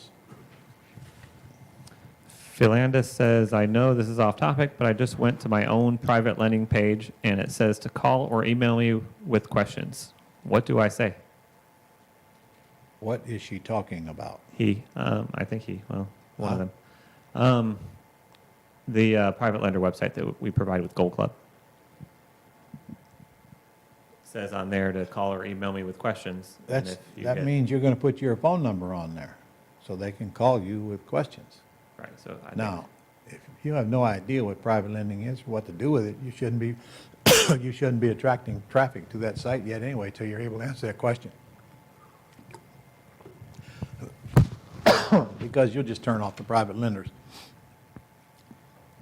I wouldn't even start looking for private lenders till you have a project that you can talk to them about. Gary says, aren't the best comps from the MLS? Only the ones that are sold in the MLS. What about all the ones that weren't in the MLS?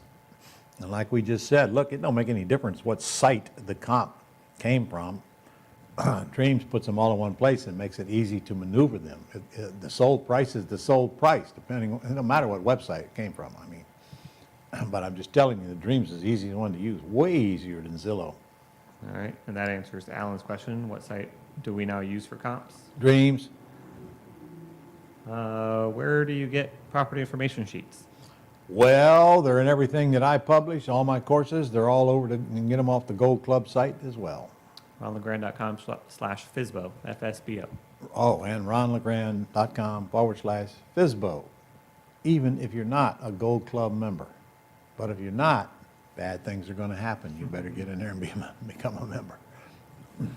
Gary says, can we use the title company attorney for our deals? As long as that attorney discloses that he's working for you. Alan says, I just purchased 5 hours of VA service. Can I get $250? $250 in Gold Club points? No, get on there and purchase 5 more. And then you can. Where on Gold Club can I find the no script? Can't find it. I would look under resources, scripts. That's where it should be. You sure? Yes. I mean, you put them up there, you would know. I'm, Resources and scripts? All right, that's where I think they are. okay. Searching, I think searching for words that are less than 3 letters, or I think we just pulled up script. So. Okay, we're going to have to take a break here in a minute, aren't we? Yep. All right, one more. Tim says, would it be possible for you to broadcast the live December Quick Start class online for those who cannot travel down to Florida to attend the class in person? Just because you asked, Tim, we're going to do that because there won't be any live event in Florida, okay? So you don't have to travel down here. Because of COVID, it's catching back up to us, so we had to cancel it. Pressure was too much. So yeah, it will be virtual in December. Can you get into the mentoring program without the Quick Start program? No. I would not take your money because you will not, look, nobody's going to train you over the telephone. You got to get the training and then use the mentoring to implement it. I'll get you in the mentoring program if you sign up for Quick Start under the assumption you're going to get there pretty quick, which is a good idea because now you got a mentor to work with before you even get to the boot camp. Bring leads. But if you're not going to sign up for the boot camp, nor have you been to it, no, we will not put you in mentoring because I don't want you to waste your money. All right, Bryant says, do you know a real estate lawyer in Louisiana? Well, I do know one, but I just can't think of his name because we used him on a project we had out there. Real estate lawyers aren't hard to find. Just go to Google, type in real estate closing attorneys, and then call them and ask them if they're okay with buying with owner financing and or selling with lease option or whatever you want to do. If they're a real estate closing attorney, they're certainly okay with it. You ready to take a break? Yeah. Okay. Let's just take 5 because we got student coming on at 10 after, don't we? Huh? All right. Let's just take 5, and we have a couple students coming on. Yes. All right. See you back here in 5.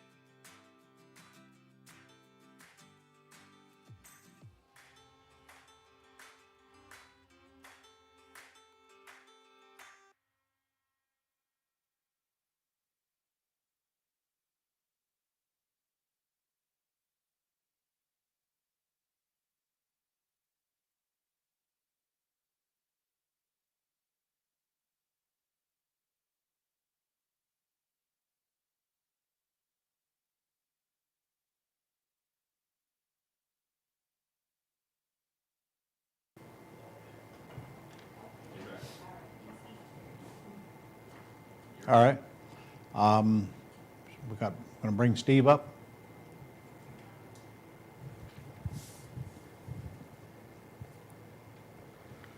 Hi, Ron. Hey, Steve. How you doing? How are you? Good. Okay. Why don't we start by telling everybody who you are and why you're so important? Awesome. Well, cool. I always say it's better to be infamous than never to be famous at all. Thanks for changing my life. I'm here in Erie, Pennsylvania, and I've been a real estate investor now for about 5 years. And ever since we met Ron, I can say our portfolio it's consistently almost doubling every single year. We're at about 65 deeds for about 8 million right now, and we're buying about 2 a month. I would say consistently. The cool part about what we've become is that now we have a team that's built out around us now in order to scale a little bit further. And I'm also a mentor to help other students achieve the systems and the success and the mindset that we've developed here in Erie, Pennsylvania. And doing so, a good job. thanks for having me on. Plus, you're also a realtor, and you worked in your mom's business quite a bit, and you guys do, 150 houses a year as a realtor, right? Since 1993, my family's been licensed with Howard Hanna Real Estate, the broker. We move about 100 to 150 properties a year, about 15 to 20 million. I've been working this business a lot more predominantly the last couple of years, but that business I think is still 10 to 15 million. I want to say for 2020, which predominantly was my mom. Yeah, okay, and that's during COVID. Yeah. Okay. Uh-huh. All right. So, Steve, before I get moving here with our guests, you're getting deals. You're running paid Facebook ads to get deals. Correct. So, Yep. it's one of your methods, right? And AdWords. Yep. And I told everybody this morning. You told me you're closing 1 out of 10. Is that true or false? Up until the election time, that is true. Yep. It was 1 in 7, then it went to 1 in 10, and now election kind of played a role in what they've been advertising on there. But we just, as of today, actually, I just put back $200 a day, $50 on AdWords, $50 on Facebook ads. Okay, you are breaking up. Get closer to the mic. You're kind of breaking up on me. All right. Yeah, sure. So we Okay. went back up to about $100 a day, $50 for AdWords and $50 for Facebook ads. That was as of today. Okay. And what is your lead cost costing you right now? So the whole plan is to keep it below $100. However, our average, I think, is $102. The lowest it's been was $78. So people that would say, wow, $102 for a lead, that's expensive. So how many leads do you need to get a deal? About 10 good ones. And so what's the average deal worth to you? Over the 2 to 3 year lease option period, between 40 and 60,000. So you're telling me you would spend $1,000 to get 40,000 back? I You have sure to you get a don't need to run calculator to that make through? sure that would make sense. You don't need a spreadsheet to figure that out? No, okay. Now, of course, getting those leads don't do you a bit of good unless you call on this property information sheet, does it? Correct. Yes. Okay. Did you have trouble mastering that call when you started? It's the single most, I think, hurdle that a real estate investor is going to have to go through is to learn the linguistics of it. The Wolf's what to say and what to do system is pure gold. That's what taught me. That and just doing it in front of the mirror day after day, pretty much 10 times a day when I first started. So you only fixed it by practice? There's only one way to do it. I mean, when I went down to that mastermind with you, Ron, you beat me up, sent me home. I was almost crying, but you My fixed pleasure. it. You fixed me. Okay. I mean, And- get to 50 seller calls as fast as you humanly can. Yeah. I mean, it doesn't make So a difference now- if you fail or not. So now it really today doesn't. it's just kind of second nature, and you are a master because you no longer fear what anybody else is going to say, and there's only a handful of questions that once you learn the answers to, they're all the same, aren't they? Yep. All right. Right. Okay. Well, who have we got on here today, and are you their mentor? Fun. Huh? Yeah, fun. These are two students that are partners. They actually just completed the full 24-week mentoring. So you have, hey, there it is, Barry Jeffrey. Barry and Mark, huh?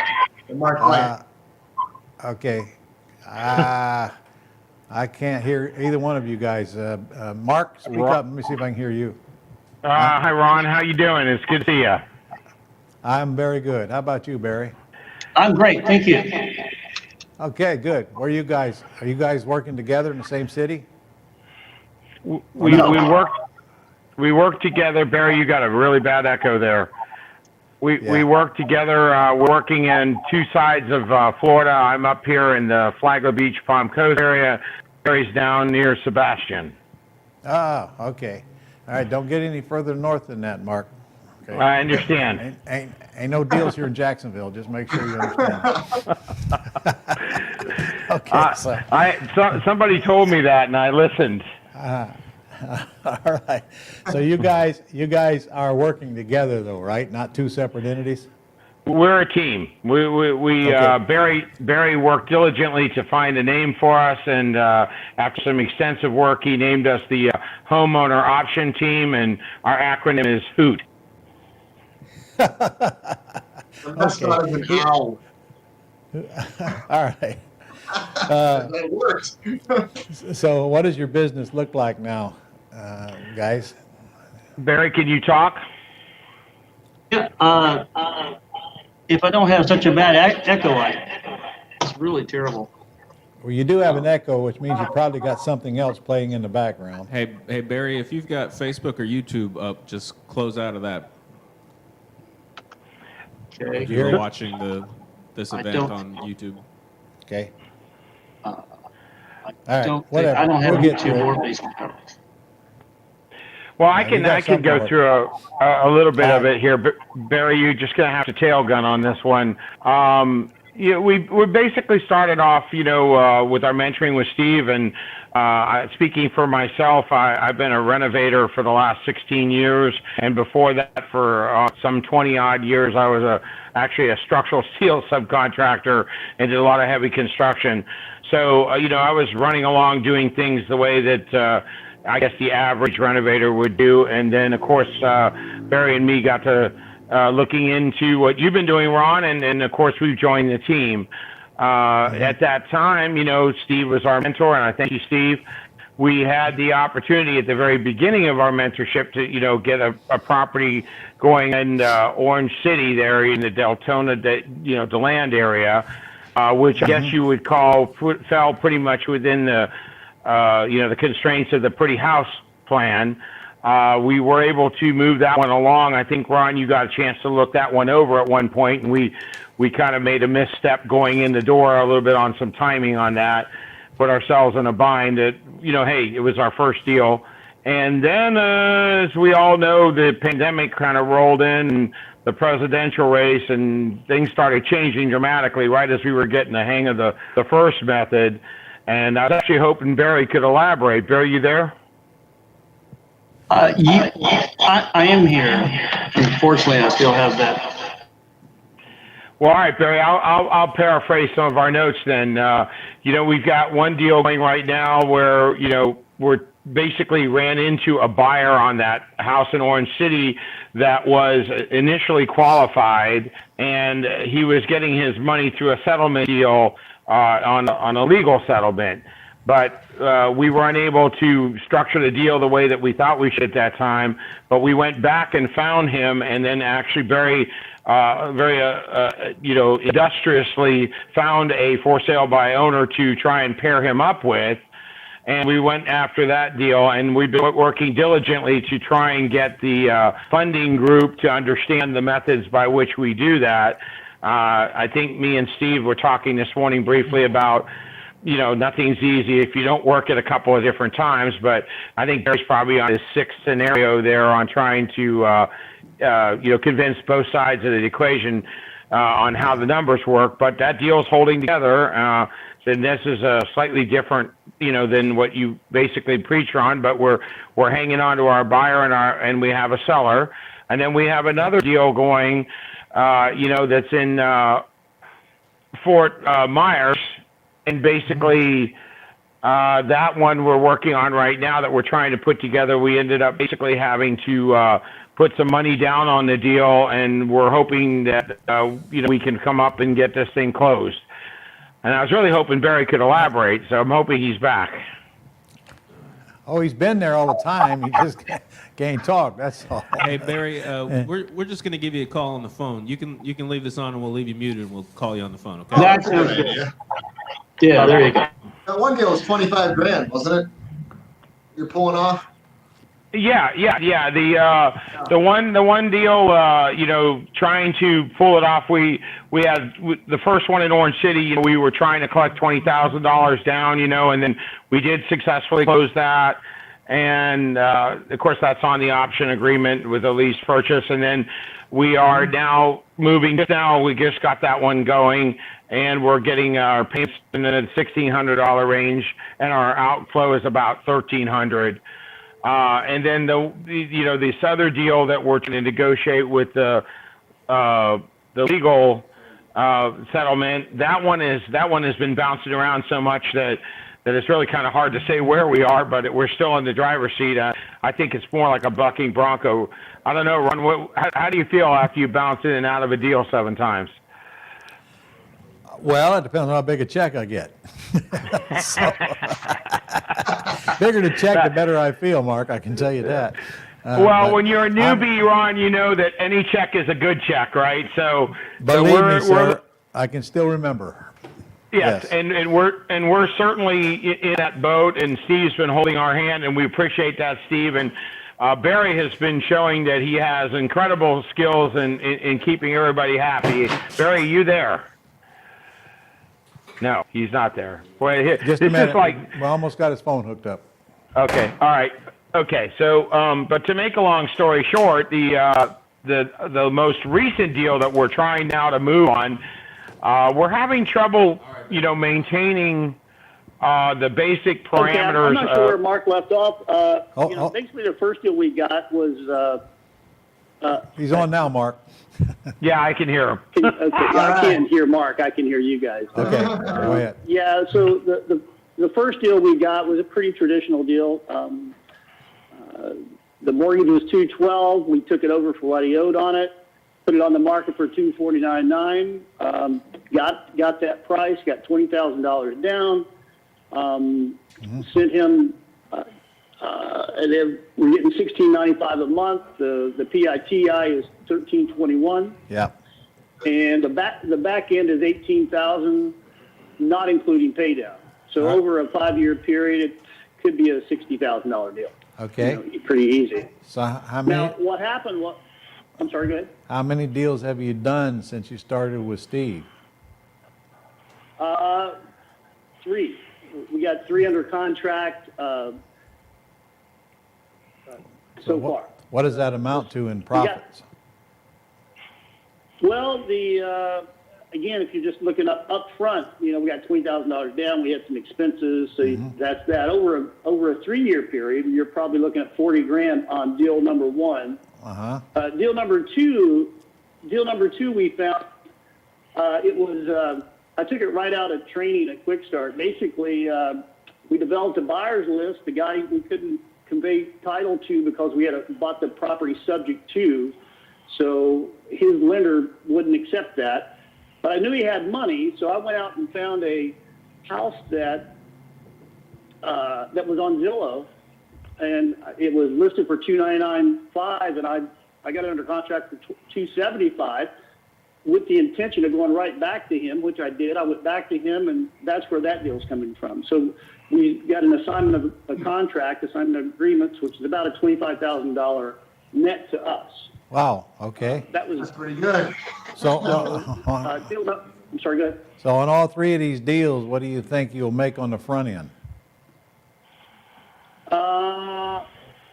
Well, the third deal is the sweet one. We got a. Hey Barry, just answer the question. What do you think you'll make on the front end? What do you think you'll make on the third? 100? On the front end, I think between all 3, we're looking at 100. Yeah. No kidding. Nice. Well, Wow. it sounds to Yep. me, so are you sure that what you paid for the mentoring program was worthwhile, Barry? It's Yep. absolutely worthwhile, and I'll come up and cut your grass if you need me to, Ron. So you know. I pay somebody to do that, Barry, no problem. Okay, I'm just saying. I always thought you Okay. should charge double, Ron, but I don't tell anybody that. Let me write that down. Yeah, put it down. That's a solid offer. I'm not So sure how good guys- I am, but I'll give it a shot. All right, I'm going to have to ask you one at a time then. So Barry, where do you go from here? What's your plan for this I've lost coming year? everybody. I can't hear anyone now. What happened? Hey, Barry, we figured out the problem. Just go ahead and get off the phone and switch back to. All right, and I'll ask Mark, where do you see Yeah. yourself going this coming year? Well, Oh, good, I'm back. You're back. He asked Okay. did you hear the question, Barry? No. Don't worry Ron about it. You wants to answer know. first, then I'll ask him. Huh? Okay, Go well, ahead. let me go ahead and answer. right. We kind of rolled with the punches a little bit here and gone from the basic, program as you teach it, Ron, into a little bit of a morph of our own. And what we see ourselves having to do right now is, kind of deal with the pandemic scenarios, like this third deal, which Barry was trying to explain is actually with a physician who has a tremendous fear of having anybody come into the house. So we kind of bent over to do this deal a little bit differently, which we probably would have normally not done. But we're going from here, going forward, what we're actually looking forward to doing is, stepping up our marketing program and seeing some more leads because, right now the only thing that's holding us back is motivated people that were willing to let us talk to them. All right, so what I hear is you probably need to work on getting more motivated sellers, which means sellers to call you. I agree. That is, yeah, all right. So, Barry, do you have anything to add to that? Do you see your plan any different, really? No, I mean, we're trying to, we've had some difficulty here in Florida, different than what the same program that we're using the same marketing program as Steve. We copied him we're not spending quite the same amount he spends per day. But what we're having is it's just a little bit of different market here. We get inundated with a lot of manufactured homes in these 55 and over parks, and they're no help. We can't, not much to do with They those can. people. Absolutely can. That's not true. If you you go out and put them under contract and flip the contract to somebody else. What do you got to lose?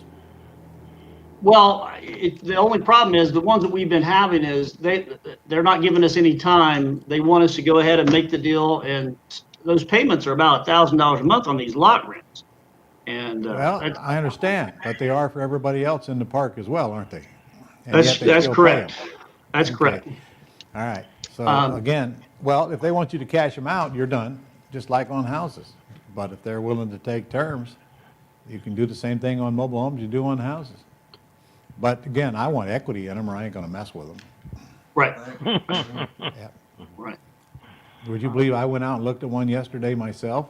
Did you really? Did. I did, and I turned it down because I didn't want it. And because it costs so darn much to move the darn things, I don't want to move them. So I was just going to sell it right where it's at, but this thing is just loaded with junk and is more trouble than it's worth. But anyway, if you get a chance to do mobile homes, you ain't going to learn anything unless you get out there and go do one. But you can. Well, flip them. we're looking at mobile homes on private land. We like those deals. It's the one in the parks. sure. The one on Well, the even parks. the ones- Yeah. Even the ones in the park.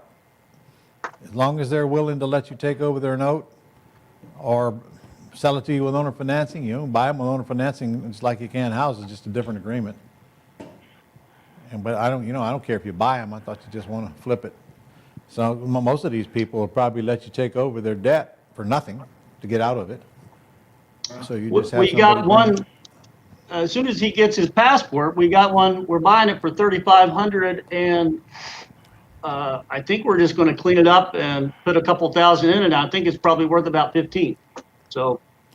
All right. Well, don't move clean it fast. up. Don't put a couple thousand in it. Sell it as is. Sell it as is for 10. Be That's out of probably a there. better idea. It's a deal for sure for anybody. I mean, it's definitely ready to be lived in a beautiful location in the park. Yeah. Well, I'm going to tell you what I know about mobile homes since I've got a brand new one on order right now for my daughter. They are scarce. Used mobile homes are scarce. These guys are selling them before they can ever even get to their lot. They direct them right to the buyer's lot instead of having to go through them. They're selling them before they even take title or possession of them.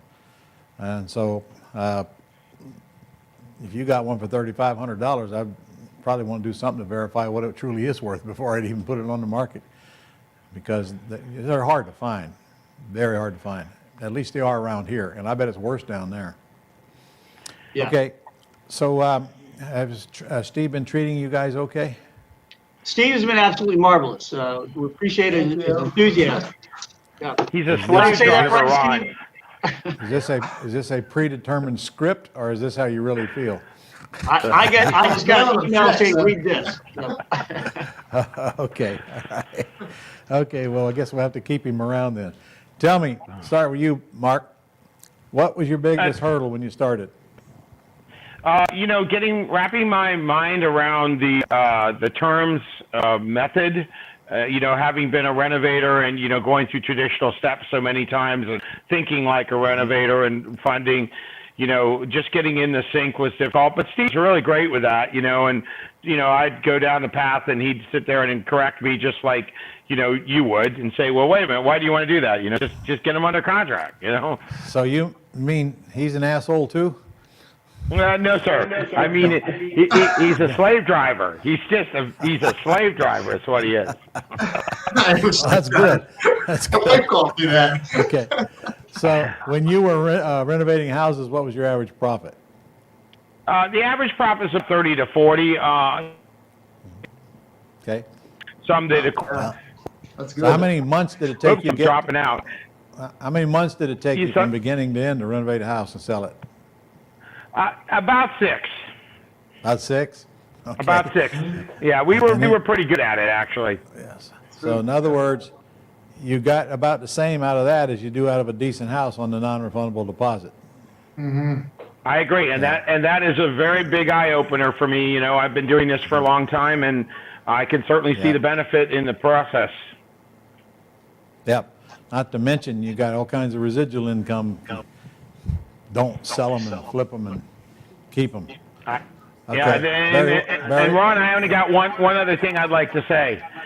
I really wish we were doing this live and not virtual, because I really would like to get the benefit of meeting everybody. And so I just want to say I kind of missed that opportunity, and it's nice to see you. Yeah. You too. Me too, brother. Agreed. Man, it killed me to cancel this December one.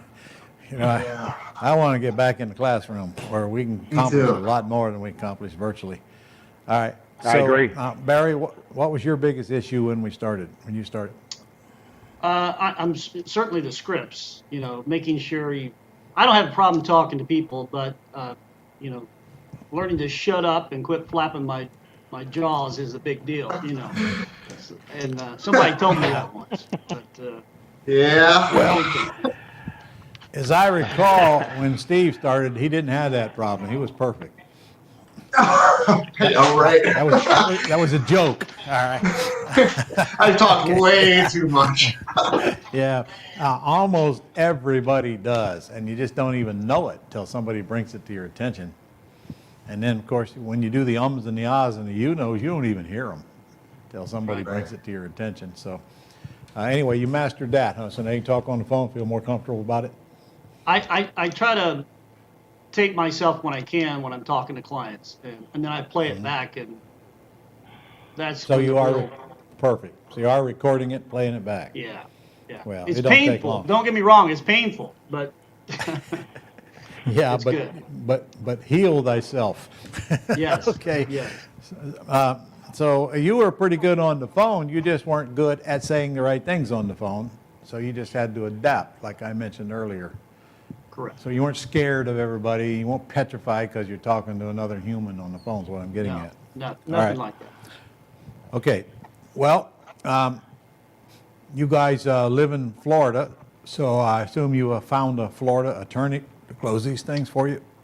Yep. got a good one in Orlando. He's been doing about 25 years, and he's actually helped us out tremendously. Okay, do you think he'd mind if we shared his name? Or would you prefer not to? No, Barry, you Oh, there we there? go. Yeah, I can hear you now. He wanted to know Okay. if you would share our attorney's name. But Yeah, only Joe. I'm sorry. His Go name ahead. is Joseph Siegel out of Orlando. Joseph Siegel. Okay. Yeah, and I found him from the real estate investment group in our area. He was recommended. That's good. All right. All right. Well, gentlemen, is there anything that you want to leave our audience with? Some word of advice that you probably learned the hard way? Yes, don't try to reinvent this stuff. Follow the guideline. Listen to your mentor. If you don't have a mentor, you ought to get one. Yeah. I can think of about 100,000 reasons worth. Okay. You know. Yeah, it makes sense. So how many deals do you think you wouldn't have got if he wasn't over your shoulder beating you up? I'm Would not you have done sure, any Ron. of these 3 deals? Would you have done any of these 3 deals without him pounding you and coaching you along the way? No, I don't think. Between you and the Quick Start and Mm-hmm. Steve, obviously none of these deals would have come to fruition because they're all terms. They're all. Yeah. Yeah. And the bad part is you never would have known what it cost you. That's right. That's correct. Sad, isn't it? Okay. All right. Absolutely. So, Mark, do you have any parting words for our group?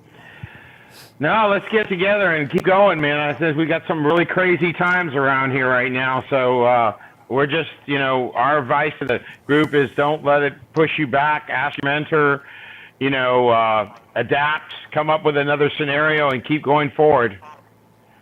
Yeah. Right. All right. To dovetail, I'll spin off that. Like a lot of you watching are fighting. You're fighting with yourself because you know that you need this. And I'm going to tell you the same thing that was forced upon me when I was in that master's tent. When that wolf backhanded me across my chest, and so did my wife, and they said, "Shut up, you're doing it." Because I thought I knew, and you don't. There's no way that you can. It's impossible. Yeah. There's no way that you can figure it out on your own. You'll just screw it up and cost yourself checks. Like the learning curve will be cut tenfold if you just do it, and you'll likely just make all the money back anyway. So it's truly a no-brainer. Especially that master's program, being a member Still for gonna life, make- being able to train your team, for sure. Your future self will thank you, Well, and you know not what you have done. I haven't talked about masters here, so many folks don't know what you're talking about. Gotcha. We start with getting them into mentoring, and then we'll decide that when they want to upgrade for that later. All right. Okay. Well, Steve, what's the biggest hurdle you had to overcome? Was it mastering the phone, or was it something else? In my head, the hurdle that most people have is just right here. You have to believe that you deserve this. You do. Yeah. And those people that's lives that you're changing deserve it too.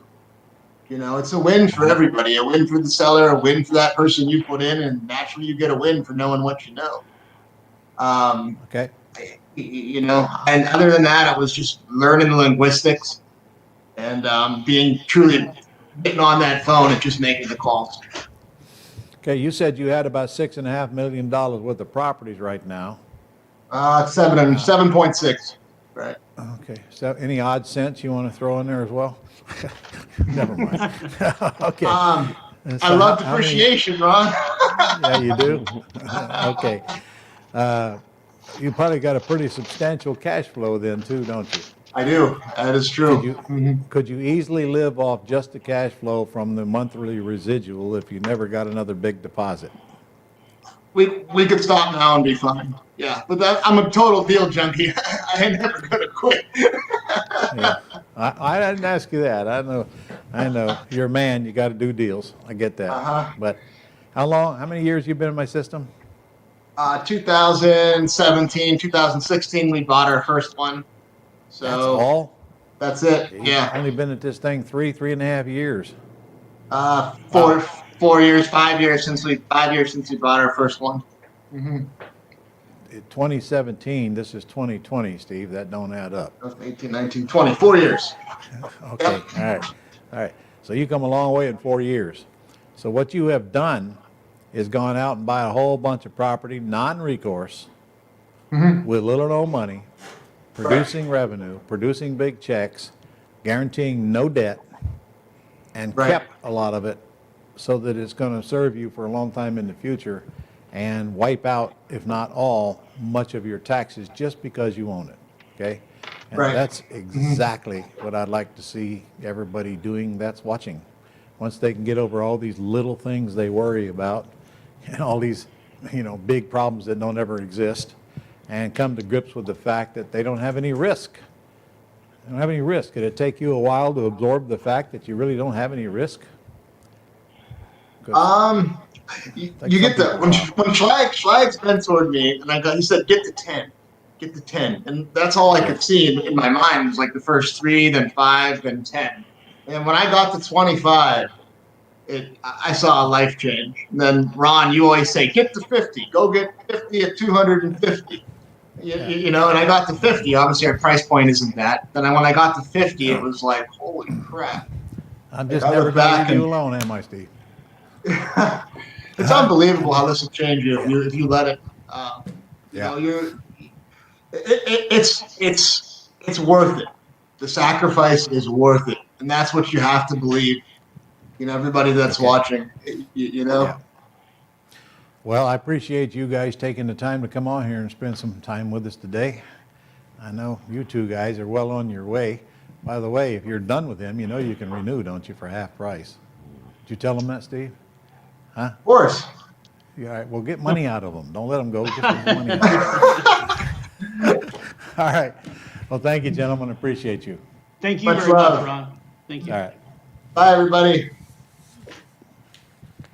Okay. You got more questions for me, Nick, before we get into some deals? Okay, and who, by the way, is first on our deals? Is it going to be Tony or Lynette?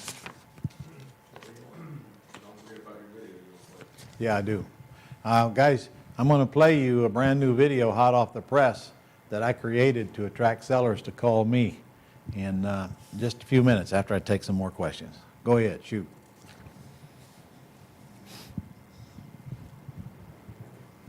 All right, Philanda says, so we shouldn't call, we'll only speak with buyer, or are you saying that just you wouldn't? What does that mean? Should they call back, Lee's, they get to say, we'll only speak with buyer?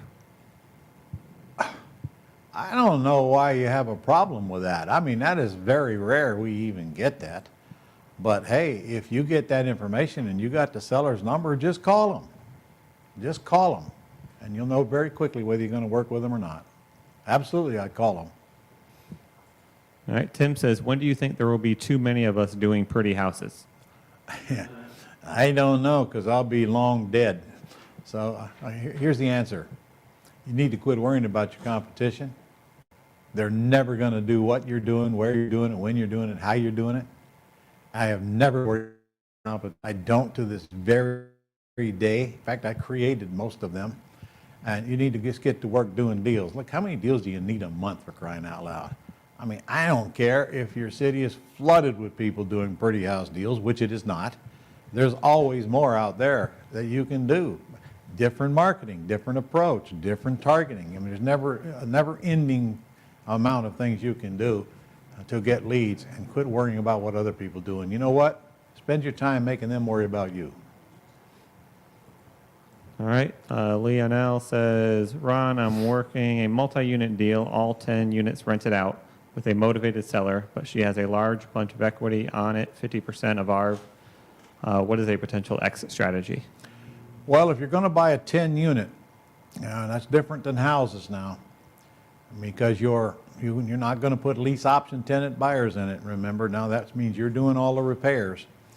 And when you get ready to sell this thing, you're probably going to sell it with owner financing. It's going to be difficult to find somebody that can go get a loan to pay cash. Not impossible, but I mean, the number of those are about like that compared to the number of buyers of houses. So I'm not saying don't buy it, especially if you got a lot of equity in it, but be prepared to sell it with owner financing. So that means don't put a bunch of money in it and have to leave it in it. Because when you sell it, you want to make sure that that down payment is way more than anything you had to give the seller. And if you're not buying it on terms, don't buy it at all. I don't care how cheap you're getting that thing. There's no way I'm going to go raise private money to buy that 10 unit because that will limit your exit strategies because you don't have a long-term loan underneath, and that private lender is probably, I don't know, you can get as long-term as you want on it, but my whole goal is to sell it with owner financing. And honestly, I'm going to get as big a down payment as possible. And you haven't told me anything about what's the ARB or anything like that or what the cash flow is. But that's the exit you better count on. Lease options out of the question. All right, Keith says, can Ron please remind us of the landlord property insurance company that you mentioned in the past? NREIG. Just write it down. National Real Estate Insurance Group. NREIG. Look them up. All right, Gary says a house in a gated community and one with the HOA we need to verify we can rent, correct? Yes, but that's not necessarily a deal killer because even the HOA cannot stop you from buying the house and then selling it with owner financing. They can only stop you from putting a tenant in it. Can you review the mentoring offer? I can, but I'm going from memory, and that's highly dangerous at my age. It's 6 months, and it's $15,000 financed. It's $13,500 prepay. Today, we offered $1,000 off. In addition to that, I offered 1,000 Gold Club points on top of it. And if you already got a VA, that $500 credit comes off as well. And I gave you 2 courses, the Finding Motivated Sellers course and the Mastering the Phone course at no additional cost. And I gave you the Business Management Boot Camp for free. And you can use Gold Club points for half of whatever the cost is. What did I miss, Nick? That was pretty good. It was a bunch of stuff. You said that? Yeah, I did. It's the first time I ever give those 2 courses away. First time I ever give 1,000 Gold Club points either. So if you're all interested, get on the phone. They can go over the deal with you. They got the sheet in front of them. All right. What are some listing websites for commercial properties? Some listing websites. Well, the biggest one is loopnet.com. But, you know, I've always lived with the fact that I'd like to have other people do what they do best. If I'm going to put a property on the market that I want to cash out of, I'm just going to list it with a commercial agent, which we do. I have several of them listed right now with commercial agents. Let them do what they do. Sit around and wait for them to get you a buyer. But loopnet.com is the biggest, but it also depends on what type of property you're talking about because there are sites that specify. For example, there's a site for mobile home parks. There's a site for self-storage. There's a site for several other kinds of niched types of properties. So just go online and go to Google. God bless Google. Edgar says, when I asked about depreciation, I meant, is there a limit of the number of properties that the IRS allows you to depreciate? None whatsoever. None whatsoever. All right. Andy says, can I buy on terms and turn the house into an Airbnb? You absolutely can, and that's exactly what I suggest you do. Buy it, turn it into an Airbnb, get all the cash flow out of it, and turn it into a cash machine. And some of these, I mean, I've got Dixie coming on here on the 3rd day. You're going to see, man, that's a real good way to fix cash flow. And you don't do anything. Airbnb.com does all the renting and the collecting and pays you and all that. And then somebody else is going to do the turnover for you. So, I mean, you work from your home, and there ain't a whole lot of work to do except keep it out there and write the description of it and make sure that person is there to turn it around when it's time. It's really a cool business. My students, I know some students got a ton of these things. And hey, you don't even have to buy it. You can rent it and do an Airbnb. All right, we're caught up on all of our real estate questions. There's a bunch of questions about products and stuff like that. If you have any of those questions, just call a course advisor. The number's on your screen there. Okay, so that's it? All right. Well, I've got 5 deals here to process, but do I have anybody on the phone yet to work with? Yeah. Okay, right. I'm going to play you a video right now that just came off the press today. We have not tested it yet. It's one that I created. Now, here's the deal. This video can be an ad on Facebook, and it's what, 12 minutes long? Okay, so we can post it on Facebook, and they can just punch it up and watch the whole video. But it also is a video that we are going to send to people that we either talked to and didn't do a deal with, or that we couldn't get on the phone, but we got their phone number so we can text it to them, or if we got their email address, we can email it to them. So it's a video that tells people exactly what I'm looking for and what I'm not looking for, okay? I mean, look, not going to get that many calls on it, but when you get them, you're going to see why. They're going to be, about ready to do business with you if they watch this video and they contact you. And let's say somebody says, can you send me something that tells me what you do? Sure. Fire that thing right to them and then follow up. So go ahead and play it, John. And guys, you can create this on your own. This one I created just for our own internal purposes, but it's not hard. Let's play it, and then we'll tell them how to create their own. Hi, my name is Ron LeGrand, and for the last 39 years I've been buying houses in Northeast Florida, and in fact some outside of our state. I've lived in Jacksonville all my life. I've been married to my wife Beverly for 55 years, and buying houses is what I do. So I've prepared some slides here for you to look at if you have interest in selling your house, or even if it's listed and your listing is going to expire soon. Take a look at these slides, and if you like what you see, just contact me when it's over, and we'll find out if we're going to be able to work together or not. If you're interested in selling your house, I think you're going to like what you see, because I pay full prices for the house. So stay tuned. Here we go. Like I said, if you're about to list your house, please watch this video before you do anything else. What you're about to see may change the way you sell and save you thousands in commission, closing costs, and more payments you have to make before the house is sold, and other expenses in getting the house sold. You'll get full price for your house if it's in good condition, and a good cash price if it needs renovation. We usually pay all the closing costs, which is several $1,000s in this area. You don't pay a cent. There's no commission, so there goes 6% right there that you don't have to pay.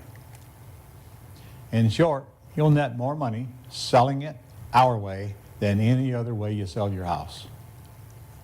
It'll be the fastest, the easiest, and the most profitable way you can sell.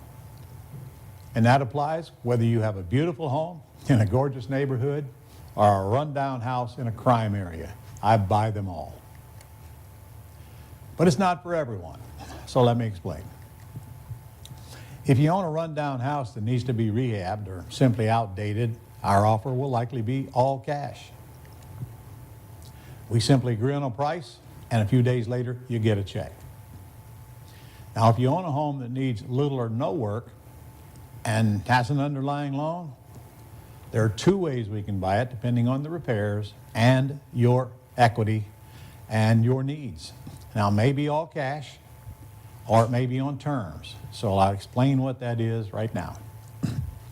If you own a beautiful house needing little or nothing, and you're asking full retail price, then there's only one way we will buy, and that is terms.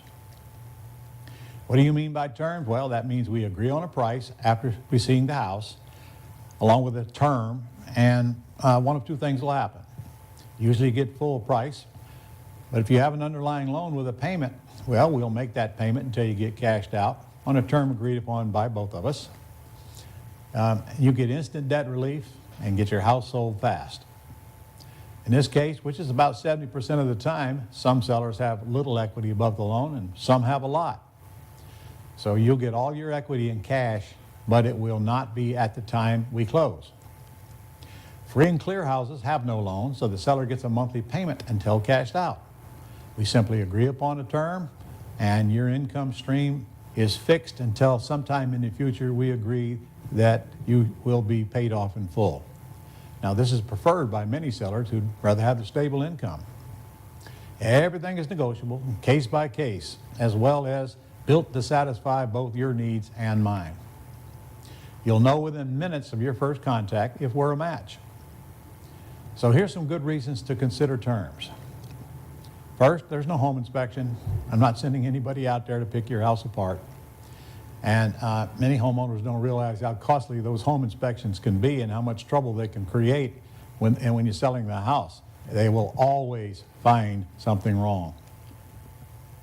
And many sales are lost from this alone because the homeowner just can't afford the repairs or does not want to do the repairs, and sometimes will lose the buyer if they don't get the repairs done in time. So there's no appraisal needed. This alone can take weeks, and the results have killed an awful lot of sales. And the estimate on Zillow is not the value of your home. Now, there's no more showings. There's no more strangers tramping through the house or precious time spent getting it spick and span. And there's no more endless phone calls from people who could not possibly buy your house, just time wasters. And there's no more hassle. You'll sell it as is, regardless of any maintenance or repairs needed from minor to major. I buy them all. Any price range from starter homes to estates in any area in town and elsewhere. High-priced houses don't scare us. In fact, they attract us. All closings are done with a local attorney in a professional and confidential manner, and I pay the fee. There's no cost to you. All right, so who is this for? Well, it's for any seller who wants a fast, easy exit at no cost. It's for any seller that wants to save thousands on commission, closing costs, inspections, and other costly entanglements. And it's for any seller that is tired of realtors calling and endless calls from buyers and investors trying to steal their house. And for folks who have the house listed and it didn't sell during the listing term. Who is it not for? It's not for any seller who must have all their cash from the sale immediately to buy another house or for any other reason. We can pay full price, but if it's all cash today, then I can't buy your house, assuming it's in excellent condition and there's no reason to sell it for a discounted all-cash price. You'll get cash, but not on a delay, but it'll be a delayed cash sale. You just won't get it at the time of closing. So I'll either make your payment until you're paid off, or I'll make you a payment until you're paid off, and you will get cash, but not today. So if you prefer not to sell until you get cashed out, I may also lease your house with an option to buy. That means the deed stays in your name and you retain ownership until we actually do cash you out. And you get most of the benefits we just discussed, but you're still the owner. So here's some frequently asked questions. Well, why don't I just list it with a realtor? Well, you certainly can, and maybe you already have, but the realtor's not going to buy your house. The realtor's not going to make your payments. The realtor's only going to attempt to sell it along with a whole lot of other houses that they are trying to sell simultaneously.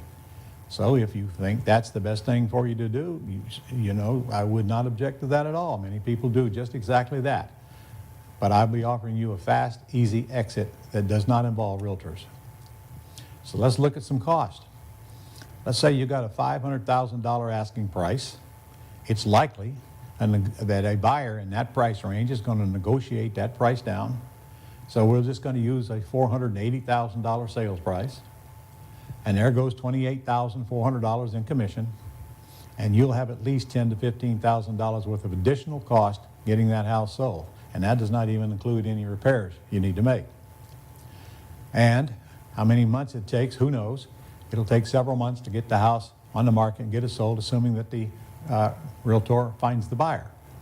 So when it's all said and done, you're likely going to net $435,000 to $445,000 on a $480,000 sale that you started asking $500,000 for. And again, you still don't know if you have a sale until and if that realtor finds a buyer. You don't know when or if it will sell or for how much. All right, do you get money now? Well, sometimes I put up money now. Sometimes I put up down payments. Sometimes we work out individual situations. But it depends on your needs and the rest of the structure. So yes, some people do get money now, but you will not get fully cashed out. So what if it needs repairs? Well, that's our problem. That's not your problem. Many of the houses that I buy come with work that needs to be done, from a major rehab to just a minor cleanup. But what if it's listed? Well, let us get some information, and we'll either pay the commission or be available when it expires. We will not buy houses that are listed unless you can get the listing agreement released, or the listing has expired, or someone is willing to pay the commission.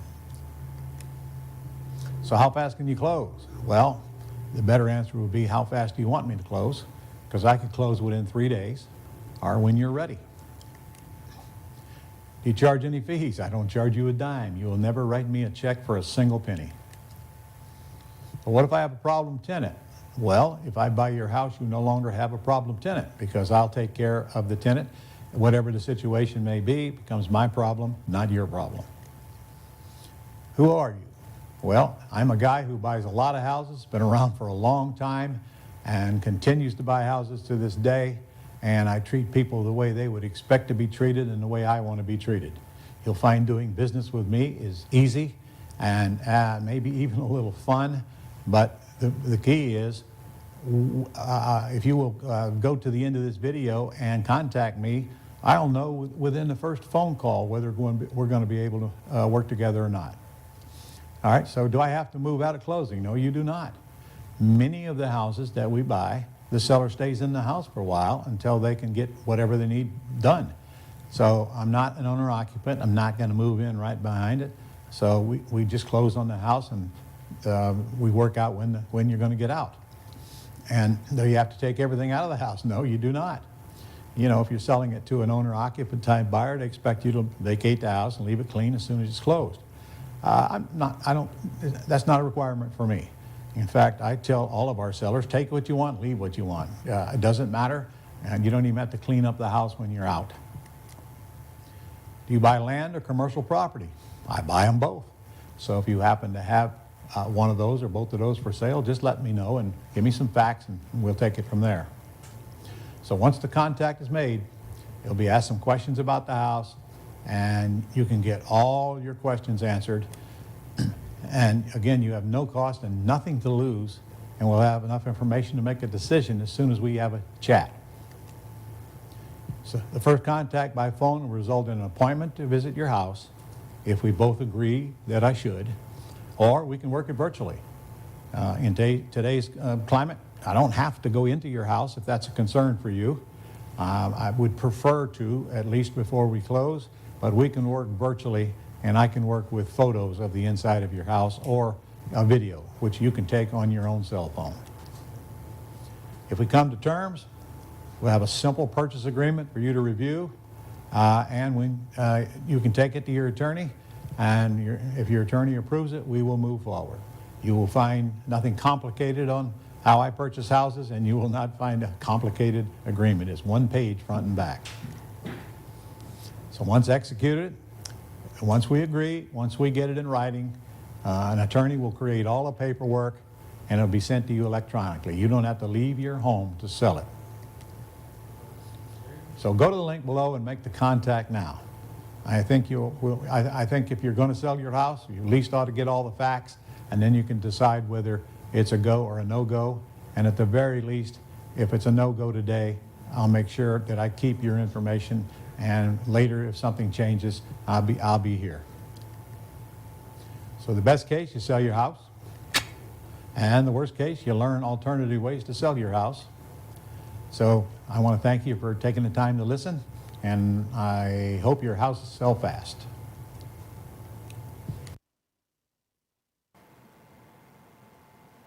Okie dokie. Of course, we got to put the link on there yet. So I'd like to see your comments on that video. If you could post them for me, see what you think. And I'm looking for all the critique, good, bad, or ugly. But the only true test is to get it out there and see how the sellers respond to it. All right, Nick, we got who on the phone? Yeah, tell them how they can get that presentation. Well, that or the slides, and they can make their own video. Okay. I created a generic version for you that you can use if you want that doesn't identify a person, but it's got most of these slides in it. And you can get that right there on the URL in front of you, ronlegrand.com. What is that? /seller video, okay? And how do they get today's version? Because it is slightly different. Both of them are on there? Okay. So guys, if you want them, there it is. Now look, it is not hard for you to create your own, and I suggest you do create your own. If you'll notice, all I had was PowerPoints with words on it, and then I just voiced behind it. That's all I did, okay? You can do that just as easily, and now you can create your own version. And if you're going to do that, and you happen to be a couple, you should have a picture of both of you on there. And by the way, if you have dogs, make sure they're in the picture, and if you have kids, make sure they're in the picture, okay? Sellers like to deal with humans. They don't care about dealing with corporations. So that's why I went on there at the beginning and put that video on there. And I bet you can do a better job of that. And frankly, the more you screw it up, the better it works. It's not about being a TV star. It's not about being perfect. It's about just getting your message across. And people will feel more comfortable with you if you don't look like you're some kind of a professional TV star, if you're just human beings. And you'll notice that I flubbed up there quite a bit. I don't care. I'm not even going to edit it and take it out. That's fine just like it is. I'm going to leave it alone. So I haven't tested it. Let's see how it works. But anyway, make your own. I gave you the words. You can take my words. If you don't like them, you can change them to your words, whatever, and make this thing. And even if you don't use it for an ad, you can most certainly use it to send to the sellers. Now, Lynette, do we have Lynette Wolf's short video she sent me the day before yesterday? I haven't gotten it now. We can track it down. Okay. See if you can find it, because it is really short.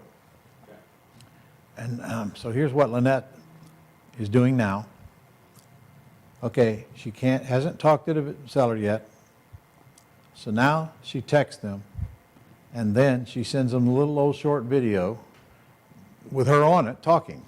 And my name is Lynette Wolf, and I've been trying to reach you because I'm very interested in buying your house. I mean, please call me, and here's the number to call me on. Boom, boom, boom. That's it, that's it. Text that video. She's getting a ton of response from that video by just sending it as a video format and not just a text format. So all these little things you can do to harvest all of these leads. Remember, our VAs can't get more than half of them on telephone, all right? But do not, for a moment, think that you don't need to work the other half. If you can't get them on the phone, you text them and send them your little video. By the way, send your video by text now, not by email, because that way I know they will get it. I mean, this must have been a 10-second video is all it was. Anybody can produce it. And again, if you're a couple, get on it. If you got children and dogs, put them in it, and I'm not kidding. People respond to that much better than an old gray-haired guy like me. All right, let's do these deals, shall we? Do we have Tony on there, or do we have the Wolves, or what? Which? Okay, well, let me do Tony's first. And do you have Jeff McBride on there? Hey, Tony. Hey, Ron. You there? Yes, sir. I'm here. Can't hear you. Nick. I can't. All right, now I got you. Okay. All right. All right. How's my Is this lighting, Jeff? Ron? Can you see me okay? Huh? I can see you very good. Thank you for All right. fixing your lighting, because it sucked the other day. All right. Is this Jeff I got on here? Hi, Yes, it Ron. is. How you All right. doing?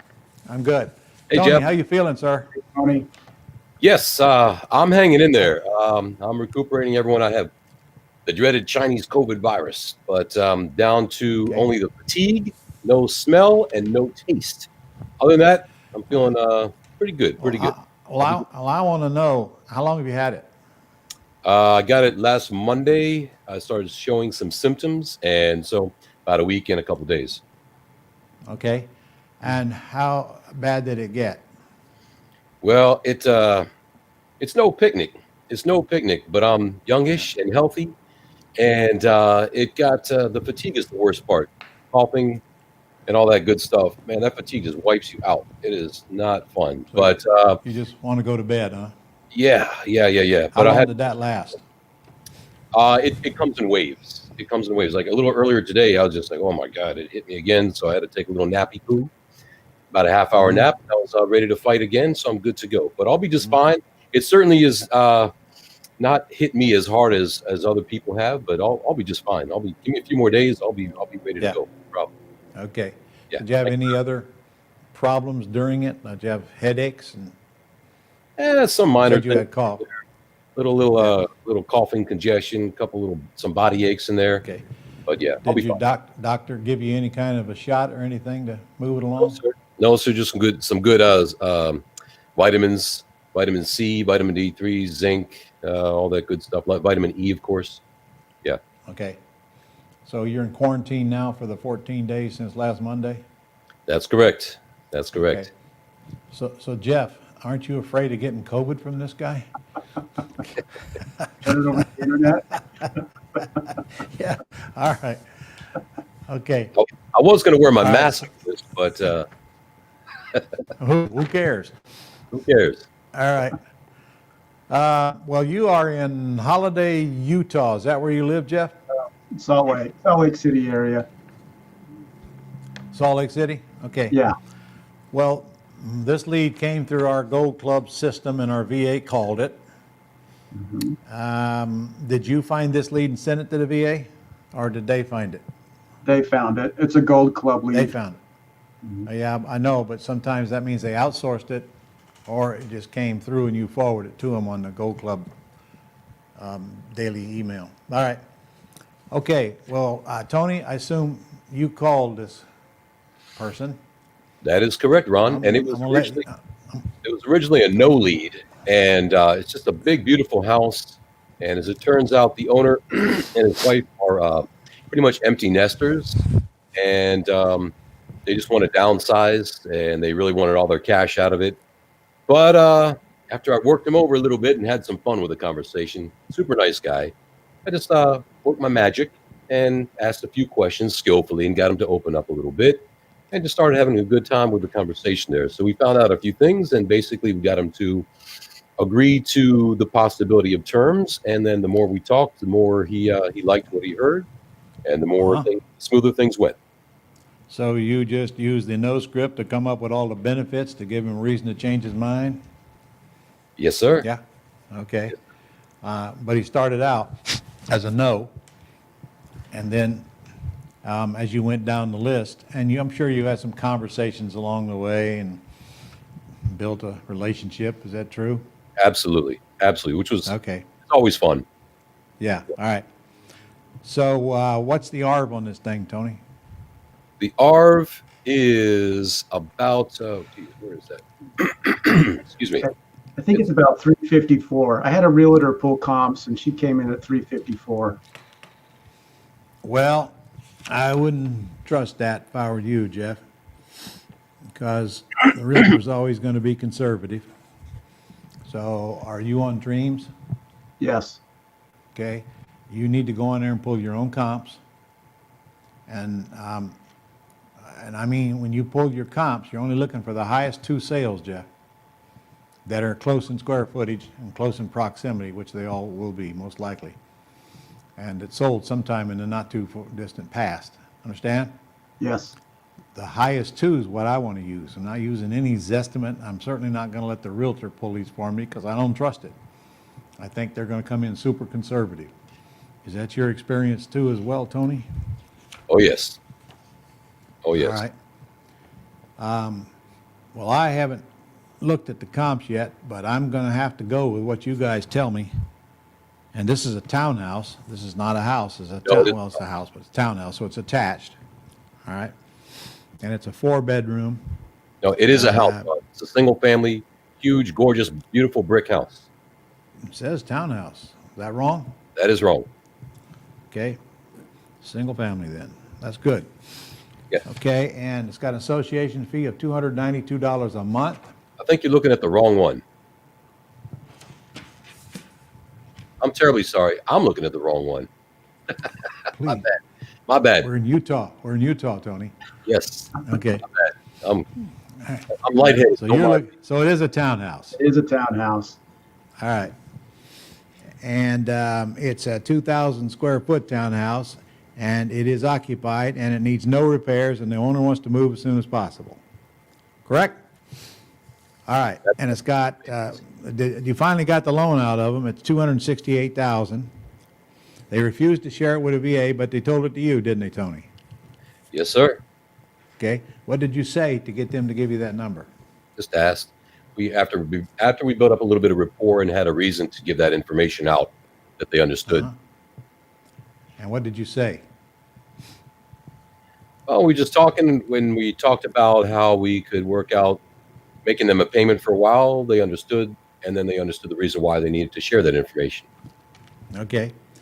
And so their payment is only $1,151, but then you got up here $1,300 PITI. Which is it? Well, we also have an HOA. So. Right. That's $292. Yeah, So but what is the total outgo? the PI, it's what is it, 1,600, I think? Yeah.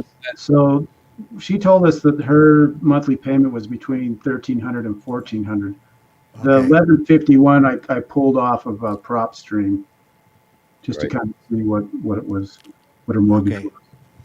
All right. Then let's see.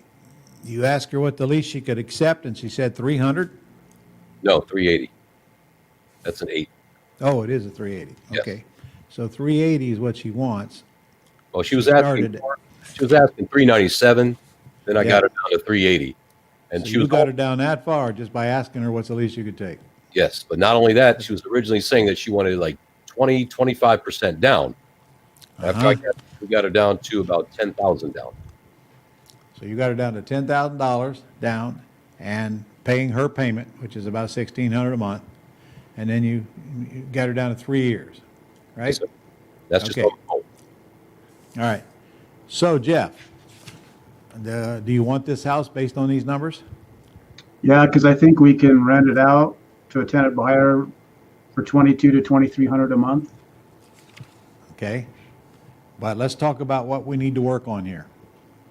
I bet we can get her down more once we have face-to-face contact, if that's possible, or if we have to get back on the phone.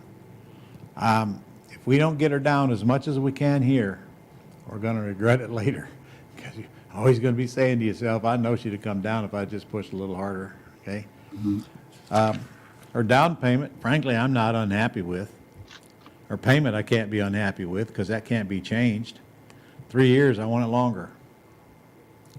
Because, I just want it longer. That's too short a time to keep the golden geese alive. All right? So all we're negotiating is a lower price and a longer term. Okay. So is Tony your mentor? Yes. Okay. So you have an appointment to go to this house? Tony? Jeff, you have the appointment? Yeah, we were supposed to go. I was supposed to go last night. And you didn't? Well, unfortunately, she texted me and she got a full cash offer. What? Oh, crap. Yeah, so Why didn't you say that? Well, okay. So this one's sold. Well, it's under contract. Yeah. All right. You need to follow up now and make sure it closes. Okay. Full cash offer does not mean it's going to close. That's true. All right. So anyway, there's nothing for us to do, but it would have been nice because you could have put it on the market for $399.9. And that's at least a $40,000 down payment. Means the seller owes you $360, and that's about what you would owe her, isn't it? You'd owe her $380. Okay, and you think you could have got how much per month? $2,600 a month? $2,400 a month? Yeah. Huh? Yeah. Okay, $2,400 a month minus 16, so that would have been an $800 a month positive cash flow, plus $40,000 up front that you'd have to give her $10,000 of to buy the house. Now, looky here, we got a problem, don't we? Buyer owes us less than what we owe the seller. So what to do, what to do? Answer very simple. Go put tenant buyer in the house and take $20,000 and put it in an escrow account. Because if they actually were to come to closing and get a loan, you'd have to bring in 20 grand. You see that? Mm-hmm. All right. However, the chances are better that they won't come in than that they will come in. So if they call you and tell you they're moving one day, you can go get that 20 grand out and spend it if you want to. Because now you got to go out and do this again. And keep in mind that every month that 360 pays down. It gets lower and lower and lower. So anyway, you won't be buying that one, but follow up and maybe you will. Because we could have made that work. Yeah. All right. Do you have any more in here? Nope, just that one. All right. Well, thank you, sir. Thanks for your help. Keep plugging on them. Take care, buddy. All right. Okay, Tony. I have another one here for Brian. That's right. Brian. All right. And this one is in Arkansas. Brian, come on, man. Hey, Brian. Hey, you warned me, Tony. I was ready for you. I'm going to put the hat on for you, brother. You're an Thank you. Thank you. Okay. Give me full screen here, John. All right. So what do we got here, guys? So I assume Tony's your mentor too, Brian? Yes. All right. So it's in Arkansas. What's that close to? Sherwood. I don't know that city. Outside of Little Rock on the north side. Little Rock. Okay. All right. So the asking price is $385,900, and I don't see an ARB on here, guys. I didn't put that on? Okay. I don't see it. It's about that. It's about that. So it's about the same? About the same. So they're asking full price. Yes. Okay. And they got a payment of $1,764, but they never did tell you the loan amount. But we know it doesn't matter, don't we? Because we know it's a lot less than their asking price with that payment. So we're going to wrap it. Right now, it doesn't matter what they owe, but it does matter what their payment is. I hope you all are catching that, because we're going to wind up making that payment. So I don't care what they owe as long as it's less than what I owe them, at least for now. Okay, this was a no lead, turned into a yes, right? Absolutely. Okay. Absolutely. Now, you asked them what the least they could accept, and they said $380,000. Mm-hmm. Yes, it's a big, beautiful house in gorgeous shape. This is the one I mixed up with a moment ago. Forgive me. Big, beautiful brick house in a very nice area. Everything is immaculate. And 4-bed, 3-bath, 3,317 square feet of goodness. The guy was just super nice to talk to. Brick, and three-car garage. What's that? 3-car garage, single-family house. 100 and what is that? How much is that monthly dues? I can't read it. It can't be $12 a month, is it? $12 a month. I said, Wow. almost canceled the deal right there. I said, that's just too much, man. Okay. All right. What's the terms here, sir? Nothing down. Nothing down. How in the world did you get this guy to sell you a $400,000 house with nothing down, Tony? I used some magic words that a wise, gray-haired gentleman taught me some time ago. Lap my lip. Great question. You forgot the good-looking part, Tony. Absolutely. Well, that's a given. That's a given. Okay. All right. So, Brian, were you on the phone when he called these people or not? I was. Is that the way it actually worked? Or is he did. lying to me? Huh? Oh. So he just said we usually buy with nothing down? He did it real smooth, like a dance instructor. And they just said yes, right? Did that seem all that complicated to you? Okay. Could you repeat what he did? Over time, maybe. Oh, come on. How much time is it going to take you to learn how to ask? We usually buy with nothing down. Give me a break. I understand. But when he bought it, when he said it, did he say it with confidence, like he meant it? Oh, yeah, he did. Okay. All right. Well, that's the only key. Say it with confidence like you mean it. And it's just amazing to me how many people just say okay. Like maybe half of them just say okay. Because it was all in the way we asked. We didn't beg them. We didn't say, please sell it with nothing down. We just said, that's the way we expect to buy it. That's what it sounded like, isn't it? Okay, so obviously we're making their payment. And what do you got, 3-year terms? Yes, sir. How'd you get the 3 years terms? That didn't come out of your mouth, did it? No, no. They always say something like 6 months, 12 months, maybe 18 months. Yeah. And I probe for flexibility and motivation on the phone when I'm talking to them, just to see how willing they are, Well, how just for the record, stuck they are on the I phone. don't really talk about term on the phone. They bring it up. Well, if they bring it up, I always say, well, sometimes we get 30 years. Right. And shut up. And shut up. And then sometimes they go, well, I ain't going to do that. Well, what is the longest you can give me? Well, 3 years. Oh, 3 years. Oh, my God. I haven't done one less than 10 years since I can remember. Right. Shut up. Watch them respond. So anyway, we got to get that fixed. I'll tell you why I don't do it over the phone. If they don't ask me, I get to the house and I'm writing the contract up. And then when I get to that spot, I say, listen, I got to put a term in here. Is it okay with you if I just go ahead and make your payment till your loan's paid off? What do you think they usually say? I guess. Okay. And then if they don't say that, I'm going to come back and work along the term. So we got to get that way up. And, this is kind of a trap we kind of boxed into right now, because in the seller's mind, you've agreed to 3 years, which is something you guys, all of you listening, be careful. We're not agreeing to anything on the phone. We're letting the seller tell us what they want. And then we're going to say, okay, I hear you. So when I get out that house, we can work that out. Got to leave that door open so they don't think we've already got a deal. And honestly, you got to work on the price here, Brian, because you got no equity in this thing. And you got to work on the term. The rest of it's just fine. And I like this payment, because with this payment, $1,764, you're going to get, what do you think you're going to get per month out of this thing? It's a 4-bedroom, 3-bath house, 3,400 square feet. Shoot, probably at least what? Let me see. You're in Arkansas. What do you think? 3,000, 3,500? Any idea? Sounds good to me. I don't know. So you don't have any idea? Okay. Go to rentometer.com and just see what it says. Do not use that number. It's just a guideline.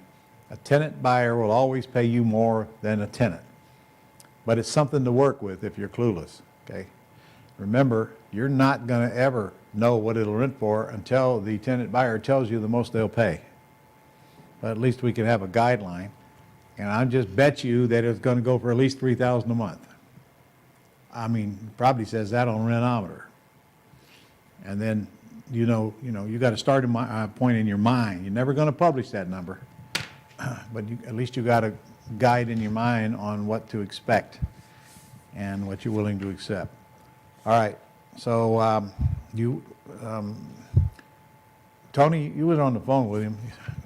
Reasonably sure you can get that price down some? I'm pretty sure. We'll tenderize them a little bit, yeah. All right. Do we have an appointment yet? Not yet. All right. Well, we need to get an appointment made, Brian. See if we can go to the house, try to meet him there. And when you get there, you put Tony on the phone.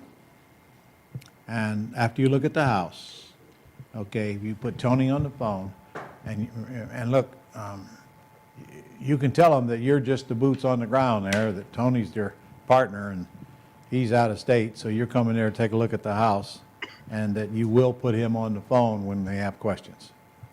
Remember, you have to arrange that with him ahead of time, okay? Make sure he's available. And then you do just that. You go walk around the house, and then you look them in the eye and say, okay, do you have any questions? And if you can't answer them, then you get Tony on the phone.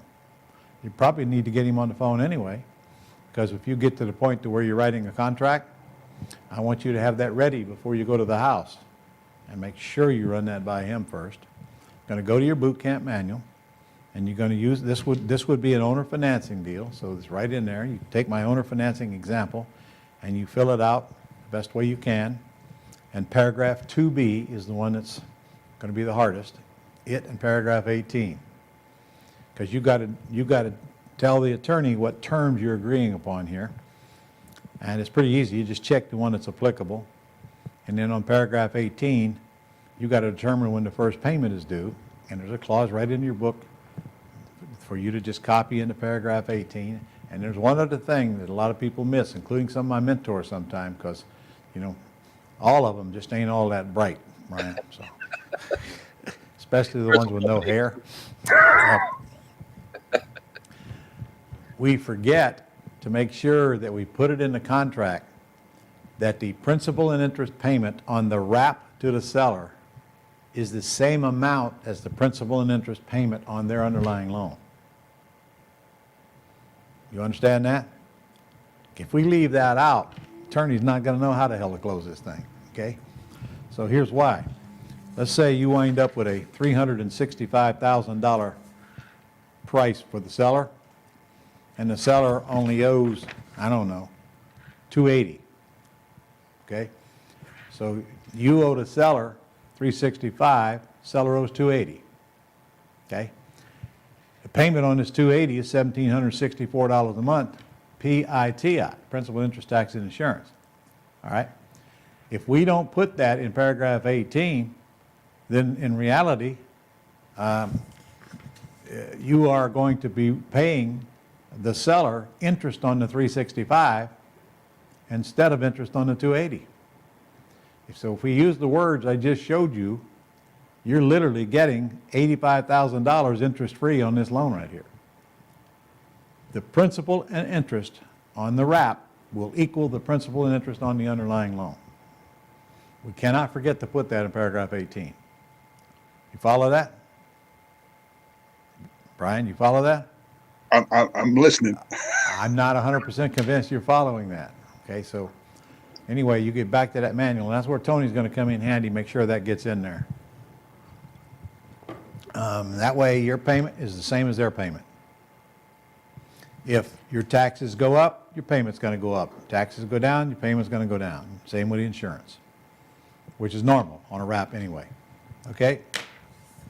All right, so I guess you want this deal, right? Once we get the price down some? Yes. We need to get it down to at least 360 or 365. We got to have some equity in this thing. If I wind up paying that seller $380 and it's only worth $390, do you know the most I can make is $10,000 up front? All right. Well, it's not exactly right. Because if it's truly worth $390, I'm going to raise it to at least $399.9. So the most I can make is $20,000 up front, and I don't think that's enough money on a $400,000 deal. So watch this. Let's say I get him down from that $380 down to $365. Well, my 20 grand just grew into 35 grand because of the few extra seconds I worked on them to get that price down. All right. There we go. So if I lease option this thing out for $399.9, I'm going to get $40,000 down. I can tell you that right now. And they ain't getting the keys till I get it. So that's $360. This looks like the last one, doesn't it? Yep. So that means that my buyer owes me $360, and hopefully I get them down to $360, so that's a wash on the back end. So it's all in the front end, not the back end. Plus, it's all in the cash flow. I'm reasonably positive you can get $3,000 a month out of this with $1,764 going out. I mean, come on, man. That's $1,236 a month positive cash flow on a house that you got for free and that you don't deserve or earn the money on. Okay. As you can see, it don't take very many of these and you're out of work. Do you have a job now? I haven't been employed for a while. Well, that might be good. Okay. Now the downside of that is that just gives you a lot of time to waste. It does. People think they have more time to do more deals. Just not true. It's not about time. It's about doing the simple things in the systems that we laid out and spending your time generating more leads and calling more sellers. And nothing else you're going to do that takes more time, actually. Okay. So set the appointment, make Tony available, Make sure the seller knows that you're the boots on the ground, so you can get out there and you don't have to be expected to answer some questions you don't know the answers to. Take all the pressure off of you. Okay? All right, any questions? Very good. All right. All right, well, Tony, do I have another one from you or not? That will be all for me today, sir. Be all for you today? Yes, indeed. Well, then, okay, I must have 3 here from the Wolves. All right, well, thank both of you. Let's see Thank if you. we can't Thank turn you these very things much. into money. Nicely done, Brian. Yes. See you, Brian. Thanks. More appreciate it. Take care. Okay. Now do I have the Wolves? There they Hi, are. Ron. How are you doing? It's so good to We are see doing- you. We are doing excellent. We want more All right. Ron, more Ron. Okay. Oh, wait, All I right, got for a those quick of you thing. who, Oh, do you happen to have your little video handy? I got it on Okay. Well, John's going to play your little video.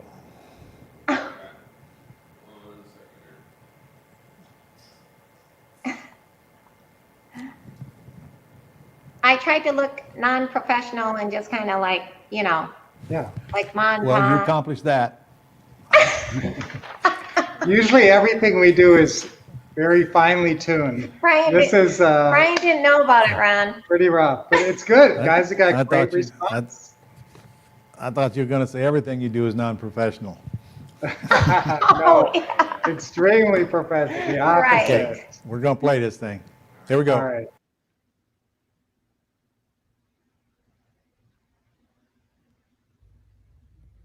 Hi, my name's Lynette Wolf, and I called and left you a message and sent you a text. I was interested in your house. I'm the buyer, and if it's still for sale, if you could call me back or text me 480-580-5055. Thank you very much. Have a blessed day. That's Boy, Oh, my that was goodness, Ron. complicated. Yeah, all right. Shut up. And Let you're me right, tell it you. was definitely non-professional. All right, so how's it working? It's working incredible. Yeah. Guess what? I did a test, okay? I had 25 leads. Actually, they were 25 year leads from Jacksonville.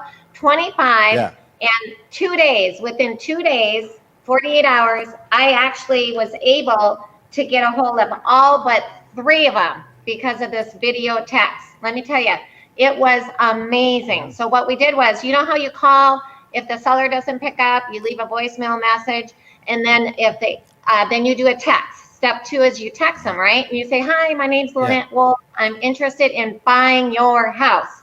What's a good time we Right. can talk? And then they still didn't respond. So what I did was I waited till the next day and I sent this video text, and it was amazing. Everybody got back to me. As a matter of fact, one of the sellers, I had did the video text, which I'll tell you, it's really easy to do. People probably don't even know how to do it sometimes. But I did the video text, and the seller actually called me back and said, oh, you sent me a text, but I couldn't open it. I'm like, yes. All I want to do is get them on the phone, because you're never But going to buy they could a house. open your video. Right. They Makes couldn't no open sense, the does video it? text.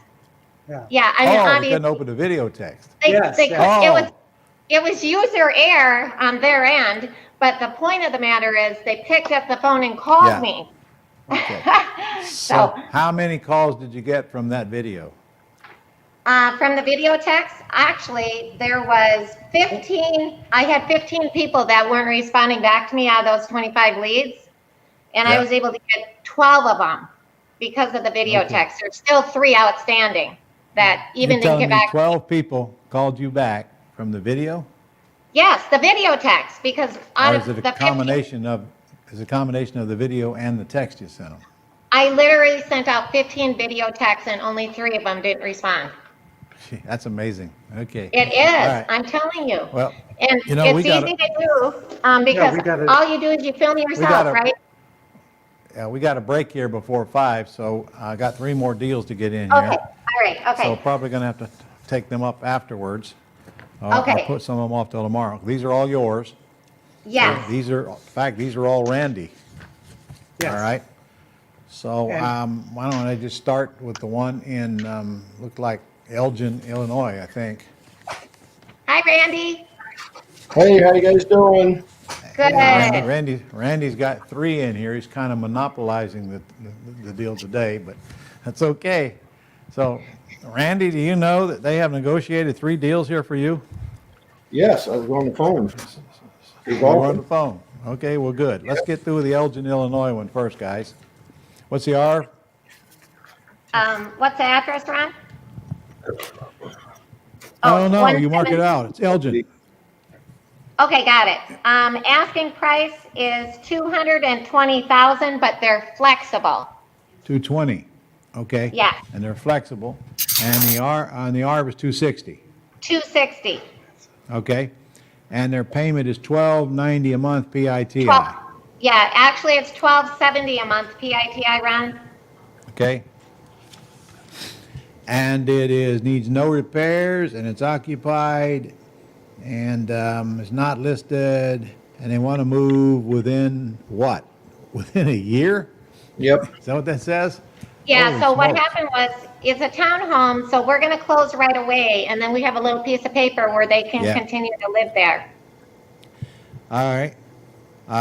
So it's 3-bedroom, 2.5 bath, 1440. Now, the downside is, $4,000 down? Yeah, I said we usually put nothing down, and the seller started much higher, and we went back and forth. The seller made me the offer, and finally we settled at 4,000. I didn't agree. I said that's within the range. We can talk about that when we come see you. All right, and I see they want a $2,000 payment when they're only paying $1,290, $1,270. That's correct, and once That's going to again, change too. yep, we Randy. did not commit to that, Ron. Okay, so when you get to the house, you will agree to make their payment right here. And here's what you do about the down payment. So look, I can give you $4,000 down, but I am not going to give it to you till you're out of the house. I'll close next week. I'll pay all the closing costs, but I can't give you the $4,000 until you're out of the house. You can stay in the house as long as you want, but I'm not going to put up the $4,000 plus the closing costs while you're still in the house. I'll go ahead and buy it, and I owe you the $4,000, and you'll get it within just a few days after you're out, and let me know. Make sense? Yeah. Now, if they say, well, I got to have the money or I can't move out, then you're going to have to make a decision. Okay, well, how about I give you half of it and half when you're out? But this $2,000 a month, that ain't going to cut it. You're going to pay them exactly what they're paying, and they're going to say yes. Yeah. It's a townhouse, Randy. They're not as easy to sell as single-family houses. And I don't see any association fee on here at all. It's $200, $205 per month. Yeah. Okay, well, that even amplifies the reason why you're not giving them $2,000. All right, so do you want this? I'm gonna go look at it. Yeah. See what we can do. How far from it do you live? 25 minutes. Okay, well, good. It's right there in your ballpark. So when you get it, you're going to lease option it, right? Yes. Okay. It says the ARB is $260. What price are you going to put on it? Ron, I think that ARB might be a little generous. I'd probably put it out there. I might put that closer to maybe 230 to 240. Yeah, I was gonna Just say. after some more research on that area, maybe, price per square foot, generous is maybe 160 to 180. If you do 170 times the square footage of 1440, you come up with 244. Hey, slow down here. They got to catch up with you. You mean $170 per square foot. Right. Okay, And then times the square footage. Right, and you would get 244 basically. 245. So you want me to change this to 240? Probably, I'd feel more comfortable a little bit lower. More than reason why 260. this price has got to be negotiated down. Yes, yes. And All right. he's flexible. Ron, I did want to reference that $4,000. The seller needs it as moving money, so obviously we don't need to give it until they move out. And I think that the seller is very motivated. They're relocating, Well- they have to. Okay. Well, then what's this a year crap? Well, wait, if they're relocating, I thought they said by the end of the year. Do you remember, Randy? Oh, maybe I read it wrong. No, I don't think even he's see it now. within the year. So. But here's the deal, Ron. The good news is that we're mentoring Randy. So what we do is we do deal meetings virtually. So as Brian and are Randy's mentor, when he goes out to the house, we're going to be on a video chat like FaceTime or Google Duo. So, and they already know me and like me. Right. And so we're going to be All able right. to get a lot of these terms switched. I want you to get a term for the length of their loan. We're going to make the payment that they're making. We're going to get that price down. Other than that, everything's cool.